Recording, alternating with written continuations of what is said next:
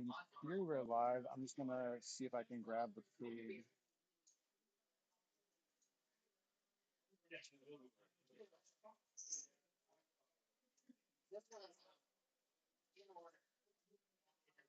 All right. Hello and welcome to the Megacities in Pittsburgh. This is day one. We're just about to start round one. My name is Andre from the Metchball Grid. Super excited to be here on this Saturday morning. And I'm joined from very far away is Axu. Axu, how's it going? Going extremely well. Hyped to see some Netrunner today, and it's not too far away. It's still 5 p.m. my time, so we still have a lot of good time to be commentating some good ass Netrunner. Not too late, too soon. This is the beginning of our very busy competitive season. There's a bunch of events going on today, and Megacities, for those who are maybe new to the organized play, the structure has kind of changed this year. These are functionally what used to be called nationals. So while I do believe the U.S. has maybe 3 Megacities, this is one of them, and we are starting today here in Pittsburgh. We have 22 players. We're starting 6 rounds of single-sided Swiss, and we'll end up with 4 players making the top cut, and all that stuff will start again tomorrow morning on the channel. We got 2 players on the left, a bit of a mystery. This is not again, this is bot again. B is actually with the emoji symbol, playing the same stuff that it looks like not again played at the OTG last weekend, coming in, I want to say 3rd, did really well in the top cut, but we're having a Sable. I'm assuming this is just good stuff Sable. If there's a twinning in there, the not again has been kind of disproven. The right side of the table, Benvelopment. Benvelopment, a fantastic OB player. They're very well known for playing OP and playing interesting versions of OP, usually on the scoring lines. But Ben's been playing for such a long time and such a high caliber of Netrunner. One of my favorite players to watch. Yeah, for sure. Ben, one of those OP specialists that have been popping up, basically just grinds the same ID. I think they used to play a lot of Kit previously, but that's right. That has rotated, so had to find a new workhorse for this season, I guess. Yeah, it looks like they're playing Sable on the other side, and Sable is the most represented runner, I'm pretty sure, looking at the standings really quickly at this event, which I don't think it's a big surprise coming into the event, but we're looking at very little Shaper, a lot of Anarch, and then Criminal is kind of splashed between Sable, and actually it's almost entirely Sable. There's a bit of Mercury, a bit of Moosely Hot. Looks like we're off.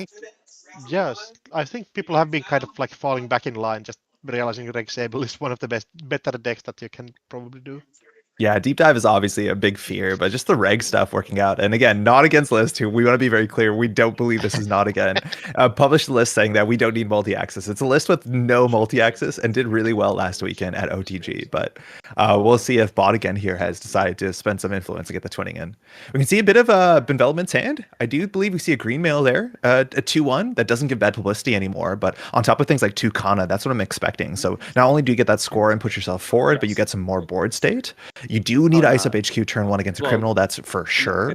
We don't want to get Transfer of Wealth and make that game swing really poorly on the first very important turns. Yeah, for sure. I feel like the game line here is just secure central servers and then start pivoting hard on the remote and just start pushing agendas. I would assume that we are on the fast scoring line decks, so going to be seeing Tucanas and Eminent Domains to rest Biovax and stuff.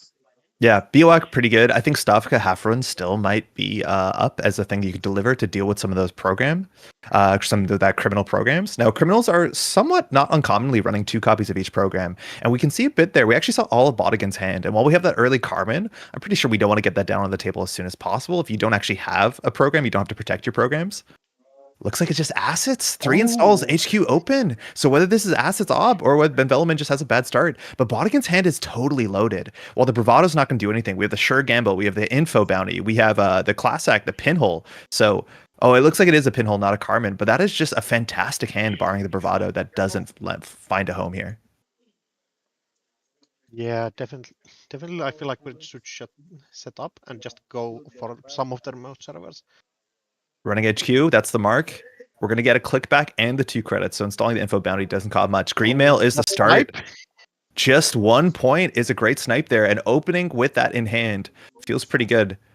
Info Bounty money we should have here. We still have a couple clicks to work with. We'll see if we check on the table. Sphikator is the thing that you really need to trash. It's very expensive, but it does cost 4. We'll see if the money can keep up.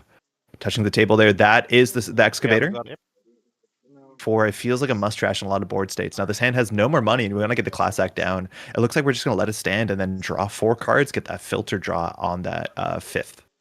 Yeah, trashing Svetogor for 4 is sometimes It's really so tough, bad. especially in early game when you don't Yeah. really want to be trashing it. And we can probably just kind of hope that the corporation doesn't convert out of this. But looks looks like we are not converting Yeah. pretty heavily. I'm assuming, and green mail's not super common in that, whether this is a sort of bladderwort list, it looks like we're going to purge the virus on the runner's turn, so we can grab a 2-coster. Now, things like Cybersand Harvester are actually a pretty big card in modern op lists. This is a big reason because of the no change in game state changes that happened coming into the elevation meta. So while Cybersand Harvester needs credits, you can just crack it at any paid ability window to get a 1-coster on the table. Again, this I think will give us a lot of information on what Envelopment's deck is, but on the other side of the table, we do see a twinning, so it looks like we do have some multi-axes. Yeah, not going for just a single axis that we have seen previously. Yeah. Then we do have a transfer as well alongside the echelon. That transfer, if we don't get the ice on HQ, Benvelopment's going to have some issues as much as you can duck a bit. And we still have the credits on the Sphere. Looks like Benvelopment pulled out the sandstone there. They're going to reconsider. Looks like it is a Lamplighter, a new card from Elevation that almost only shows up in lists that are trying to do something with the tags.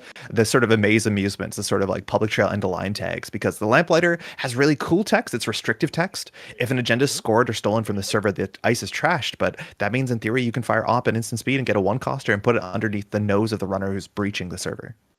I feel like people might have not experimented with it enough. Yeah, It I've still not has played it. basically like IP block stats. If you just put it on a server, they will never have agendas in there. So it looks like we're not even Spheing. We're just resing it for I board think state. we rest the virus and Sviat. Oh, we Spheed the... Yeah, that tracks.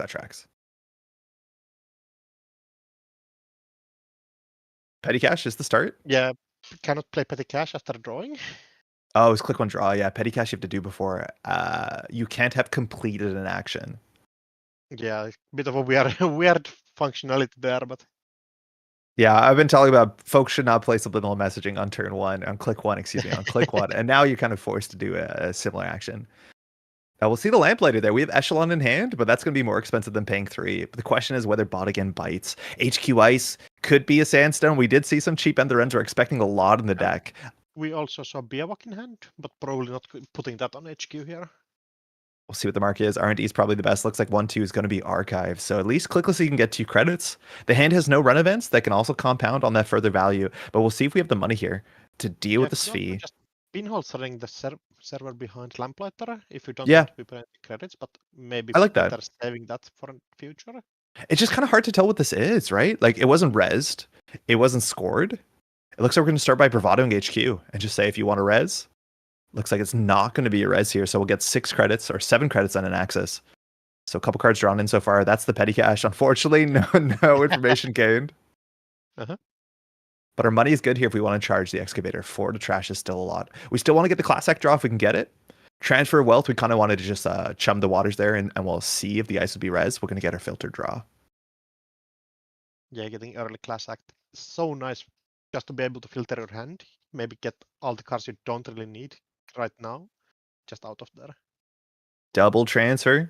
That's what we have in hand. So we're waiting for a boomerang or a breaker, but just installing a no free lunch. A bit of a tech card in the modern meta, and into the gas lamplighter, it actually can make sense.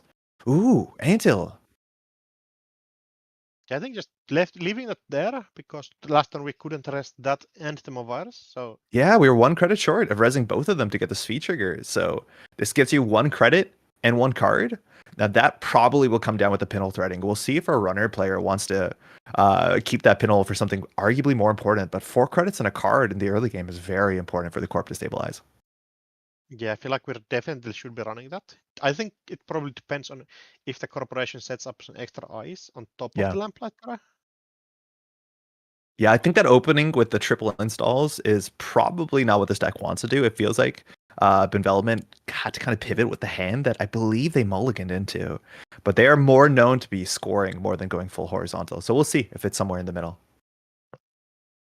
Archives mark, I would say the worst mark probably on this turn. At least it's obviously a clickless 2 credits. Getting that early info bounty is so important. We're going to start with the draw here. If we can find a Carpe Diem or a clean getaway, those do make that mark a fair bit better on this turn. It looks like our decision here is a bit interesting. Can't tell what either of those cards are. Yeah, could also get the money with pinhole setting. Oh, Boomerang is so good here. Yeah, Boomerang transfer. There's no ice you're expecting that Boomerang can't deal with. If it's an envelopment res for 5, I think you've done enough financial damage to be happy with the rest of that. Yeah, reasonably, yeah. Especially with envelopment being on the HQ, where it's Yeah. probably the least threatening it can be. Yeah, eventually doomed to leave. And the 4-cost slot in Modern Ob is so much worse than it used to be. So you do still see envelopment sometimes in some of the acid decks, but it definitely doesn't feel like it used to. Yeah, not getting free border control is so much Yeah. worse. Having Turns to out play it with like a matters. Stylendra or a Winchester only. So we got our filter draw. We ran archives. We still have 3 clicks here. So you're not going to see 5 clicks. So it looks like our runner is just taking a click back. So still the same amount of clicks, but people have you need to have a method to remember how to do Sable when playing in person. Yeah, it's super easy to forget otherwise. Looks like we're considering the pinhole there. We're going to draw into another card. It's a second copy of the Class Act and pinhole straight in. Again, just going for it, not threatening the double spin doctor. A lot of times I want to pinhole and just stew for a bit and make your opponent uncomfortable. But hey, that antil is definitely going down there. We're going to check there on third. It is another Svi. 4 credits is a lot. That hand has no money in it if the transfers don't land. But just making sure that we can't trash that Lamplighter into whatever 1-coster you're happy with. And getting 4 credits seems important. Yeah, you can just have to take care of those. It's otherwise those start snowballing and it will be pretty over for you. Yo, speaking of the bad mark there, top of R&D was just a Basalt Spire. Hand is holding at least 6 points here. I think we see an SDS and a Basalt. So luckily, the Spin Doctor will allow Envelopment to throw some of those cards into archives and then shuffle them back in instant speed, drew into a Regolith mining license. Yeah, I feel often in these optics, Regolith is like the money card you need to get online to be able to actually play the game at all. Speaking of money cards, Petty Cash wasn't played this turn. Now, sometimes you can just forget that it's in the bin. Getting 2 credits on this turn versus another turn, it seems nice to get the 2 credits right now. Not that I'm expecting government subsidy, but we'll see if that is intentional. I doubt this is a Plutus deck or whether that's just a trigger that was missed. Because that Petty Cash money you definitely want before you... we haven't really functionally rezzed any ice. Yeah, for sure. I'm trying to figure out if there's a reason you would want to keep it in archives, but It'd have to be Plutus, yeah. Yeah. I don't expect to see that. Just archives, get a different die. That's no good. It is going to do something. Like it's going to flush the spin. Yeah. We're going to start with a draw there, get some options again. I think we're looking for a Carpe here. We're definitely looking for a clean getaway. Definitely got one of those 2 cards. Oh, there you see. Ben is tilting the Petty Cash there so they can remember to fire that next turn. Yeah, that's a good reminder to actually be able to remember those. We got access to breakers. It looks like we're on the 2 breaker situation, so it's both a choice of Unity and a Shibboleth. I don't think you're going to need the Unity too much in this matchup. Not a lot of mid to high strength code gates in the Wayland card pool. We're going to be checking archives. There's a Spin Doctor pop, so it looks like 2 cards are going to be sent back, both face downs. My guess that's the SDS and the Basalt. Now, the SDS is interesting in the Wayland matchup, the criminal matchup, and that's one of the reasons why having 2 breakers feels pretty good in criminal. It just feels like a lot of people have slid to that, and it just kind of feels comfortable. But the early Basalt here, I don't know whether that means we're on a measured response plan. I don't think grabbing any of these cards back is that impactful. All right, we're slapping down breakers. Now, putting your breakers on the table plays around 2 things. Firstly, you can't lose them to damage if an SZF gets fast advance, which is not super likely. But now you have to worry about things like Stavka. There's no 3-costers on the table, but Stavka into Half-Rune could challenge both of these breakers in a way that's very expensive, if not nearly impossible for an early echelon to deal with. Yeah, that is technically true. Though I think Op is the one faction that can kind of force you to hard install your breakers, because there's so many tricks that it can do to keep you out. It's tricky. I don't expect Zato either, but there's your programs can be attacked. So we'll see if there's respect. Because right now that echelon is only 2 strength. So Stavka, you're breaking it. But if it's up plus, 7 strength, 5 strength, that's really, really expensive. We're down to 1 credit as well. We'll have a huge liquidity issue on the runner side. That info bounty has been so important. And we have to remember, we do have 3 more credits in a pinch if we need to pop that. No free lunch. Envelopment here. Not firing the Petty Cash. We have a Sandstone in hand, and I can't tell too much else of what we have. It looks like a Regolith as well. So just putting it on the table. Don't click it twice. Yeah, so functionally your turn's a hedge fund, but you did present a problem. And the best thing about this card, not only is it going to give you 9 more credits, load-bearing Regolith and all that, but when it trashes, it technically trashes itself. And so that means with Op, you can go get a 1-coster. There's not that much 1-cost ice besides Tithe in the format right now, but whether it's just an upgrade or an asset, all that stuff is pretty good free value. Yeah, just 20 million free wall-to-wall or something Yeah. is really good in general. Yeah, I'll take a Malibert. I don't mind. Yeah, exactly. Get that Drawing double up, draw. we still have the boomerang and transfer of wealth in hand. I feel like we might be lining those up. Yeah, boomerang soon-ish. transfer. If they don't res, you can always do the double transfer, which is gross, and you have the no free lunch to clear a single tag. But that seems to be the way to get back in the game. So you probably run R&D to get those 2 credits, and then you can start the rest of the turn there. But not drawing a Carpe, not drawing a clean, which are probably 3 ofs in the deck. Top of the deck, is that an end of line? I Kind of look like it. I think it looked like a pivot or something. Yeah, weird. It looked scary. I couldn't tell what it is, but it did kind of have that purple color of the end of the line. But I'm surprised to see that on the list. Maybe with Lamplighter, I shouldn't be surprised that that's in the list. Yeah, it's definitely interesting. And yeah, now we're lining up boomerang transfer of wealth. The 1-2 punch. Yes, and it actually might be a 1, 2, 3 punch here. If we don't res, and that's going to be the call, that's going to be not only an access, the 9 credit swing. We're going to have the tag, and we can do this again, but we float a single tag. It's a mutually assured. Oh, this is a kill deck. You can't float a tag. I do think that was an end of line. Yeah, it starts looking like it. This might be a list that's doing a combo or something, maybe? It could be nano combo, nano management. It also could just have what's it called in it? Like a Maze Amusement shows off up the Lamplighter. That's also one of the plays, but it looks like tags are really going to matter. So Botigan has to slow down here. That no free lunch might be worth just holding on to, and you can clear the tag manually. This also gets scary. If it's mutually assured destruction, like as aggressive as you are, that forces more reses, and more reses means more tags to the mad combo. So sometimes like you don't want to allow the corporation to res ice, but we're just going to clear the tag there. I'm going to save a click. I'm going to charge our remote server, pay 3, deal with the Regolith. So we're back down to only 1 credit. Boomerang still on the ice. That probably will get extracted. I do think that was an end of line. Yeah, definitely. Now that I get a second look at it, looking like it more and more. Scary.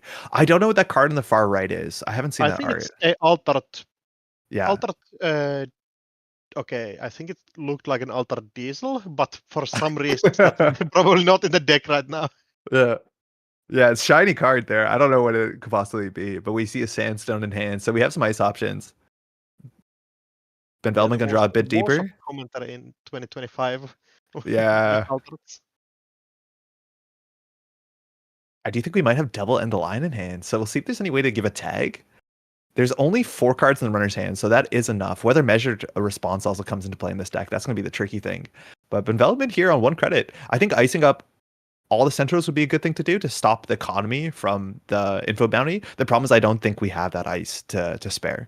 But that has been just about all the economy the runners had on their side of the table. Yeah, currently no.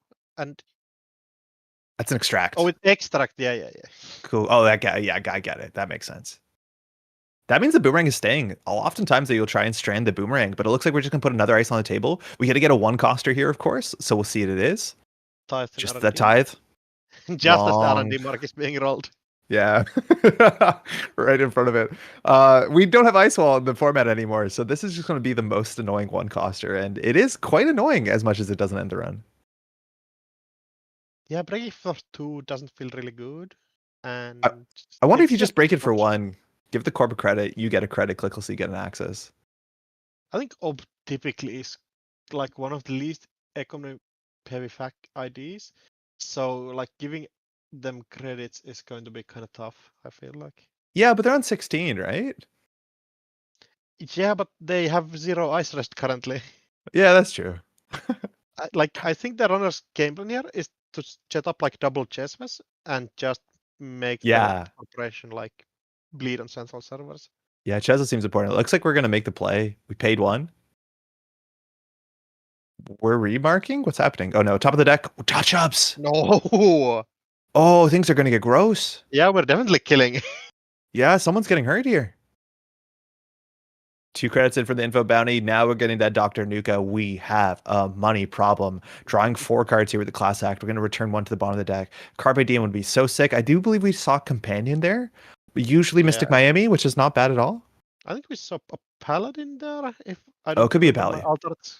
No, that's a Yeah. Paladin. You're totally right. So this is not Nottingham's list exactly. Nottingham's list as well. Okay, so we do have a clean getaway. Nottingham's list was running a copy of Debbie Downtown Marrero, which I also think is quite cool, especially because we haven't played that many run events. But if we want to play the clean getaway, that's going to be plus 2 credits. We need to be at 3 credits. We can always just like credit bravado something, especially HQ, which seems widely open with the boomerang. Yeah. We're going to go get down our otter friend. It's going to start to make credits to install stuff. Yeah, just keep setting up. And we had the twinning in hand. So as soon as we will stabilize the money problem, just get the twinning online, start multi-accessing on central servers. And OB kind of bleeds on R&D often because you thin it by yourself. Yeah. But the money problem is going to be real here. I think the money problem is so real. Like if Benveloping can res 2 or 3 more cards and just mad and say, I don't care, it might actually be hard for bot again to clear enough tags. Like, I don't even think we have to do any combo. We can just say, like, here's 4 tags. What are you going to do? The problem here, I think, Runner can bounce up quite fast with something like roll a mark on HQ. And if there's no other ice solution on HQ, just get the transfer of wealth in there. And that starts. Yeah, the transfer is really good. You're right. But it gives a tag. So it's like, it doesn't exactly work against the mad. But yeah, it does give you money quickly, especially with the info bounty. If you count it like a double gain for opponent loses 3 and you gain the info bounty money as well, it starts to look pretty solid. Looks like development is trying to figure out the line here. Looks like the deck has a lot of big agendas, not really trying to score out. So we're just going to do tempo touch-ups. Now, if we call event here, which was likely to call, we're going to get rid of a clean getaway and a bravado, or it could be a transfer wealth clean getaway. We're going to put 2 advancements. It doesn't work like yeah, it doesn't work like that. Yeah, so we have realize. 3 events here. So these get shuffled back into the deck and we get 2 advancements. There's a chance that this is just a green mail, which would be super hype, because I think we saw a BOAC in the early game. So we can't hear the call. But if it's an event, you have a lot of options here. Bravado, clean getaway, transfer are all pretty big money options. I'm assuming you call event. Yeah, I feel like we had called event because otherwise we don't have to think at all. We just pick the card that we can take. And here, that's true. I feel it's tough. Like, that makes sense. Letting the bravado stay definitely makes sense. Yeah, bravado's still good. It is clean getaway. It doesn't get an access all the time, but it does force those runs into ice, and that can get some ice res, which for a mutually assured destruction deck combo, that's good. So now we're down 3 cards. Like, just playing this as tempo double neural EMP, which, again, the cards are not destroyed. They're just in the deck. But functionally, if your answer is like, have money now, the tempo touch-ups kind of feels pretty slick here. Yeah, but we are paying 3 influence for it. So I don't think we play draw. It's definitely there for the kill plan, but this is a nice secondary benefit for sure. Marks on HQ, we do know the hand. I'm assuming we're going to see a bravado on HQ here, whether that is you click for credits first or you info bounty, but let's see what we can draw into. A Carpe Diem here would get you out of a jam pretty quickly. So draw 4 feels so good. You are going to return one of those cards to the bottom of the deck. I think we saw a Hermes and a Sure Gamble there. It's going to take you a while to get to those. Looks like, Pinhole, Hermes, Sure Gamble. Pinholing the remote, probably not to play with advancements there. Like, wait, what do you think this is? Like, is it a clearinghouse? Is it a real agenda behind a single ice? Like, what is this? That's so tough. Like, I have no idea. In like a couple of months ago, I would have called Angiofront or something for sure. Yeah. But those times are behind us. So credit bravado. It looks like the bravado is challenging the remote server. Now, you do want to run HQ at some point during this turn, but I'm not sure whether this is on HQ. Interesting when a lot of we're going HQ. It's HQ. That makes sense. That's where our mark is. That's where our bounty is. So we've bounced up single axis, found the end of the line. We do know it's there. So we're gonna get 7 credits plus 2 credits plus a click. So massive value run. Yeah, that's a massive bounce up here. Oh, I don't think bot again has got either the click potentially or the info bounty, but that is very important money on this turn. Luckily, placing them on top of there, so like at some point you will see that. And You'll get. hopefully, Yeah, there you go. yeah, Yeah, exactly. it's just a matter Like of if you time. don't put them on top there, it's so much easier to like forget that you should have gotten those. Hermes, now we're running R&D and just saying we're going to bounce whatever this is, not trying to touch it. Worried about Yeah, the just traps. say creeps. Top of the deck, tree No, line, tree so line. no bounce here. Is there any chance you flatline here? I don't think so. Azef into... No. Orbital superiority or something? Yeah, Like orbital to on end the the line line? is 4 damage. Unless there's another touch-ups, and then you actually do flatline.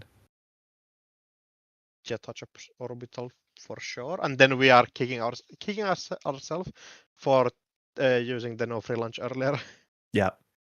Yeah, actually, that no free lunch is important. It feels like a lot of these Sable decks have limited slots for like don't die options, and they're either deciding between things like no free lunch or stone chip, and both of them seem very good in this matchup currently. But yeah, using that for just 3 credits, we'll see if that really matters. And I don't know if we're playing another copy of that.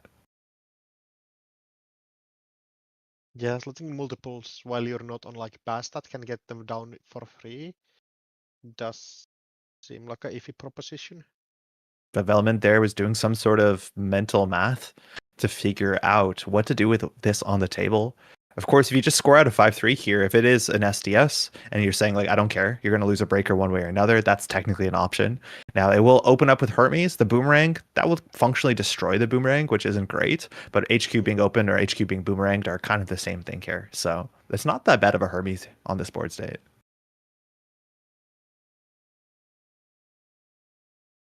Definitely thinking this through. I don't know how much kill op I've seen Development play. Also, that petty cash is still in the bin. I don't know what that's about. Maybe that we want to keep that for a turn that we can rebound after we do like a mutually assured destruction. Maybe that's a way that you play around transfer, but I just don't see why you wouldn't play it now. Maybe there's some like secret sauce here.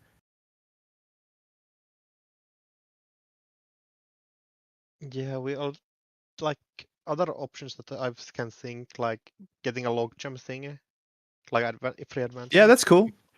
Yeah, we have operations in the bin, but Yeah. yeah. Like the thing is, do you need 2 extra credits this turn? No. So it's not No, going to yeah, but be a like, problem, but I'm wondering what the thinking is.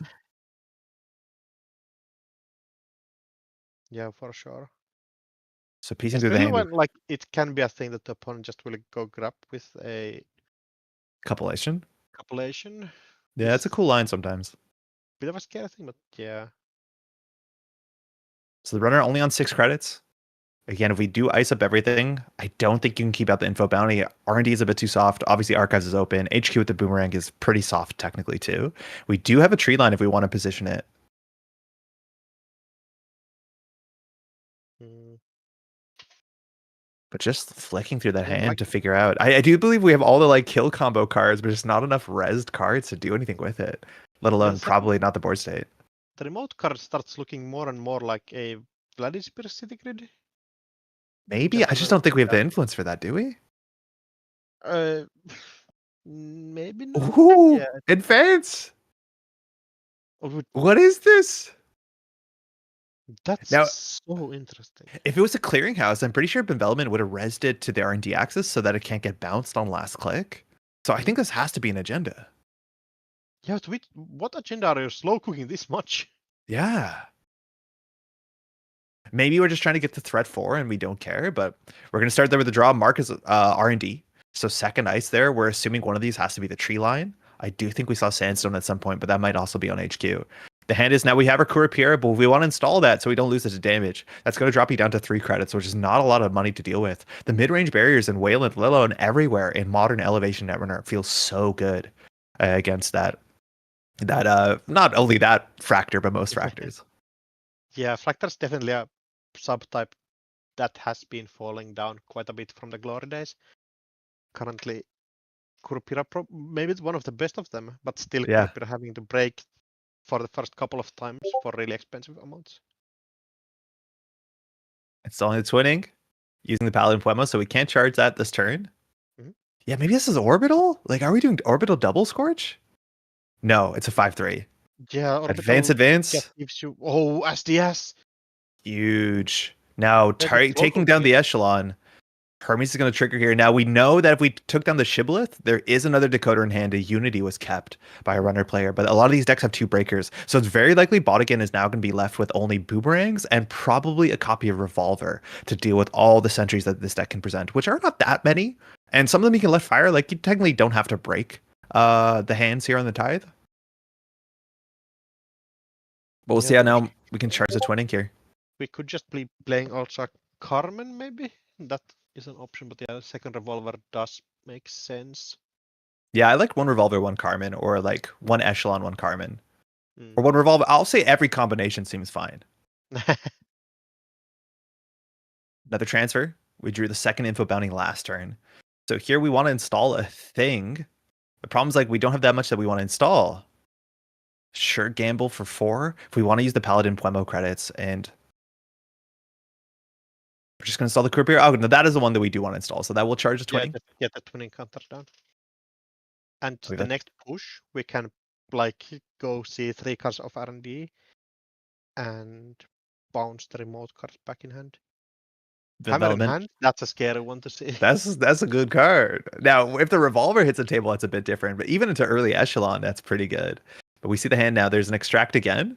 Oftentimes you want to extract your rezzed cards, so you technically could send the Tithe away to get a Spin Doctor if you want to push the game forward. But whether you want to get rid of that Boomerang dice, that's another option. Let's see what we're doing here. Gaining 6, just getting rid of that Tithe. We'll see if the 0 coster is, I'm assuming, a spin. And then we can maybe put a hammer back there. Yeah. Cool. So Ob has fired, I think, only 3 times this game so far. That's still not that bad. Very powerful ability. The more it fires, obviously, R&D also gets a bit more agenda dense, which can be a liability with a not well-defended R&D. So we draw 2 off the spin here, and we have 2 more clicks to figure out how to ice up centrals and maybe push something in the remote. I feel like the hammer is going down. And is that a Plutus on the most? Oh my god, it's a Plutus. Yeah, that is exactly why that they're not playing the petty cash. Why is Plutus in this list? We saw so many 5/3s.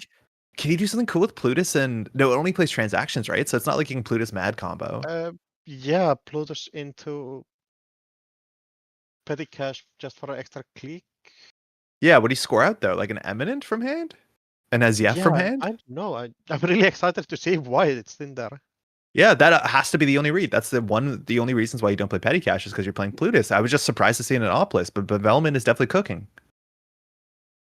We do have the pinhole in hand, so we might be checking that. Yeah. Archives Mark. Now, again, that does ruin the info bounty if you don't run that first. If you do pinhole, it eats the info bounty trigger. I learned that the hard way earlier this week. And we're going to go straight for the mutual favor. So we'll see what the other killer is this list. Looks like we have 2. So you see double Courier there. We're going to see the whole list. So far, no surprises. Leech is a nice little piece of tech. And it looks like it's going to be 1 Revolver. So that's 6 bullets. And that's all we got. So Stavka's is going to be a third of the gun. And technically the 7th bullet is the gun itself. You can throw at your opponent respectfully. And install for 2. So it seems like we might just be charging the remote server. But money is pretty good on the runner side now. Yeah. You can also just say, F it, I'm going to run R&D. Yeah, there you go. And see 3 cards. Tree line. Beginning still feels really good. Break for 4, get a power counter. You can bounce if you want to, but you're kind of committing here. Puzzle for C3, bounce the remote somehow. Seems good. That seemed like a good line here. We'll see if Benvelment wants to res the Plutus to stop the bounce, but then you'll probably bounce the ice. Considering the Spin Doctor pop first to just get the density of R&D a bit less on the agenda side. No, just letting the access happen. First one. Oh, SDS off the top. Oh. Unfortunately, no Chesso or no Leech on the table. Oh, for trash, yeah. I feel like it has to be Shibboleth, and yeah, you have the unit in hand. So that's going to charge the Paladin. A remote. Going for the ice. Second card down. That's a Regolith mining for 3. Next card, tentatively another. Was that an agenda? Yeah. Oh, with the whole rig. That's 7 points. Yeah. Oh, that's 7 points. Yeah, we. Oh my just god. grabbed the green mail earlier. Yeah, I forgot about that thing tucked under the table. Yeah, curse happening right in front of our eyes. Unfortunately, not using the Spin Doctor there, so that's just going to be 6 points on 3 cards. Yeah. Oh, bummer. So tough. Interested to see what that deck was doing. We were about to turn a really weird corner. It looks like there was a Malapert in the remote server, not the Plutus. I think that's what development flipped. Yeah, maybe betting interaction this turn. Yeah. But the runner there, unfortunately, going to be on the last code gate breaker. So one more piece of ice destruction, program destruction would have been maybe an issue. And we're going to lean on those boomerangs. But runner there just finding the cards. And when it comes to don't play multi-axis, and then you see that game, it's very different, huh? Cool. Yeah. That will be round one here at the Pittsburgh Megacities. This is just the beginning of Saturday. There's about 24 players who showed up to Pittsburgh, and we're going to be playing 6 rounds of single-sided Swiss. So these are 40-minute rounds. Each side of the table, you don't play runner and corp. You'll be told which side to play. And then after the end of today, we'll have 4 players going on tomorrow for our double elimination top cut, which will be streamed right here on the channel. So that'll be ready tomorrow morning. I also believe on the tomorrow there's other side event stuff going on. I believe there's an Eternal side event. There's like a lot of cool stuff going on Sunday. So even if you aren't one of the 4 lucky players to make the top cut, there's a lot of stuff going on locally, which is pretty sick. Yeah, you get to join the good formats. As the Eternal Shill, I have to try to push my good format. Yo, real quick, how's the turtle and elevation? What has changed? Less than in standard, definitely. It's still there have been some quite nasty like whoop decks for sure. Cool. Like hyperdrive illumination kind of pops off. Oh yeah, draw like 7, draw 9 or whatever. Yeah, exactly. Yeah, seems pretty good. All right.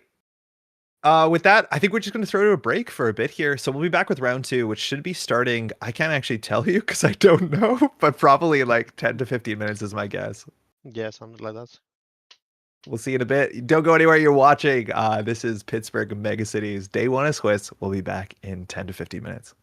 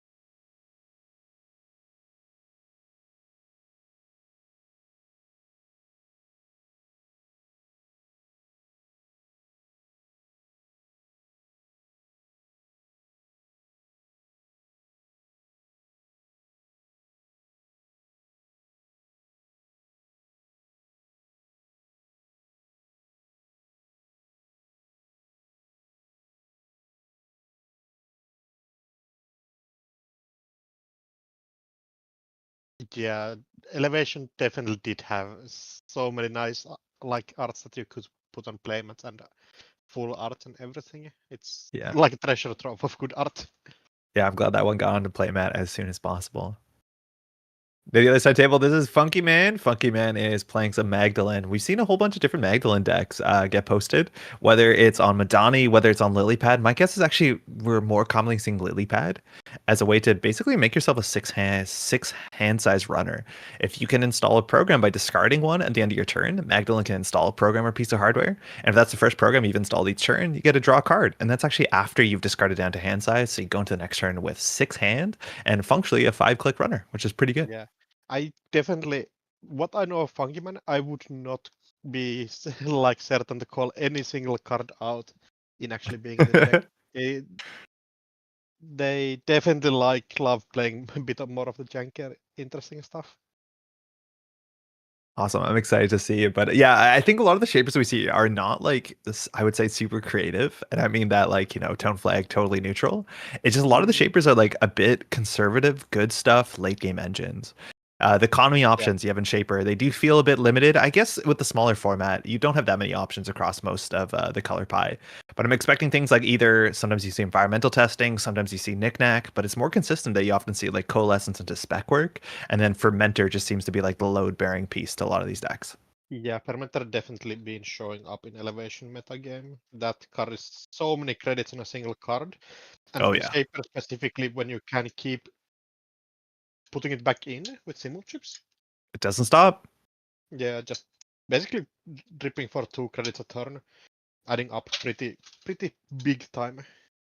I think there's a That's chance that Ate is one of the decks that does unironically play a single copy of Mavirus, which if that lands or you run into like a fly swatter at the right time, that can actually really matter. But we'll see how this matchup goes. Like that's another thing is there's a lot of different ways to play Atea. I think we've seen damage Atea decks that are running like Snare and using Blood in the Water. I've seen decks that use the second remote server to put FUT on the table. So trying to figure out what your Atea deck is doing, whether it's fast advance with like Moonpool and now Plutus is another trick. That is going to be the first couple turns where I just feel like you want to probably let them do a couple tricks, but then also try and figure out what their reach is. Yeah, that's definitely the number one game plan for the runner. Just figure out what the corporation is actually doing.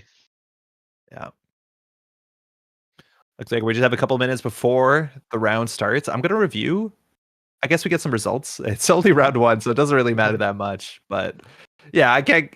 We had 2 ties. I guess one table probably went to time, but otherwise, of course, what are we looking to make top cut here in 6 rounds? I think you want to go 4 and 2 might Classically, still make it. 4 and 2 is classically the bubble, Mm-hmm. or like X and 2 in most cases, if we Yeah. follow the NSG guidelines. So of course, both these players they did win their first round, so they are currently undefeated. And round 2 looks like it's just about to begin. We can see a bit of both hands there. It looks like Josh's hand has some no-nonsense tricks. The new peer review. Looks like we have Anoetic Void. I think I might have seen a Teeny as well. It looks like, oh, we're trying to make sure that we're the only players seeing our cards there. But nothing too flashy. Maybe even, is that a longevity? No, I think maybe an Adrian Seiss in hand as well on top of the Anoetic. So looks like we are just scoring with defensive upgrades, which is a pretty reasonable game plan.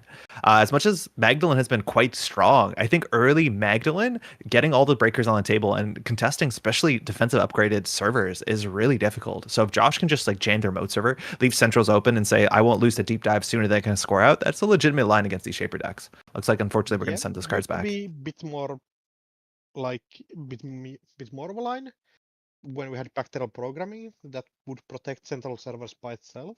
Mm-hmm. That's still workable definitely now. Otherwise, Funky Man's hand, far left, that's a Montreal SMC, that very bright red colored card. It's going to get shuffled back in. So we're going to start with full mulligans on both sides. Of course, the corporation mulligans first. You want to pay attention for the runner. Sometimes if the corp keeps, or if they mulligan, it gives you a bit more reach to either keep an okay hand or shoot for the moon once again. We're going to shuffle and pass back. So Atea, tech says that you're only limited to having 2 remote servers. So that's really easy on JNet or on a playmat like this. You don't have to zoom out too hard. But the first time you install an ice in front of or a card in one of the remote servers, you can install a card in front of or in the other remote server paying no credit costs. And that means anything that clicklessly installs a card. Things like Tattoo Bola swap, that's an install. Mitra Amon swap, that's an install. Or just installing a card in 2 remote servers for a single click. That stuff really matters, and it's one of the few identities that scales into the late game. Because installing that ice that's 3 or 4 tall, if you do that for free by installing something into the other server, you actually do end up saving a lot of credits as the game goes on. Yeah, I just looking at the corporation's hand, seeing 2 Anotic Voids and 2 agendas. Oh, 3 agendas now. With, I think that's 2 Yagi Uras and 1 Longevity Serum. Definitely not a hand you want to mulligan into. Yeah, what is that? That is a Yagi Uda? Yeah, I think both are Yagi Uras that have been printed. Oof. Ice. Yeah, It looks at like we least only for have one ice. option. Yeah. This makes it a bit hard to do the Taya unless you have an Adrian because you don't have a great double install here. So see what the options are. Again, yeah, we do have a couple agendas in Yeah. there, and if it's a Yagi Uda, that's like kind of the worst case because it's not an agenda you really ever want to score out. It's just points. So we'll start with an install. We have the peer review, so that kind of helps you. The problem is if your hand is bad. Never want to reveal. Yeah, here is 3 agendas. Yeah. Look. It's like you feel this more on the corp side, I think, of the modern meta, where if things are bad, they get really bad kind of quickly. And then cards like peer review, cards like PT and Chan, like a lot of the Jiteki cards, it feels like if things are bad, they just get worse because you can't play your cards. Yeah, that's definitely true. Just install. Now Josh does Or have draw, 5 install, credits here. advance. So the ice you're expecting on the remote server would be something like a Tattoo Bola, a Smash Summon. That stuff you can face check into. Whether you want to make sure that you don't just like lose the game on the spot to a Saisenton, that's up to you to make the math. That does still happen even at top tables. And it looks like Funky Man's probably going to play it a bit slow here. Double draw. We'll do the sure gamble here. Probably a credit or another draw so we can get that Magdalene free install at the end of the turn by discarding down program or hard rate down to hand size. So install the Lily Pad. And This is one of Alexis' arts that was available at Worlds last year. I think that's Coalescence or Conduit. Oh, yeah. There's the fermenter. So in theory there, instead of installing, you could have clicked, no, you could drawn there and then install clicklessly. I guess, yeah, because you would actually lose a click there, don't you? Yeah, I think so. Yeah, so that could have been a 5-click turn. It looks like Funky Man's just going to go for the 4-click turn and hard install the fermenter, but that doesn't use Magdalen's ability. That is definitely, actually, I'm pretty sure that is a lily pad. Oh, lily pad. Yeah, that definitely makes sense. Yeah. Alexis put out lily pad, cataloger, and one more shaper card at Worlds this year, which are all pretty nice. So passing them to Josh here. We don't have a setup if this is going to be a Charlotte. So it looks like on the table, no, just Regolith Rip. Keep drawing up here. We do have still in hand the Anoetics. And it looks like 2 agendas are still in play, but nothing on the table getting res. So no cohort. There's a couple assets that actually do push you forward on the table you have to deal with. And we drew into That's a Spin Doctor, so we actually might at least get to clear our hand up a bit. Looks like we have a Fly Swatter if we want to get that installed for free in front of the second ice. Now, if you get 2 types of ice, but it looks like we're just going to be putting a lot of cards in servers there. So we have a peer review in hand, another agenda. This is such a hard board state for me to parse to figure out what this is. La Costa into a Charlotte, but looks like single advance. So I do think we know that's an agenda on the table. That could just be a Charlotte. So we'll see if Funky Man wants to contest there. We have a couple credits. We're going to continue to draw up. And with Coalescence is not bad at all when you install this and push yourself forward. Get some credits. Yeah, Lilipad letting Coalescence be +2 credits and a draw by itself. Feels pretty good. Some nice value later on with trashing it for something else. Now, just hop decking that Propeller there, that's a really cheap install if you want to face check and not have to worry about Samasamun too much or worry about Tattoo Bola, as much as that has implications to the corpse economy. But I don't think we're going to be contesting here. Whether we can get Magdalen's installed, but Stone Ship Chart Room. 6 cards in hand will install here so you can get an SMC that gums up your MU, or you can just get the Propeller. Looks like we're going to go for the DZ MZ and get a bit more of a value play. And I don't think that's too surprising. These Maggie decks are a bit, I would say, passive sometimes. So we'll see if Josh has what Josh needs to push the game forward. Resing spin before start of turn. Now, in theory, there's nothing to shuffle back there, so it still gives you options, but we're probably going to go straight to mandatory unless we res. Anything else on the table? Oh, Mithra is nice. lets you deal with like some tricks, though Magdalene probably just installs reg breakers and just bullies your eyes that way. So we do have a Regolith as well. Double Mitra. So you see, Josh, if Josh wants to rely on the Mitra, you're going to have to keep ice in hand. And so I do think we know we have a Fly Swatter in hand, but without anything in archives. That means if you want to get more than just 3 credits, and if you want to get that Atea Fire, you're going to have to plan your hand. It's not too different than the way you plan your hand around Tattoo Bulla, but it is something that you have to watch out. So far, we've only drawn 2 ice in all of this deck, and this deck probably has like 14 to 16 ice at a minimum. We're going to score out as the Yagi Uda. I don't know if we've gone for the mythical Yagi Uda counter, or whether we just want to have a click left here. No, I think I give definitely a blank text box to me. Yeah, with this many cards in hand, I feel like getting the Regolith on the table is reasonable, but we just don't have a way to defend it unless it's a Mitra that can get you that 3 credit swing, and then like, oops, Saisanton at instant speed. That's a thing that like you have to worry about as if you're in Dan's Funky Man spot. Running that is so scary. See, the Spin Doctor's gonna be used to discard the Yagi Uda. Oh yeah, right, double install. That's a really good value trigger to get that turn. Yeah, getting discard. So still agendas in hand, and I think on table as well. But Corporation approaching this like I'm not flooded. This is just a jammable hand. Yeah, I wonder what the respect is here. Like maybe you just pop the Fermenter in charge. Like so we're gonna start by running HQ and saying like, hey, there's an agenda that's stuck there. I don't know what this run does. It's hard to read the Corporation's hand because this opening seems a bit unorthodox. But single access off the top, that's going to be a Mitra. Mitra is 3 to trash, just a massive number, especially in post elevation or in elevation. We're actually going to trash that powerful card. Killing it. Yeah. Feels a bit expensive, but definitely useful in the matchup. Doesn't have credits to actually challenge the remote servers. Yeah, I think you have to pop your Fermenter. I think if your Fermenter hits a Fly Swatter, it's just so bad for you. Oh, I do not know what that card is that Funky Man just drew into. But we're going to get our DZ trigger and our Magdalene trigger here last click. We'll see if it's just a propeller.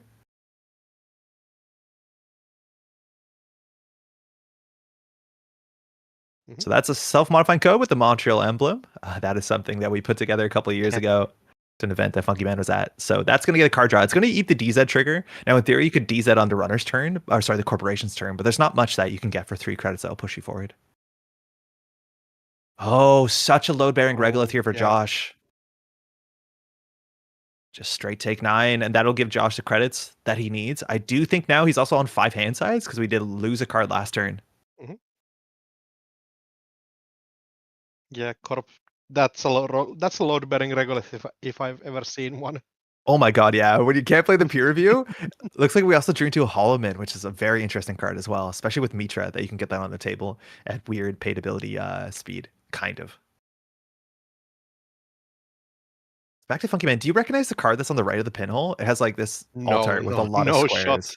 It looks like a chip. Maybe it's a Simul chip? Could be. The we're guessing problems. Yeah, we don't know. Generally, if we're at the place, and it's very much worth noting that neither of us are in Pittsburgh, is that you can always go to the table and like figure out what the card is before the game. We do have a deep dive in hand too. That is a Prenic altar. So we're going to touch centrals. I don't know if this is the deep dive turn itself. It'd be a bit surprising, but looks like the second Mitra. If you see 2 Mitras, what's the remote servers the call, right? Yeah, like if I see those in hand, I'm like thinking, what's the upgrades if these are not getting installed? And there is still an agenda in HQ that so far in 2 runs, Funky Man has not been able to touch. So deep dive is a threat for sure. We don't really need to do it. Yeah, it is a Simul chip. Yeah, Simul chip. Sick. So discard down to hand size is going to be Magdalene. So Propeller comes in for free, draws a card. We're going to get 4 power counters.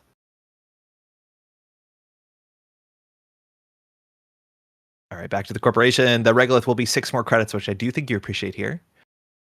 If we're at the point, again, now with the SMC and the Propeller, it's hard to jam behind 2 pieces of ice. So I think you're going to need to do something with Anoetic, but the hand size is actually getting a bit constricted. And I do feel like as the corporation here with what I'm going to say currently looks like a bit of an honest scoring deck, you're kind of on the clock against Maggie. If Maggie can just pull 2 points from the remote server, you can easily lose the game to a single deep dive off centrals, assuming you're playing real 3-pointers. And maybe this deck isn't. I don't know. With Yagi Uras, I could definitely see that we are going for some sort of like 3-2 Full FA? plan. Yeah, Moonpool, even maybe Plutus, but we see Haldeman for sure. Yeah, we have lost the timely public release that people used to play as like a Yeah, tournament piece. shame. So like it's definitely interesting. And yeah, So- we're just not drawing into any ice. No. Looks kind of tough, yeah. Spin Doctor was used to put 2 Mitras back, which is also not a card that does anything unless you have access to ice. So we'll see if the second Spin Doctor gets pushed. The big thing is with Atea, your first install is a double install, so you want to plan it. And it doesn't look like we have a great double install here. It's mostly upgrades, agendas, and that's largely it. So don't have a lot of options. We'll see if the double install gets eaten, but I think you want the Spin Doctor here. So Spin Doctor? Yeah, popping one Spin Doctor to push the second one definitely does make sense. Anoetic gets pushed in the remote server. I think it's on top of an Adrian, but it could just be a second Anoetic, which is not functionally useful as much as there is a pinhole in Funky Man's hand. Mm-hmm. So now we're holding 3. Funky Man has been aggressive on centrals, so the padding in hand you might want some more cards. It's a bit risky to res a Spin Doctor into an HQ run, and it does tell the corporation, or sorry, the runner, that there's something going on. That's 3 cards off regular. I don't know if the audio from the table is coming through the stream, but we do hear the players a bit.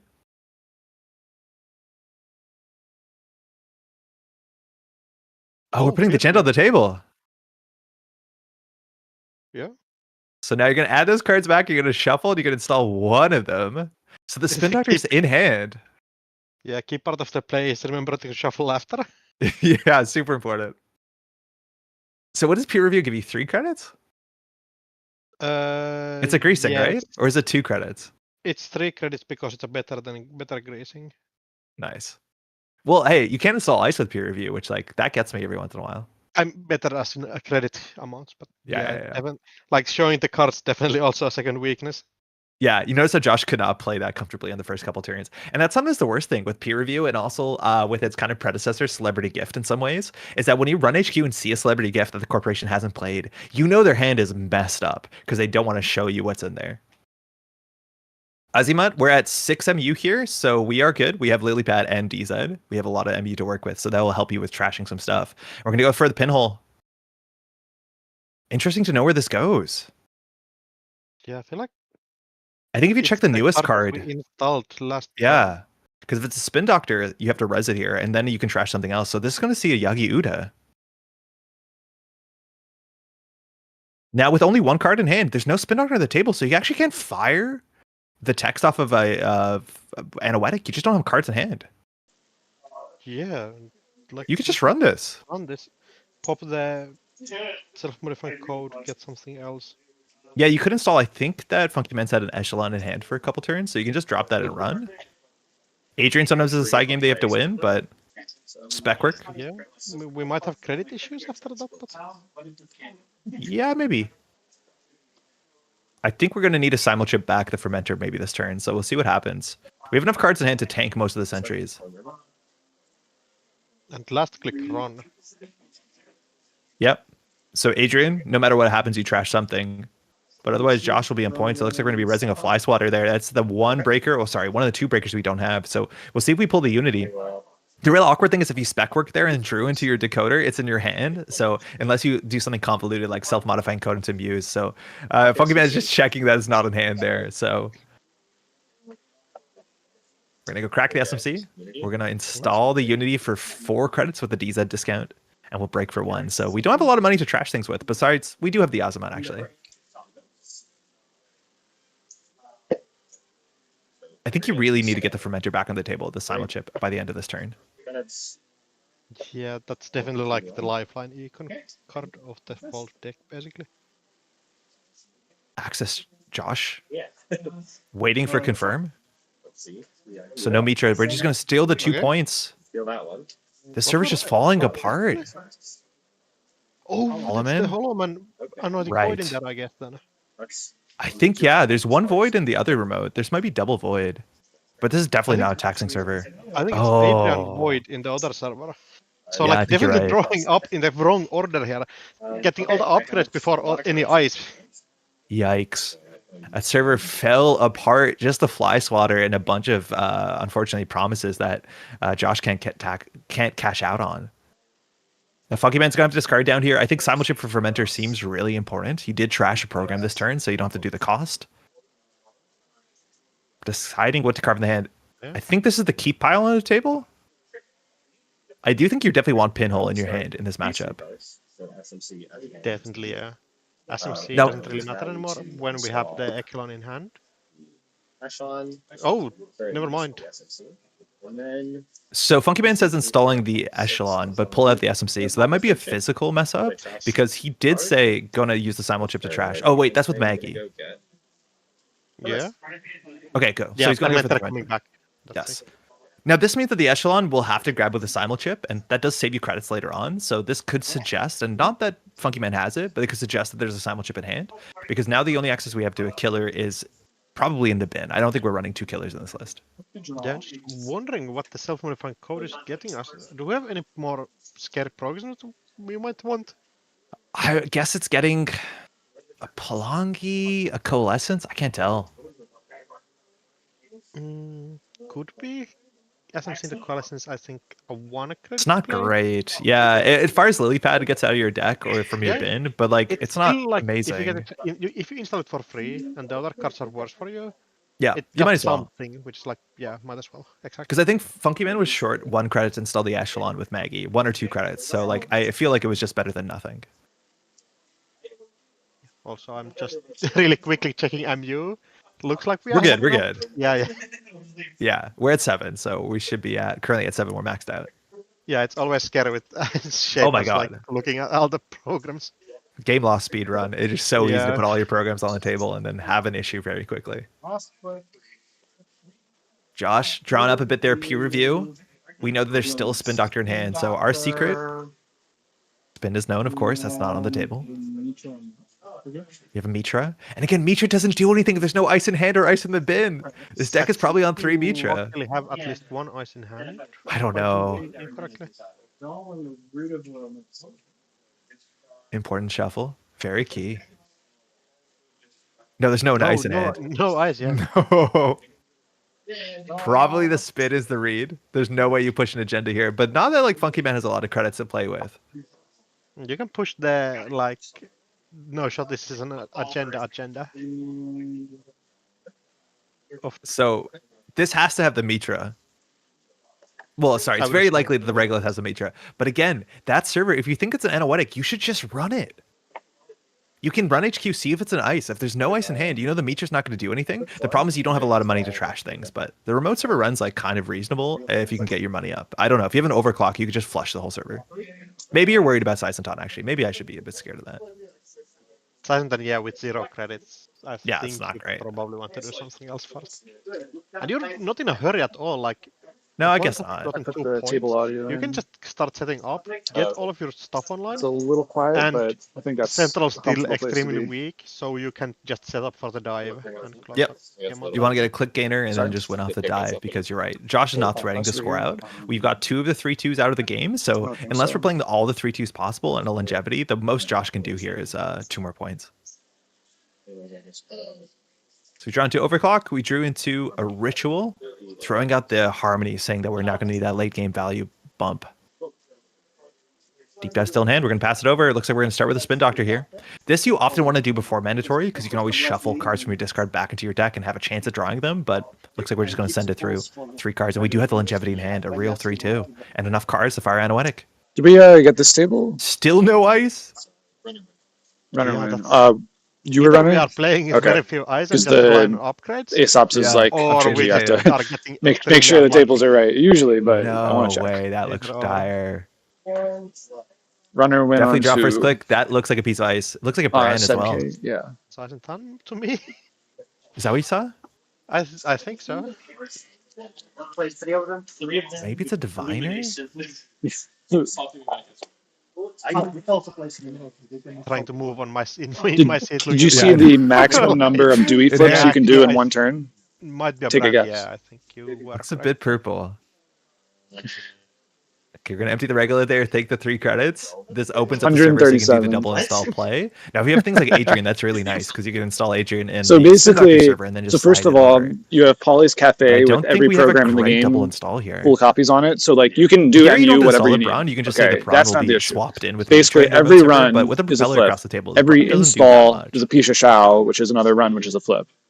So basically, it's how many times can we do runs and Yeah. installs. So your influence, so you have 3 Start with illuminations, an 3 Pisha install. Shao, right? That's the easy bit. Like that And then you have there. Yeah, 3 looks like privileged longevity. access and a Hannah. I do not Because envy Hannah Josh. is These a are lot hard of turns to things. navigate. So it looks like we're going to put And an privileged upgrade access in is a Spin Doctor Hannah server. and Now, unless this upgrade really another matters, that is actually a run. card out of your hand, which means you can not fire Anoetic as much as you want to. Like, you can only fire Anoetic once now. Because you So run there's out a of chance that privileged the Atea accesses. value actually like pushes you You off run out of Hannahs. security. And then you have 3 Ashen, which Drawing up there with the ritual. It's it's not finite, Diesel. It's but a lot worse. But if you play click 1, we can pretend. I lost to the illumination. So no Mavirus. I think if Josh had a Mavirus there, it could pop it so easily and just push forward and leave Funky Man kind of in the dust. Transferring to a sure gamble. We'll see if we can test there. A lot of upgrades is a bit tricky. Especially since we still don't have access. We have a simulchip if we drop that down, but then we don't have enough Yeah. keys to run if we want to get access to a killer. If you're looking at that, you start reading like Managram Anoetic, Yeah. which is quite challenging to actually. Yep. There's the Hannah. Yeah. Yep. So deep dive looking pretty real. And I do think Funky Man's just going to hold off and hope this is not like Lacosta into a 4-2. And funny enough, if you're playing against the 4-2 that you could expect in some of the Glacier lists, the new Nisei type of ability, it doesn't really stop deep dive on this board state. And it is Lacosta, sick. So this Lacosta will give an advancement. That means we can score out longevity and still fire Atea, which seems kind of nice, having to pull up all those upgrades at the same time. Now, we did crack from into that turn and don't have the simulchip on the table, so it's actually a bit harder still to use the simulchip. I do think we have a sacrificial SMC, which is not bad. Almost forgetting the Lacosta trigger. Funky Man reminding, so we do get that advancement, so longevity can be pushed out here.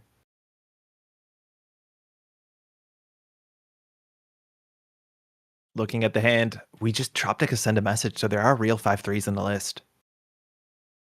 And we just keep drawing them. Yeah. So if you top deck a Seamless, you could actually win next turn if you just score push. You can theory can score the longevity and just like cycle cards back if you are worried.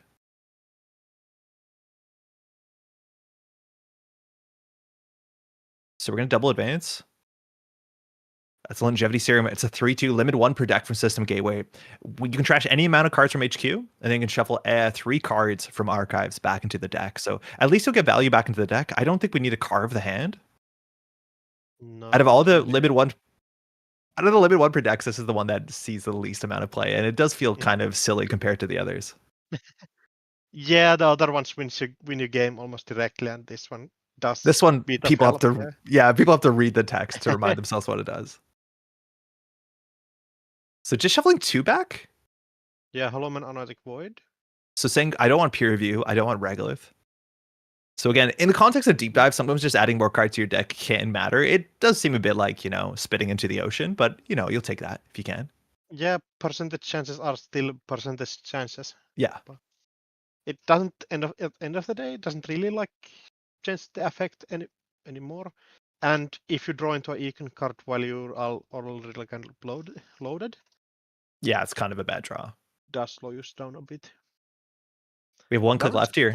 Send a message here, or It's a possibility. it's more secure there than in HQ, kind of. Yeah, I don't know. I think we threw out a compilation. I know there was a compilation in play. I don't know if Funky Man discarded it. That is the 1 HQ pressure card you're expecting on this deck. But there's a chance now with the deep dive that Funky Man thinks I can just win on centrals, and technically not wrong. You can just run 3 centrals, get another click back, and that's it. Ice on RD, I believe that has to be the Brawn. Which again, we break that for 3 credits on the deep dive run if we need to do it. I think we're going for the deep dive. I think Funky Man's just It does look like it. Yeah. Sending an overclock in there. Wait, if this is a Saisentan, do you have an SMC into a way to get your killer? Hopefully, it doesn't need it. Luckily, though. So Braun, 3 credits for the propeller. It looks like this easily could be the game, but again, if this whiffs, we're spending a fair bit of money. We're spending our propeller, which is limited as much as we have a Gauss in hand and some recursion in the deck. 3 counters. Braun's actually really cool in a Tea because if Braun installs the ice, you get the Tea trigger on the remote server, which is like kind of neat. Yeah, for sure. Brani, the classic Jinteki barrier. Yep. Also, what used to be the goat in Again Fusion. Looks like we're gonna pop our And we're popping SMC. SMC for Revolver. Oh, okay, cool. Just to use some of those overclock credits. We're definitely not going Yeah, to need that if we're going to deep dive this turn. Really credits. But that's not bad at all. We'll draw a card here with the lily pad if we remember the trigger, which is also quite nice. So you have to watch out if you hit a trap. Sometimes you can lose the deep dive from hand. I'm assuming there's 2 in this list, but we'll get the lily pad trigger, drawing a coalescence. Single axis from the top. Looks like I can't tell. Spin Doctor? Yeah, getting trashed. Yeah, Yep. Spin Doctor. This is just such an obvious deep dive turn at this point, and now Josh just has to hold on. Feels like in this meta, there's not a lot of ways to deal with this thing, and it's very powerful. If the send a message is not on the remote server, this is a 1 in 3 chance of really. That no! is probably game. Yeah, It is that's very hard to so imagine bad. the deep dive won't find at least one agenda. At Saisentan least was it's the a remote Saisentan. server. All right, run archives. I don't even think you have to pop Hannah here. There's no reason to. Yeah, no shot to pop anything. I think you just pop Spin Doctor to get Ooh, 2 popping more Hannah. cards in there. I think you only do this if you have double deep dive. I don't think you need extra clicks here. We're gonna ask for actions for Spin Doctor. Yeah, I think you Spin Doctor just to get 2 more cards in there. Get your percentage chances up. Shuffling 2 cards in here. Again, there's something to be said about the deck chairs on a big ship, but we'll hope for the best here. Again, deep dives do whiff. It's obviously a possibility. Unfortunately, it looks like all the agendas in the game that are not in the score areas are still in R&D. So if we find any 2-pointer here, which we know we're trying to play as many 2-pointers as possible, it should not be unlikely. Of course, the 3-pointer also closes the game here when Funky Man did find those 3 points on HQ. And a cut. And We'll flip 8. Deep dive, if you ran all central servers successfully, we can look at the top 8 of the deck and you can access one of those cards. So Tattoo 1, 2. and Pots. Whoa. That's Oh, there it is. Yeah. good. All right, 4 points. That's it. Oh man, that is like kind of the quintessential deep dive where like you cannot defend centrals enough. And Atea is a bit soft to central pressure for sure, but Josh did not draw the way that I think Josh wanted to draw there. Yeah, that's definitely a problem draw where it just hit every single upgrade and draw 3 agendas during the game. So Yeah, I think it was like 3 ice all game, and I refuse to believe that deck has like less than 16 ice, maybe 15 ice, but that is not what you're hoping for. So, unfortunately, if your deck does require the right draw, the right order, you can end up in those situations. But I do think Josh did the best to like push up and actually was on game point there. I think if you put the send a message, like unfortunately, if the send a message was in the remote server, does Dan win if he doesn't steal the 3-pointer there? No. That's interesting. That could have been okay. Cool. Well, that takes us through round 2 here of This is Pittsburgh Megacity Championship. We have about 24 players here playing 6 rounds of single-sided squares, and we're going to be going on to a top cut, a top 4, just tomorrow morning. Axie, how you doing? doing great. I think we have 1 more round left in us. Yeah, we got 1 more round before we'll be joined by some other casters from the Midwest. But otherwise, we'll be throwing to a break. We'll be back in, I'm assuming it's going to be like 10 to 15 minutes, and we'll be returning with round 3 in just a moment. Don't go anywhere.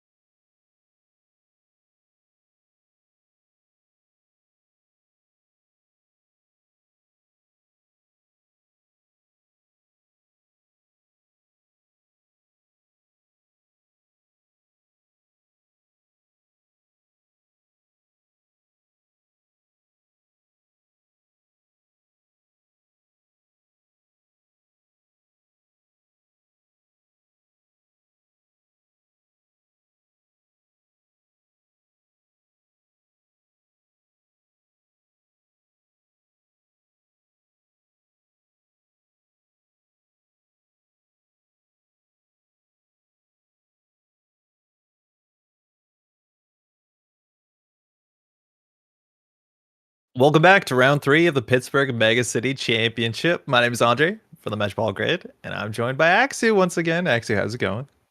Hello. Back here for one round at least. We have one final round here before lunch. There is going to be a lunch break, but then there'll be 3 more rounds coming after. This is 6 rounds of single-sided Swiss today, but this will be the last round from the voices with myself and Axu. So it's been a pleasure, that's for sure. Now, what we're looking at here. We are looking at Funky Man on Maggie, and across the table, Isaiah on. Wait, is this like a full rematch basically with a different It player? looks like it, yeah. I mean, Funky Cool. Man played the last round well, so getting this Atea experience here. Yeah. Funky Man, I heard a bit on the microphones between the games saying that like I don't think he was happy with the way he played, but he got the deep dive off. He did steal to send a message in the hand, and I think Isaiah, or not Isaiah, sorry, the last player. Oh my god, I can't think of the name right now. Yeah, could not. If that was whiffed there, that was not a 7-point deep dive, and I think the game gets a bit interesting at that point. We saw Maggie, so no surprise, just trying to get that 5-click turn. So at the end of your turn, if you discard a program or hardware, you can install it, paying all costs, of course, and that works really well with Lilypad, and so that gets over the discard down to hand size, so you can start next turn with 6 cards in hand. Now, again, we'll also find out what kind of Atea Isaiah is playing here, whether it is damage-based Atea or whether it's just like tempo value Atea, which I think might be a bit more common, as much as there's other couple options as well, including fast advance.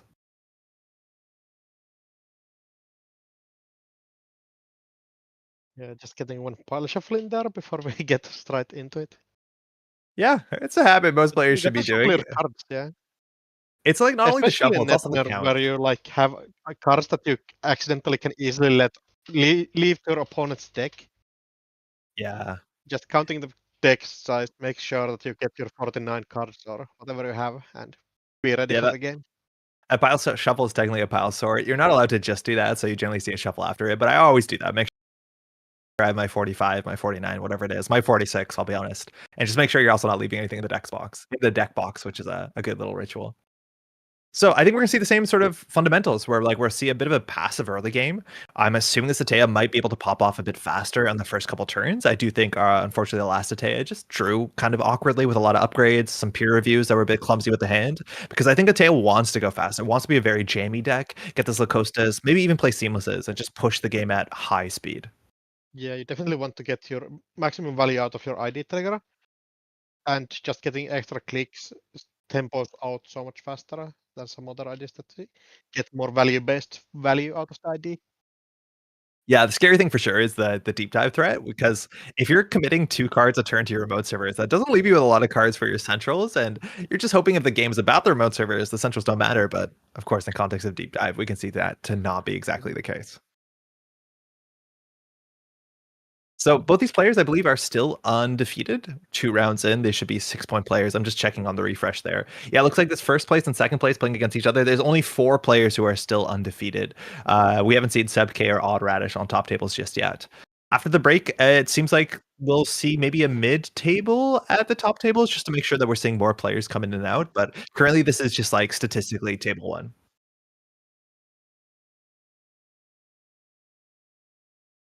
Actually, if you had to play today, what would you bring? Hoshiko and like PD. Do you really believe in PD right now? No, I don't, but I don't have anything else. Yeah, that's fair. This hand.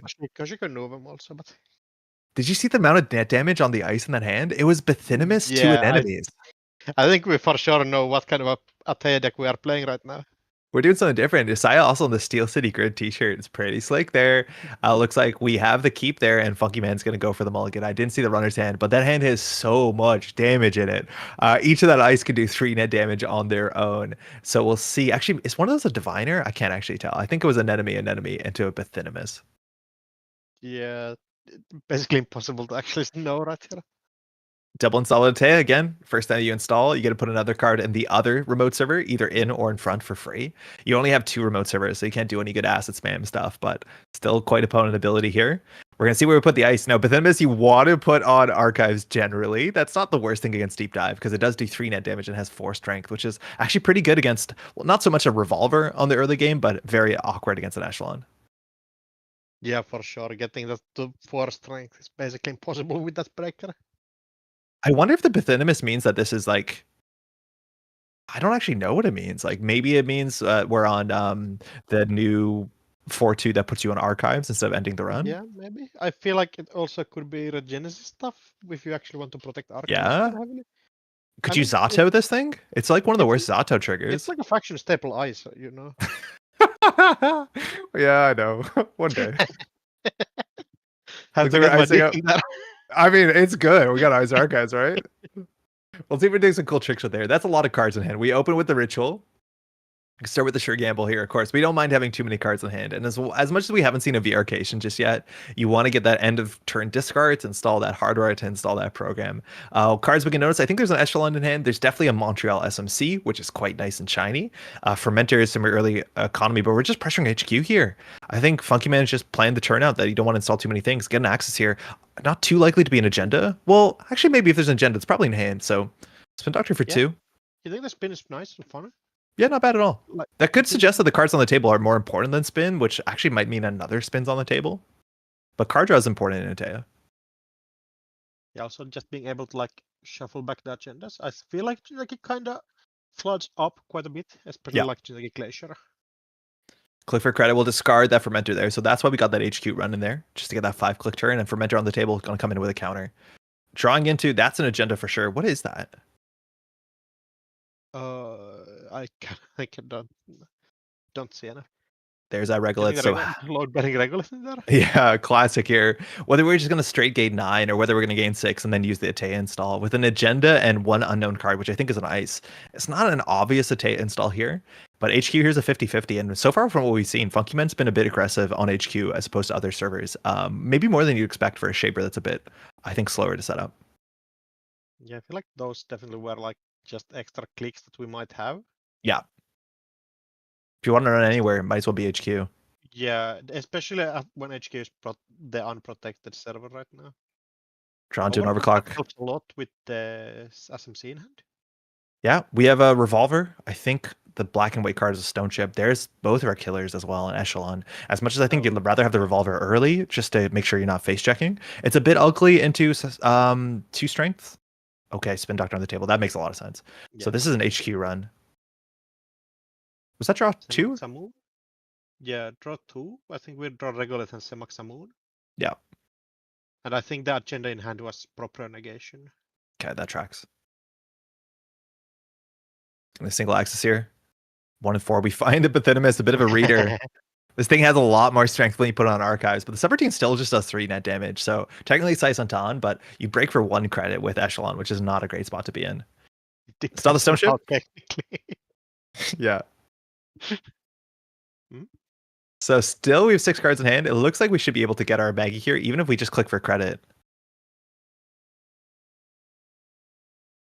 So we're going to discard. For Maggie, get the Revolver on the table. So this deals with everything really well. You have limited bullets. An enemy's a bit annoying because you have to break for 2 credits, but otherwise 1 strength means, well, I guess Pathinimus is not a problem anymore. Pathinimus empiricist anything scared that you can imagine. Yeah. It's like the code gates are still really bad. We haven't seen too much, but like hitting Diviner is annoying, hitting a Natini, a Vampire Nasa, those are really bad. But it's the sentries. And I don't really haven't seen a lot of empiricist in the meta as much as it's very much not a Nazi. No, yeah, it definitely is like an Anansi at home. But I think it's sometimes you just have to play your scary sentries, and I think that's maybe the scariest sentries in the case available outside of like Cloud Eater or like stuff. Sisenton still, I think, is the most frightening. Now, we did draw up here. We have the Lacosta. We have a Proprio. So we can push in a remote server with access to only 1 breaker and just drawing to longevity. It's the 2nd game in a row we've seen that agenda. It's not super common. So we can discard here over hand size and use the Spin Doctor to fix things. So we'll see what Josiah wants to do here. It looks like we're just abandoning all the agendas. Is that what the play was? I think I saw that. Yeah, I think so. So hand is like 2 Regulus, a Lacosta, and some ice. Yeah, so I definitely feel like we're going more in the Glacier direction. Where It looks like it. Want to wait a second to get your agendas back in online. Unfortunately, that like really feels like it favors the Shaper, who has the time to just set up, draw cards, play a Sure Gamble, install another. Charging the Spin Doctor here. In theory, you can charge archives and maybe get a bit more information, but either way, it's going to work out the same. I guess if there's no shuffle, this forces the shuffle if you run the spin. Yeah, also it can be like scary stuff in their archives technically. Coalescence I going to think come the down with spin- Magdalene? Also, the No, spin doctor getting still left in archives means that the Yeah. next one has to get that one. And it tells you which 100% possible, two but agendas went back. Yeah, definitely. So I don't know if that means that we're flooded or we fixed flood. Oh, it looks like Funky Man realizes we've missed the fermenter proc, so that's the sort of thing you should call a judge, not ask your opponent, but it looks like we're allowed to just fix that. It's one of those where like most opponents know that it Yeah. would be like made taken back. I think it's a mandatory trigger too. Yeah. It is a mandatory trigger, and the game has not progressed, I think, far enough for Yeah. it realistically not to be allowed. So Drawing up there. Drew the Mitra again. That is one of the cool Atea things. So far, Atea's only fired once. It's not bad at all. Getting a spin doctor on the table clicklessly is pretty good. But the remote server ice, we don't exactly have it, especially into a revolver. All we have here is sentries, and I think the remote server might also be a sentry, but might have missed that ice. Thinking what to do. This is the second time we've seen Atea with kind of a clumsy hand. Another upgrade. As much as you can get that installed clicklessly, it's like we have a regolith, but nothing to push here. The table, it's like, do you want to push another regolith and keep the runner busy? Maybe you have to. I don't see anything else you really can do right now. Yeah. Now your size money is good. Those are stacks of 3 credits, I think, straight from the regolith. So it's not like 8 credits or 7 credits. There's a lot more than that. So single install. We'll see if we build a second remote server. It looks like that's a play. Just keep the runner busy off 2 different threats. I think the upgrade going in there was actually so sure. Setting up a Lacosta. It's a card that you have to deal with, even if there's nothing in the remote server. If you ever run through like a Tattoo Bola or any sort of trick, that means that you can install a 4/2 and score it out at the start of your next turn, which is kind of interesting. But I'm not sure that there's anything on the table that Funky Man's going to feel like he has to check here. Still, not a lot of threat the corporate is producing. Keep drawing through. Coalescence. Again, we don't have a DZ, so we don't have our lily pads. We're just going to stone ship the draw 2. Just getting frustrated not drawing what exactly he wants. Going to draw a bit deeper there for no click. I think we got the lily pad at a minimum.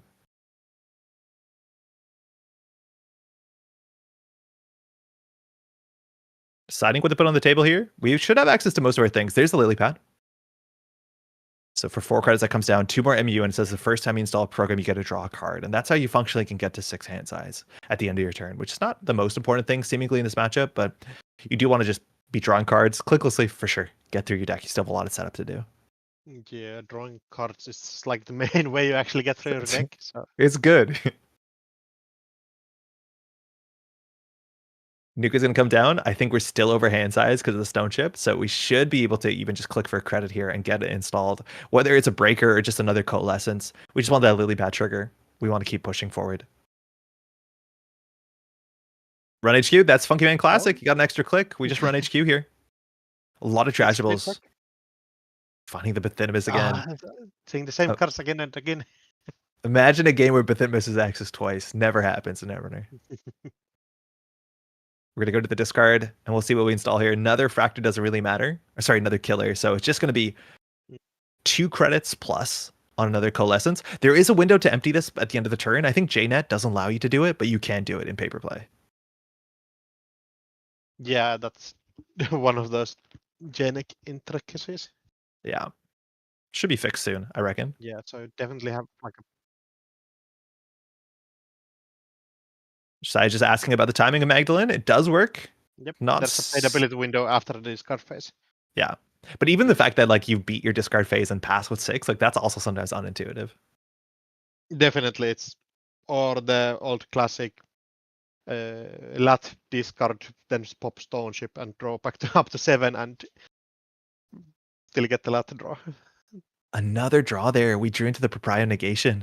So we have agendas in hand, but none of the ice really ends the run with a revolver across the table. This is really awkward. Whenever you see the corp draw like that.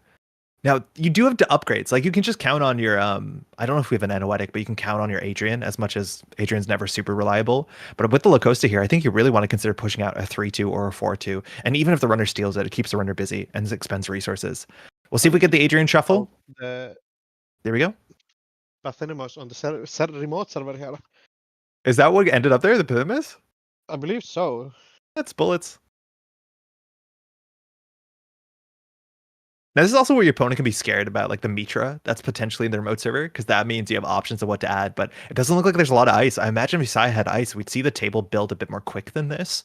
So again, I think Funky Man's pretty comfortable letting the first agenda through. We'll see if Isaiah pushed the. I think we pushed the 4-2, right? Yeah, we did, which is honestly not that good into deep dive considering the text.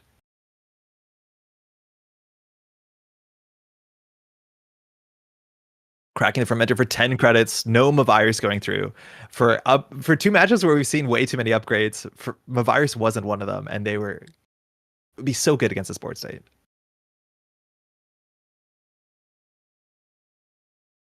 SMC coming down. That should draw with the lily pad there. We have another fermenter and an overclock in hand, so there's a chance we'll just send this with an overclock.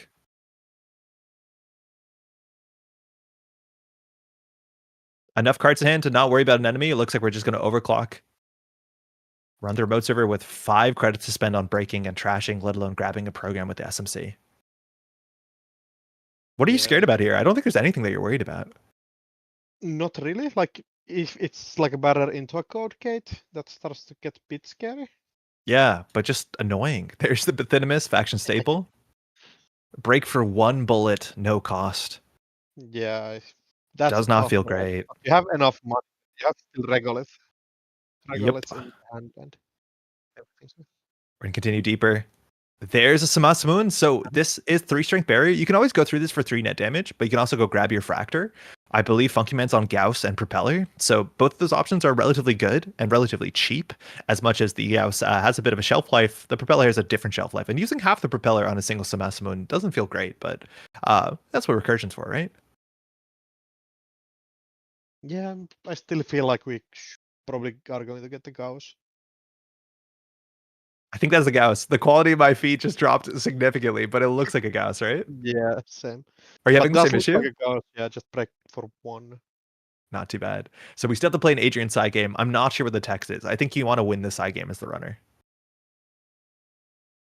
We'll see if you another. access the same amount and you access the Adrian size, I think. If you do this, No, no. So No, same is that. Same as you access other cards. Different is just the Adrian. it's Caprice. Yeah, different is Adrian loses. Same as Adrian fails, which like convince me that makes sense. I can't. I'm sorry. Notice how both both players have to lean over the table to have a pep talk about how Adrian works. I'm not the only one. There's Yeah. dozens of us. So again, these credits are spent. I think you're okay if you could just chase down the Adrian. I think that's fine with a Spin Doctor out and a second Spin Doctor RFG'd. That's okay. So no matter what here, I think for Funky Man, you're kind of okay with this interaction. Yeah, and Running you have back is plenty not of too credits expensive. left, so you can just run back. 1 for 1. So Adrian lives, but the rest of the server doesn't. That means we're going to steal Proprio Negation, which actually puts Funky Man technically on deep dive game point. One of these is a Lacosta, but the Proprio, the first axis is fantastic. That's 2 points for Funky Man. Second card's a Lacosta. That's a lot of money. We don't have the ability to get the. Oh, we have a lot of money. This is fine. We have 16 credits. Oh, Never yes. mind. I know Yeah, that's going down. I thought it was like 6. No, it's 16. Okay. Now, Adrian does live to side game another day. And Adrian, of course, at the end of turn, you can slide around. So the server is still not great. And the problem with Adrian is it's like one of those force multipliers. So if the server only costs like 4 credits to run next turn, which might be the Gauss math, if you jam an agenda, the runner knows at a minimum they can just run twice, pay 0. So you just have to break it twice, which is possible. Now, Funky Man going to get the discard here too. We've used the lily pad. We'll see what else we want. The Azimut doesn't seem incredibly important. We also have some slower money telework, but again, with Magdalene, you can only install a hardware or a program. I think we're going to get the Fermenter on the table, which is really nice. Yeah, Fermenter for sure. Just make sure you're getting 2 credits every turn for the whole game. 5 MU used. Just Yeah, I did a go. check too. yeah. Players asking about the MU check, yeah. So Fermenter already next turn is going to be a click for 3 credits if you want. It's not the best, but of course, the longer the game goes, the worse that will become for Josiah. So drawing into a peer review there, a bit ugly. It's not so much we need the money. I think we just need another ice. We need another trick here, an Anoetic, a Mitra. We have Regolith money if we need it. Draw into the last Spin Doctor. Yeah, Spin Doctor, at least you can push into the remote. Yeah. Make your opponent just spend money checking that, especially if you get the Tatubola in there.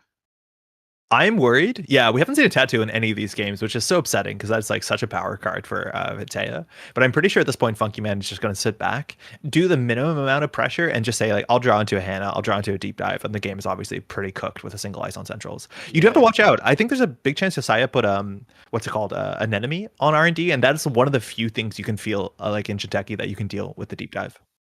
Yeah. That still comes down to damage RNG. Oh yeah, Better than anything else you can do. and we do have the Hannah there. Just drawn up. That's the red card with the sort of a Kira slide on it, if I'm not mistaken. Something like that, yeah. And you realistically don't even need to check the remote this turn. There's no No. Costa grid or anything. So your opponent at maximum scores 2 points. Yep. Do you And I actually care while you can just be setting up and be going for the deep dive play later on? There's a classic event, Funky Man. I got extra time. I'll run HQ here. Finding a peer review again. I don't know if the HQ run, there was still the longevity in hand, but if there's an agenda, is it in the remote server? That's the call you have to make. But this is more about just like having an extra access with Maggie. You have an extra click to burn. There's the Hannah. We got that red motorcycle slide to the left. Mm-hmm. See if Yeah, the the Unity classic comes pose. down. Yeah. I've seen that one before. There's a Unity. We're at max MU. Lily Pad should fire here as well, going into the next turn with 6 cards in hand, 6 credits on Fermenter, and a threat here of Deep Dive. As soon as this turn, Asaya can understand, like, the Deep Dive can just come across. We can have that 5-click turn, and that can be the game if we're playing real 3-pointers. Yeah, Drawing to a Lacosta. Even in a hurry to deep dive, you can just keep getting those accesses and just try to dig for 4 points before you send it for the last deep dive, and maybe overspend your credits. Yeah, a lot of these decks are on double. Sorry. We drew into a more agendas. I believe the new Divens agenda. Oh, did you see Sericulture? Yeah, I think you might be right. That's it, yeah. Also a Palisade. Yeah, not bad. Mid-range barrier. Yeah, the system gateway ice that that could. Yeah, that's 4 strength. I mean, like, I played Tree Line. That's fine. Yeah, definitely. So we'll see where this goes. Against Gauss, it's pretty reasonable. 4 strength. I think you have to double boost unless you like cycle the Gauss. I'm not perfect at the Gauss numbers. So that was a Spin Doctor. So click 1 was the Regolith. We're going to be shuffling cards. I'm not sure if those were 2 face downs. I don't think those were exactly 2 face downs. Apologies. I But think it looks like the we're... La Costa and some of the other upgrades that we might have gotten trashed on our previous runs. This means we're going to do the double jam. Now it's actually a bit easier to check the remote servers with Hannah. Like, you technically do know perfectly what could be in the first server with all the cards rezzed, but Isaiah just needs to put cards on the table, and it's kind of risky to do the double agenda jam because if Funky calls one of them and gets up to 4 points, we're very, very close to deep dive, just closing the game out. It's also like really rough. Peer review with a big hand, it feels awful. Like, you want the smallest hand possible. Yeah, you really just cannot use it like that. Double install. So we still have in hand 2 agendas on a Lacosta. So it looks like we might jam one of those into the second remote server. Yeah, we only option is, have like putting the Regolith in there and hoping your opponent overcommits on the credits. Yeah, I'd be scared. Funky Man's been running HQ super consistently, and holding 2 agendas in hand is like not a great spot to be in. Especially also with the deep dive turn, right? Like, if they just deep dive, he runs HQ. Oh, we're gonna show an agenda. Show everything. So you show all but 1. So that means we can protect one of these agendas. Which is awkward because then you have to jam that agenda. So showing the Sericulture, hiding the longevity.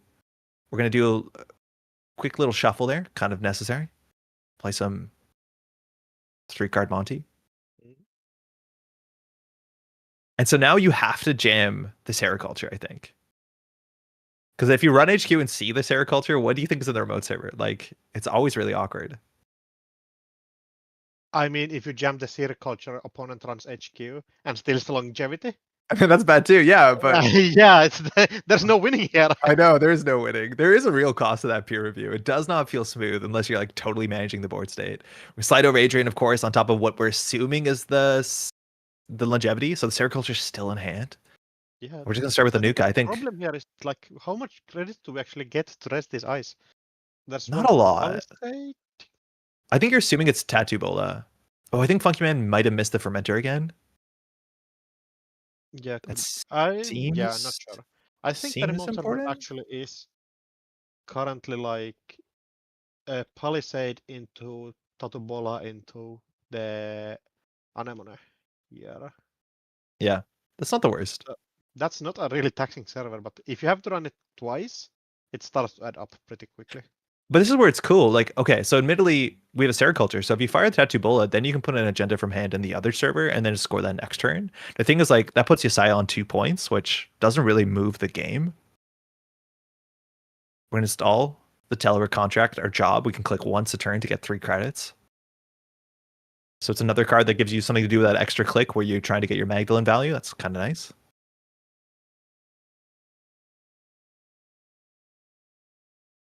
Going to discard a couple cards here. We're over hand size. We're also full up on the MU as much as you can get rid of one of those coalescences. Deciding to getting rid of the Harmony. I think the Harmony is actually kind of important in this matchup because if you end up losing to errant damage at your deep dives, they're not coming back. But we're going to discard the Harmony. We're going to discard a program. So we'll coalescence for coalescence. 1, 2, 3, 4, 5, 6. Yeah. Remembering the MU. Yeah, it's always important. It's not the. I'm not 100% sure whether we got the fermenter. Maybe we did. 3 maybe is correct. I believe so. It was 2 on last turn. Yeah. We have So Moonpool this in hand. is. Oh, that's cool. I think with the Moonpool, we can actually score out whatever this agenda is in the remote server. You can even get a counter if it's a sericulture, but I think it's a longevity. So you can either Moonpool and fix your hand, it's expensive, or just. The problem now is we're scoring the longevity. Luckily, longevity means you can take the card from your hand and shuffle it back to your deck. But now you know that there's a sericulture in hand, unless Yesaya uses the discard ability to obfuscate some information. Yeah.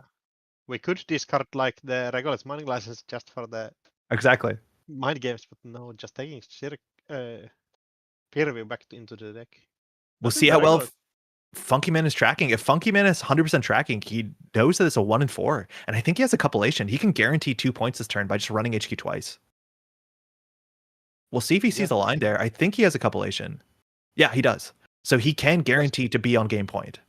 There's the compilation. If you don't want to spend the tracer from reason, you can also just like run HQ 4 times.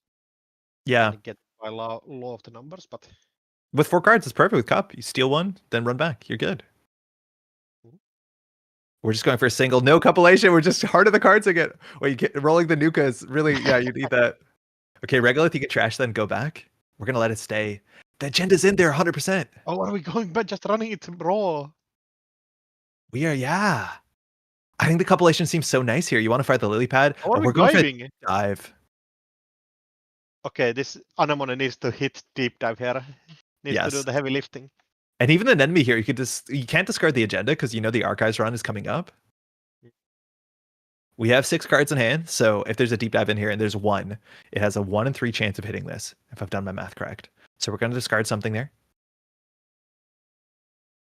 Oh, Funky Man could have done this in a different order. Oh, if you get your compilation down, you can run HQ. Like, you can guarantee the deep dive here. Well, you can lose the damage, but you can guarantee this 2 points off of archives. Not hitting the deep dive, but hitting the compilation. So single axis. We know there's 2 points in HQ here, so we're going to need that big double-click deep dive. We're going to break with a revolver, 2 credits and a bullet, single off the top. If that's an agenda, this deep dive is so easy, but we know there's points in HQ. That's a proprio. No. So now if agenda's on an HQ, it doesn't matter. Running archives, seeing the Regolith we didn't trash. We're going to Hannah for 2 clicks, and just, it's a deep dive engine. That's all we're doing here. Just, sorry, 1 ice on Centrals doesn't do it. We're going to see 8 cards here. oh, not flipping them over. No, I know. Not flipping them. I think we're just going to throw them on the table. 3, 4. Oh, There's there it is. just a proprio. So now if you run HQ, it's a 1 in 3. Oh, we are just on 4. Yeah. No, this is 6. Yeah. Yeah, 4, 6 after the agenda stall. So if you run HQ, it's a 1 in 3. So Funky Man had a line where you compilation run archives, then run HQ, and then you 3 and 4 HQ, and then the deep dive probably connects. But here, if he's tracking, we know there's a sericulture in hand. This also shuffles the deck, which is important. But 1 in 3 on HQ is really good odds to be able to get out of this game. Not that you feel like you're far behind. You're very far ahead. Flipping the clicks over. Oh, just Just nuke a clicking last nuke. click. No, Oh, not running HQ. Yeah, just Yeah, that is the huge downside to peer review, but like unfortunately not capitalizing on that information. So you sigh a huge sigh of relief there. 1 and 3 on HQ for the whole game. I mean, I think if you start sighing of relief here, you're doing it quite a bit too early. You still have a mountain You to still climb have here. so much work. And now with the enemy res too, the second deep dive will come in sooner than later. Mandatory draw got a tattoo bola. That's quite useful, especially on the remote server for Atea. But Yesaya here, I don't know. Do you consider purging? I feel like that's also too slow, especially when you're holding that agenda in hand still. I don't think I can consider anything here. Like I would hit it if I was playing on Janet, I would hit on the top right corner, the concede button. But No. You can you do still have to this. fight. You still have to fight it out. For really, you probably have to install the agenda here and just Yes. try to hope. I think you have to install the agenda and you have to bluff and just push. Because I think Funky Man can just like he's pretty comfortable at drawing the last deep dive here. Throwing at the Harmony AR is like the hard thing because I think adding a deep dive back into your deck is like pretty good. But he knows there's one more in the next, I think only probably 20 cards. I think we've gone through maybe more than half the deck. I think so. You can even just keep locking top of R&D here and win that way. Yep. Keep seeing singles. And if your side doesn't put something in the remote servers, you know the game's not advancing forward. Again, I need to know whether Funky Man knows there's an agenda in hand. Because we know, and technically the runner should know there's points here. Losing the compilation also a bit of unfortunate, but Simulchip can just bring that back. So agenda in the remote. We'll see if Adrian moves over. Another ice on R&D again. I do not know if this card ever does enough to stop deep dive. Side calling out there that Adrian does not prevent a successful run. I actually wouldn't mind if you put the Adrian on central servers, just as a bluff. Because now I think you're... Yeah, just put on R&D. It doesn't stop the successful run for deep dive, which Desai was calling out, and maybe that's a way to call it out to be like it's kind of useless on centrals, but it stops you from accessing. But now you think the card on the remote server is worth running, but maybe that's the second bluff. Fermenter for 10, pretty good. Yeah, that fermenter for 10, I feel, is the nail in the coffin here. Yeah. Now you can just run R&D, force your the server 2, and force your way in, and I don't think the corporation can stop you realistically. Yeah, we have all the breakers. We have 2 cards in hand, so Anoetic only fires once. We have the overclock as well, so it's pretty trivial to charge remote. You have Simulchip if you run into big boat twos or brands and you want to flicker the Gauss. And I think we're just going to go ahead and smash the remote. Just drawing. We have a pinhole. That actually makes the Adrian a lot easier if you want to spend 3 and 4. Yeah, you can even pinhole the Adrian, just run normally back. Yeah. Pinhole trading on HQ. Yeah. We're Simulchipping during the run? Yeah, I think we're taking the compilation out.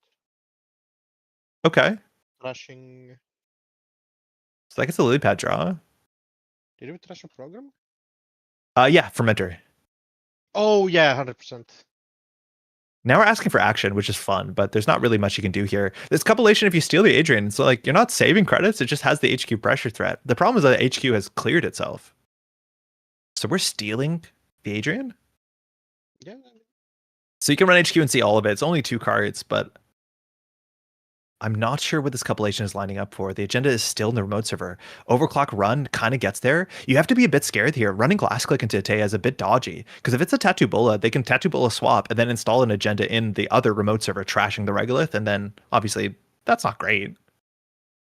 Yeah, just forcing the run here. Not even overclock, just a basic run saying I have enough cards in hand and I want to get that Maggie Fire. Does depend on what the second upgrade there was. It has to be an Anoetic, and even then, Isaiah has no cards in hand after that fire, which is awkward. Yeah, for sure. System Gateway Special, 4 Strength Palisade. Gauss has pretty rough numbers. I think you have to break this for 5. Yeah, those numbers are not good. Yeah, I wonder if the compilation flip, whether you rather flip the Gauss here, especially if you find a Botu or a Bran. Now, this is only 1 credit to break.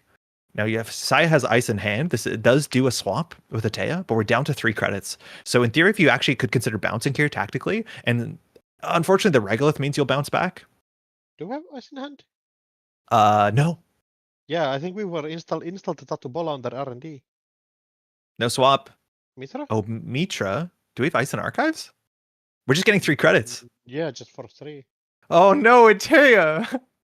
Resing an enemy for free. We have to discard a card in hand, but if you discard a card in hand, you can't. This is a good game.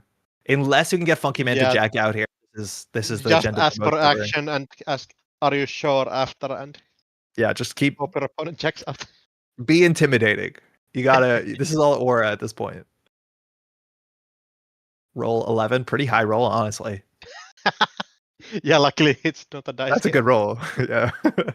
Pigs on the SMC, and I forget what the other card was. So with 4 cards in hand, you're totally safe to access. Worst case is a bite, and you float a tag, and you could die to end a line. But I wonder if Funky Man's going to take those risks. I think here you're pretty comfortable, especially when Sai only has 3 credits, and that is game. There's a Sericulture. You knew it had to be somewhere, and just surviving the deep dive turn, but nowhere left to go. Well played to both players. Yeah, 100%. I think the draw here for the corporation was not what you really want Yeah. to see. Just drawing the regolith and money early. Yeah, a bit of an awkward draw for sure. I think we've seen that now with 2 Atea games in a row. It's like the softness to deep dive is not a great space to be, especially across Maggie. But then also the order of upgrades and assets, it's hard out there. And none of this ice looks fantastic unless you're pushing out really aggressively, and unfortunately, it's just not lining up really well. As much as I think Atea can definitely do something in the modern meta. Well played to both players. Yeah, Funky Man continuing, I think, undefeated probably this tournament. Sorry? Funky Man, I think, undefeated. Yes, currently. yeah. So this is the first loss for Isaiah. So definitely Atea has done something in the first 2 rounds, but Funky Man now stands completely undefeated. On the other side of the table, he's playing Thule, so that will be his 4th round after the lunch break.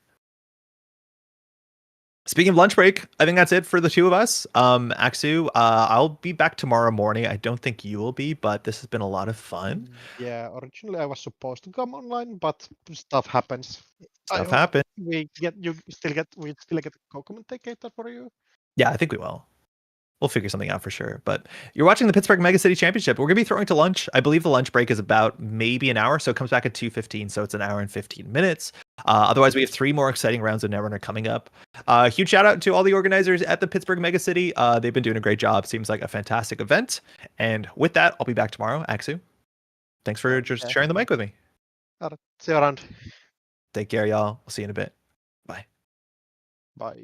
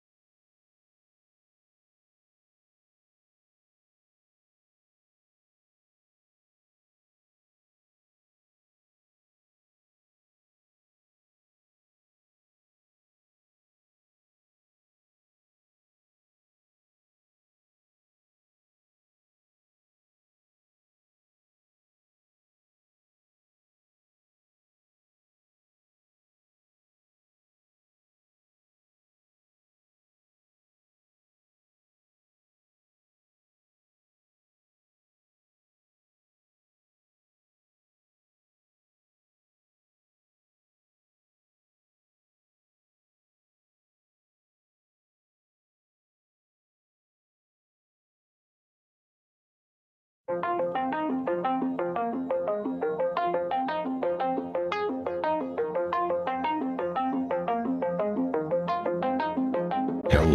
and welcome back to the home of the Steel City Grid, Pittsburgh, Pennsylvania. For those just tuning in, we're underway at the 2025 Pittsburgh Megacity Championship. Competition among the 22 souls in attendance is fierce. The Forge has ignited to answer one question. In the City of Steel, who has the temper to shape their legend? Our story continues at Table 9 with Ben Velopment versus Colin. Good morning, good afternoon, and good night, Netrunner players. Here from Steel City, Pittsburgh, Pennsylvania. My name is Cranked. Pronouns are he, him. I'm going to be taking over on commentary for the back 3 rounds of this tournament. Joining me is my good friend, one half of the Slums cast. Shoutouts to Orbital Tangent. Shoutouts to Cranked. You know how it be, who we are, and what it do. I'm excited to be here. I'm thrilled. Yeah, this is awesome. Fun way to spend a Saturday. And we got a great one in front of us here. We have on the left, or on the, I believe the sides are swapped here, but on the right side of your screen, we've got Ben Velopment, Ben Blum himself, representing Yusha, Sable, Santashta. On the left side of your screen, we've got Colin, representing the Wayland Consortium, Built to Last. This is Table 9, and I believe this is round 4 of this 6-round day 1 event. We're underway here. Orbs, what do you think of this matchup? This is Sable versus Built to Last.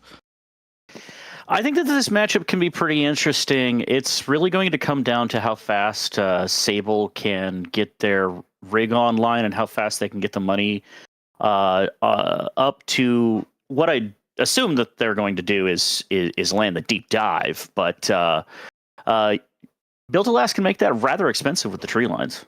Yeah, Built to Last actually set up quite well against Criminal, I would say. The stacked barriers are quite annoying for cards like Kurupira. Mm-hmm. Looks like we are underway here. Colin starting off with an Ice Ice hedge fund, the old Ice Ice baby. Been doing that since 2012. Ben Velopment going to take it over from here. Roll mark. I don't know what Ben's strategy is for rolling mark. I do see a 1 on the die in front of us. I'm sure we'll learn relatively quickly what their mark strategy is. We're going to gamble on click 1. Start making the money, and now we call out Deep Dive in the pregame talk there. I did happen to see Deep Dive in Ben's hand on the first turn of the game, or at least on their mulligan. Yeah, that makes sense. Looks like we're going to check HQ. There's a copy of White Space. Ooh, System Gateway coming out. Now, that isn't going to stop the run, I don't believe. Right? No, that's not going to stop the run, because if you have 6 or more credits, it does not. Is it 6 or is it 6 or less? It's been a while since I've played against Or 6 or less. 6 or less. It is 6 or less. Yeah, so that is going to stop the run. Nice. Gonna get Class Act, go and draw 4.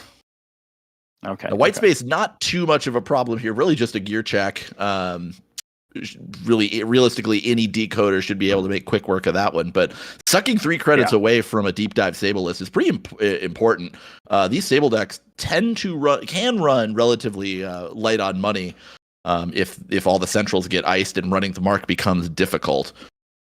Yeah, absolutely. Having personal experience with that myself, you want to use a lot of your initial credits to build up and put down those tools.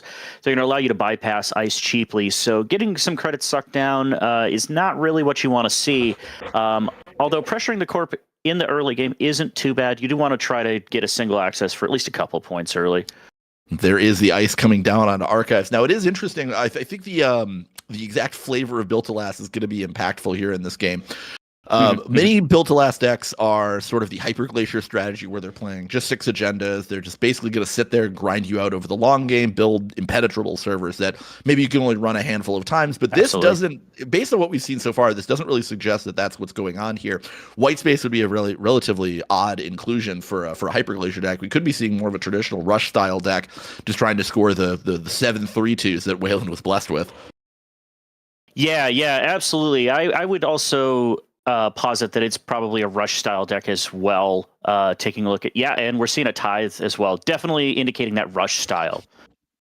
Right now, it sure looks like Colin's playing System Gateway Typal here. Every card that is face up on the side of Colin is from System Gateway. Yeah, absolutely. Tithe not going to stop I believe that was just a That was the mark. So we're gonna get the click back on Ben's side of the board. Should be getting the $2 from Info Bounty as well. Mm-hmm. Or excuse me, that was a maintenance access run. My bad. Pardon me.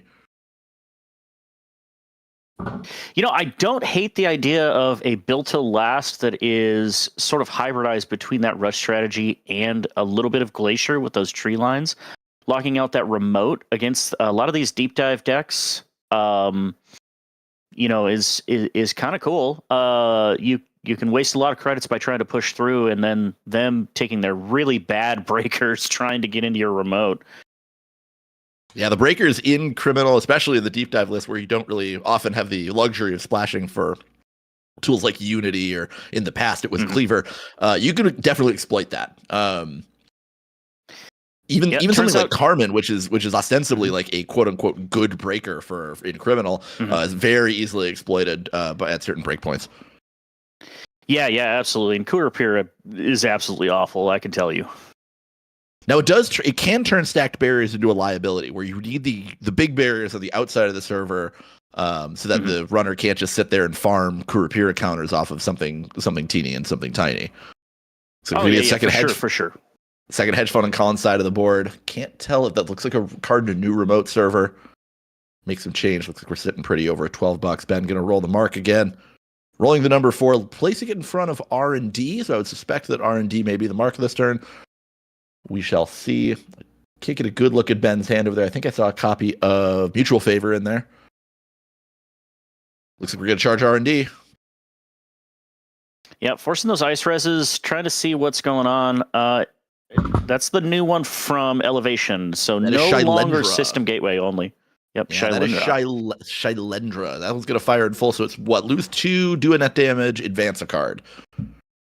Now, the advancement is actually kind of interesting. Could be losing out on a little bit of Built to Last value by placing an advancement. Built to Last only gives you money back if the card you advanced was unadvanced.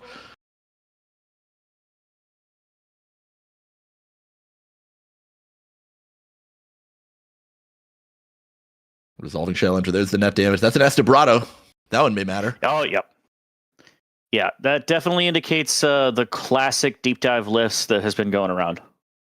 Yeah, it should tell you everything we need to, well, roughly everything we need to know about Ben's list.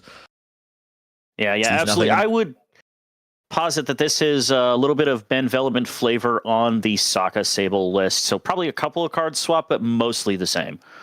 And generally, the question is just whether or not you run the full play set of 3 deep dives to ensure your odds of seeing one earlier. If you're going to sacrifice the consistency of the triple deep dive list by cutting one to go down to 2 or even 1 to get more like actual tools to let you play a real game of Netrunner. Here's a copy of Regolith. Bold move to let that one go uniced, but Ben not interested in trashing it. Only 6 credits probably would be a little bit backbreaking at this point in the game. Yeah, as the corp with this list on that lower credits and almost none of their engine up, you're happy to let them waste a click and 2 credits if they really want to get rid of it. And if they don't, you're happy to gain all that money too. Here is Swift coming down on Ben's side of the board, flipping it around so Colin can read. I believe Colin is a newer player from the Pittsburgh area, so very possible that he has not seen Swift before. It is, up until this point, kind of a bit of niche console. It made a pretty deep run at Worlds, but again, it took deep dive getting printed for Swift to really start seeing a lot of play. Yeah. Now that one right there is a 2019 World Championship Swift, so pretty rare actually. Yeah, I'm jealous of that one. I do not have a copy of those. There's Clean Getaway. We're going to Clean Getaway on that Regolith mining license. That's another reason for icing that one too. But Ben still showing no interest in trashing it at this juncture.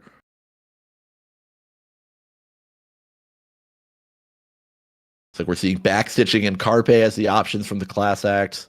You're gonna add the backstitching and tuck the Carpe. Carpe real good with the Swift, giving you a lot of value, being a run event to trigger Swift, but you don't actually have to run. So we are, and looks like Ben is going to trash the Regolith on last click now that they've taken the opportunity money. Pass a turn back over, going back to Colin. What does Colin need in order to really get a game plan going at this point? It really feels like he's just kind of been on the back foot, despite 3 pieces of ice being rezzed and firing.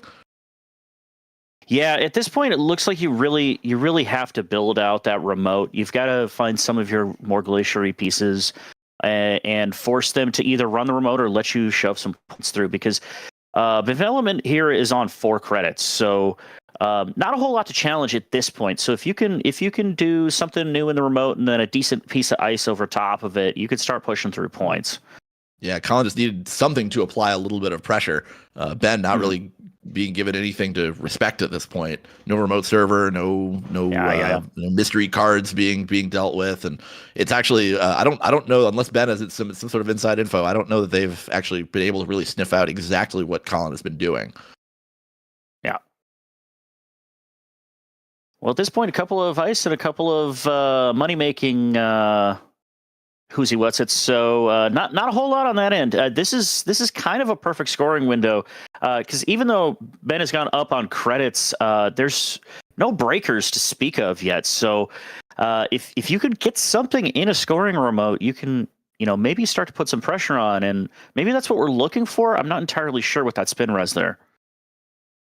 Could be just fixing the hand. If there is no pressure in Colin's hand, it makes it hard to apply it. So resting the Spindo just to draw 2, perfectly reasonable. We're going to jam another card to remote server.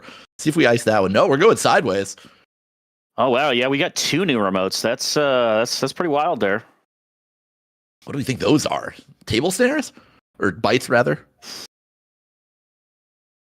I'd love it if those are. I'd love it if those are. If one of those is a table bite, I'll eat my hat. I'm not doing that. I'm also not wearing a hat. Looks like Lilo, and can't get a good look at the second one. Ben is going to take that second one. Lilo getting tucked to the bottom. Yeah, Lilo, kind of one of those concessions to the fact that you need speed in this list, but you don't really like to see it. It's not a great card. Yeah, the second mode of remove 2 tags very rarely comes into play. There's a copy of Superconducting Hub, very interesting, getting stolen. So points on the board for Ben. Little bit of a CI built to last, looks like. Yeah, Superconducting Hub and built to last is very uncommon here. Very interested to see where this one goes. Ben saying, well, the first one was an agenda. Let's check the other. There's an Urtica Cipher. All right, that's 2 damage.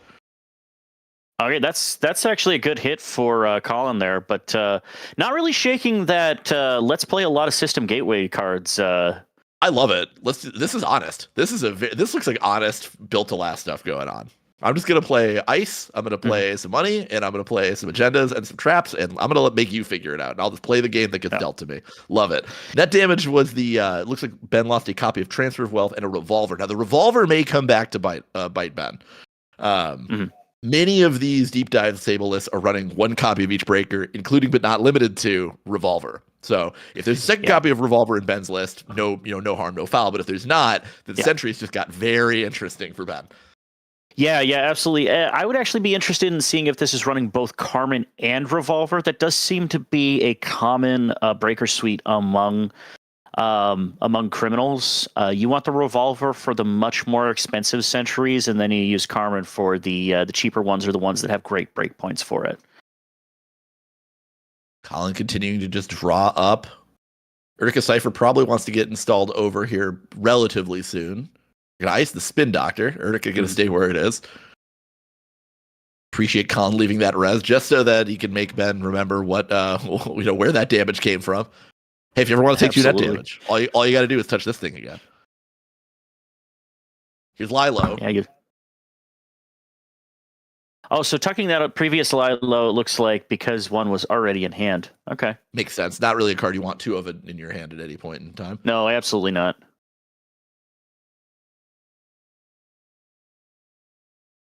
See back switching. So we got a back stitching in there for Ben. That's one way to deal with some of this ice on centrals. Yep. Yeah, Ben probably enjoying the fact that Deep Dive in the opening hand has been in the hand all game, was not hit with that net damage. That's not what you like to see. Here's Kurapira. That's a good one. Yep. Not less so when there's no barriers up, but it's one you want against Wayland sooner rather than later. Also a nice full art of it. I do like that full art of the funny backwards foot man. Is that a second copy of Urtica Cipher going into Colin's hand off the mandatory draw?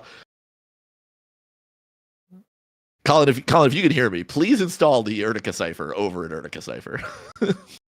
That would be quite excellent. That would be extremely funny. Okay, we're seeing more draw. Yeah, a lot of draws. Feels like Colin's digging for something. Whether I don't know if it's ice or probably not money. I mean, Colin's sitting over here at 15. At least like 15. Is that an upgrade on the Urtica Cipher? Or are we installing over? No, we are installing over. We're installing over. So that makes sense. Urtica Cipher, once it's ran, you don't need it anymore. We are going to advance it. Okay, that's going to get us to net 2 from Built to Last. Did we see if that was an Urtica Cipher over the Urtica Cipher? Didn't see it, but I was fairly certain I saw an Urtica Cipher go into Colin's hand. It could have been wrong. I've been wrong plenty of times. Ben looks like rolling R&D for the mark. But Ben, it is important this info bounty really not paying off super huge. I believe since it's come down, there's only been a couple of successful mark runs. Colin got to feel pretty happy about that one. Yeah, blocking the info bounty is pretty huge. You like to see those cheap runs that you can do with your clean getaways and with your Carpe Diems. If you can up the value on Carpe Diem by getting a free access, even on archives with your info bounty out, you're really happy about that. But yeah, just not able to do that. It's like Cat's Cradle, okay, and I think that was mutual favor going to the bottom. So Cat's Cradle in the hand for Ben. Okay, that indicates that we maybe have the Sentry or we have a way to grab it at some point. May also indicate that Revolver's the only Sentry breaker that we have. That would be rough, but certainly possible.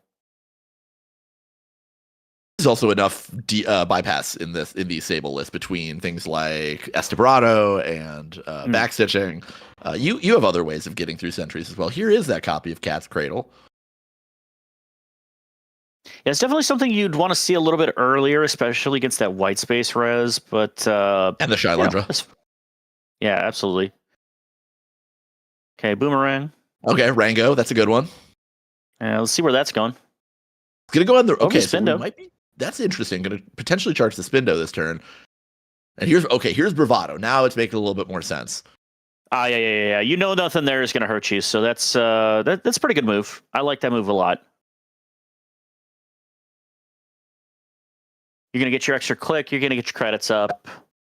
You have Rango down. So, I mean, honestly, there's not a whole lot in this list, I think, that's going to hurt you as far as multiple, more than 2 subs. So, this is a really good run here. Worst case scenario is something like Logjam would be, or Pharaohs. Here's Shylendra. Okay, that's not the end of the world. You can deal with that with the Boomerang.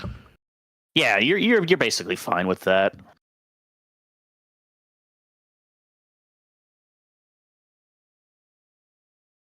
Then pondering which 2 subs they want to break. I would guess you want to break the net damage and the lose money ones. Would be maybe not the lose money because this is a Bravado run. So maybe you let the advancement go through.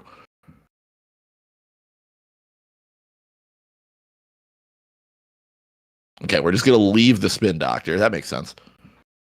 Okay.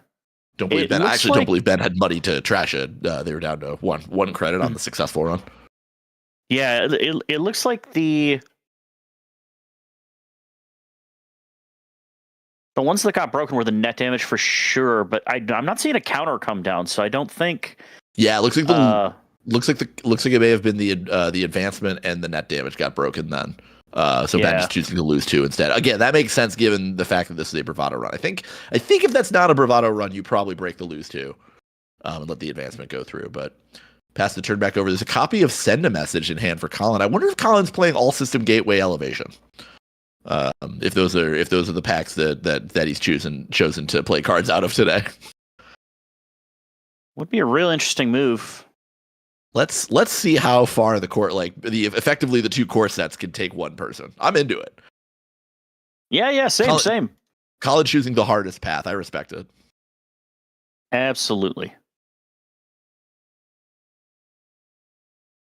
All right, so we're gonna advance that mystery card. I really am starting to smell like that's a second Urtica Cipher. Okay, so just playing the shell game with Built to Last, you really, really have to respect that. Yeah, so I wonder if there's probably things like Idiosyncresis in this deck as well. It seems to synergize quite nicely with Built to Last. It's the thing you want to advance anyway. And it happens to annoy the heck out of the runner at the same time if they happen to not check it.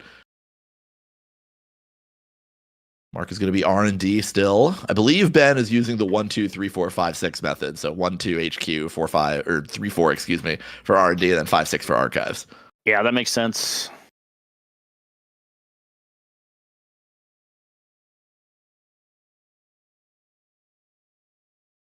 I do This like tide- the. Oh, go ahead. I do like the different color click trackers there. That is really great. Not refreshing your clicks with your Swift and your Sable, but instead gaining in a clearly distinct color there We're is checking the a advanced really card. nice We're way to checking do the it. advanced card.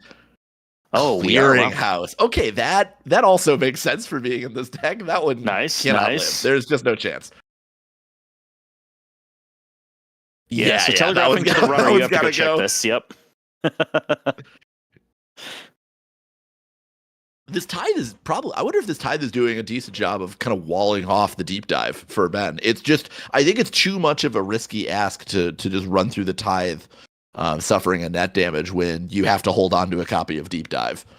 For that, Yeah. for the kind of the core thesis statement of the deck to happen. Yeah. Well, we can break the. Oh no, Tithe is a Century. Yeah, you're right. Tithe is a Century. Yeah, that Cat's Cradle is just going to be looking at it and not doing a whole lot. Here's backstitching. So Yeah, now I was Ben can thinking basically- white space, but yeah. Now Ben can, with the backstitching, Ben can probably just sit there and wait until they have an archives mark.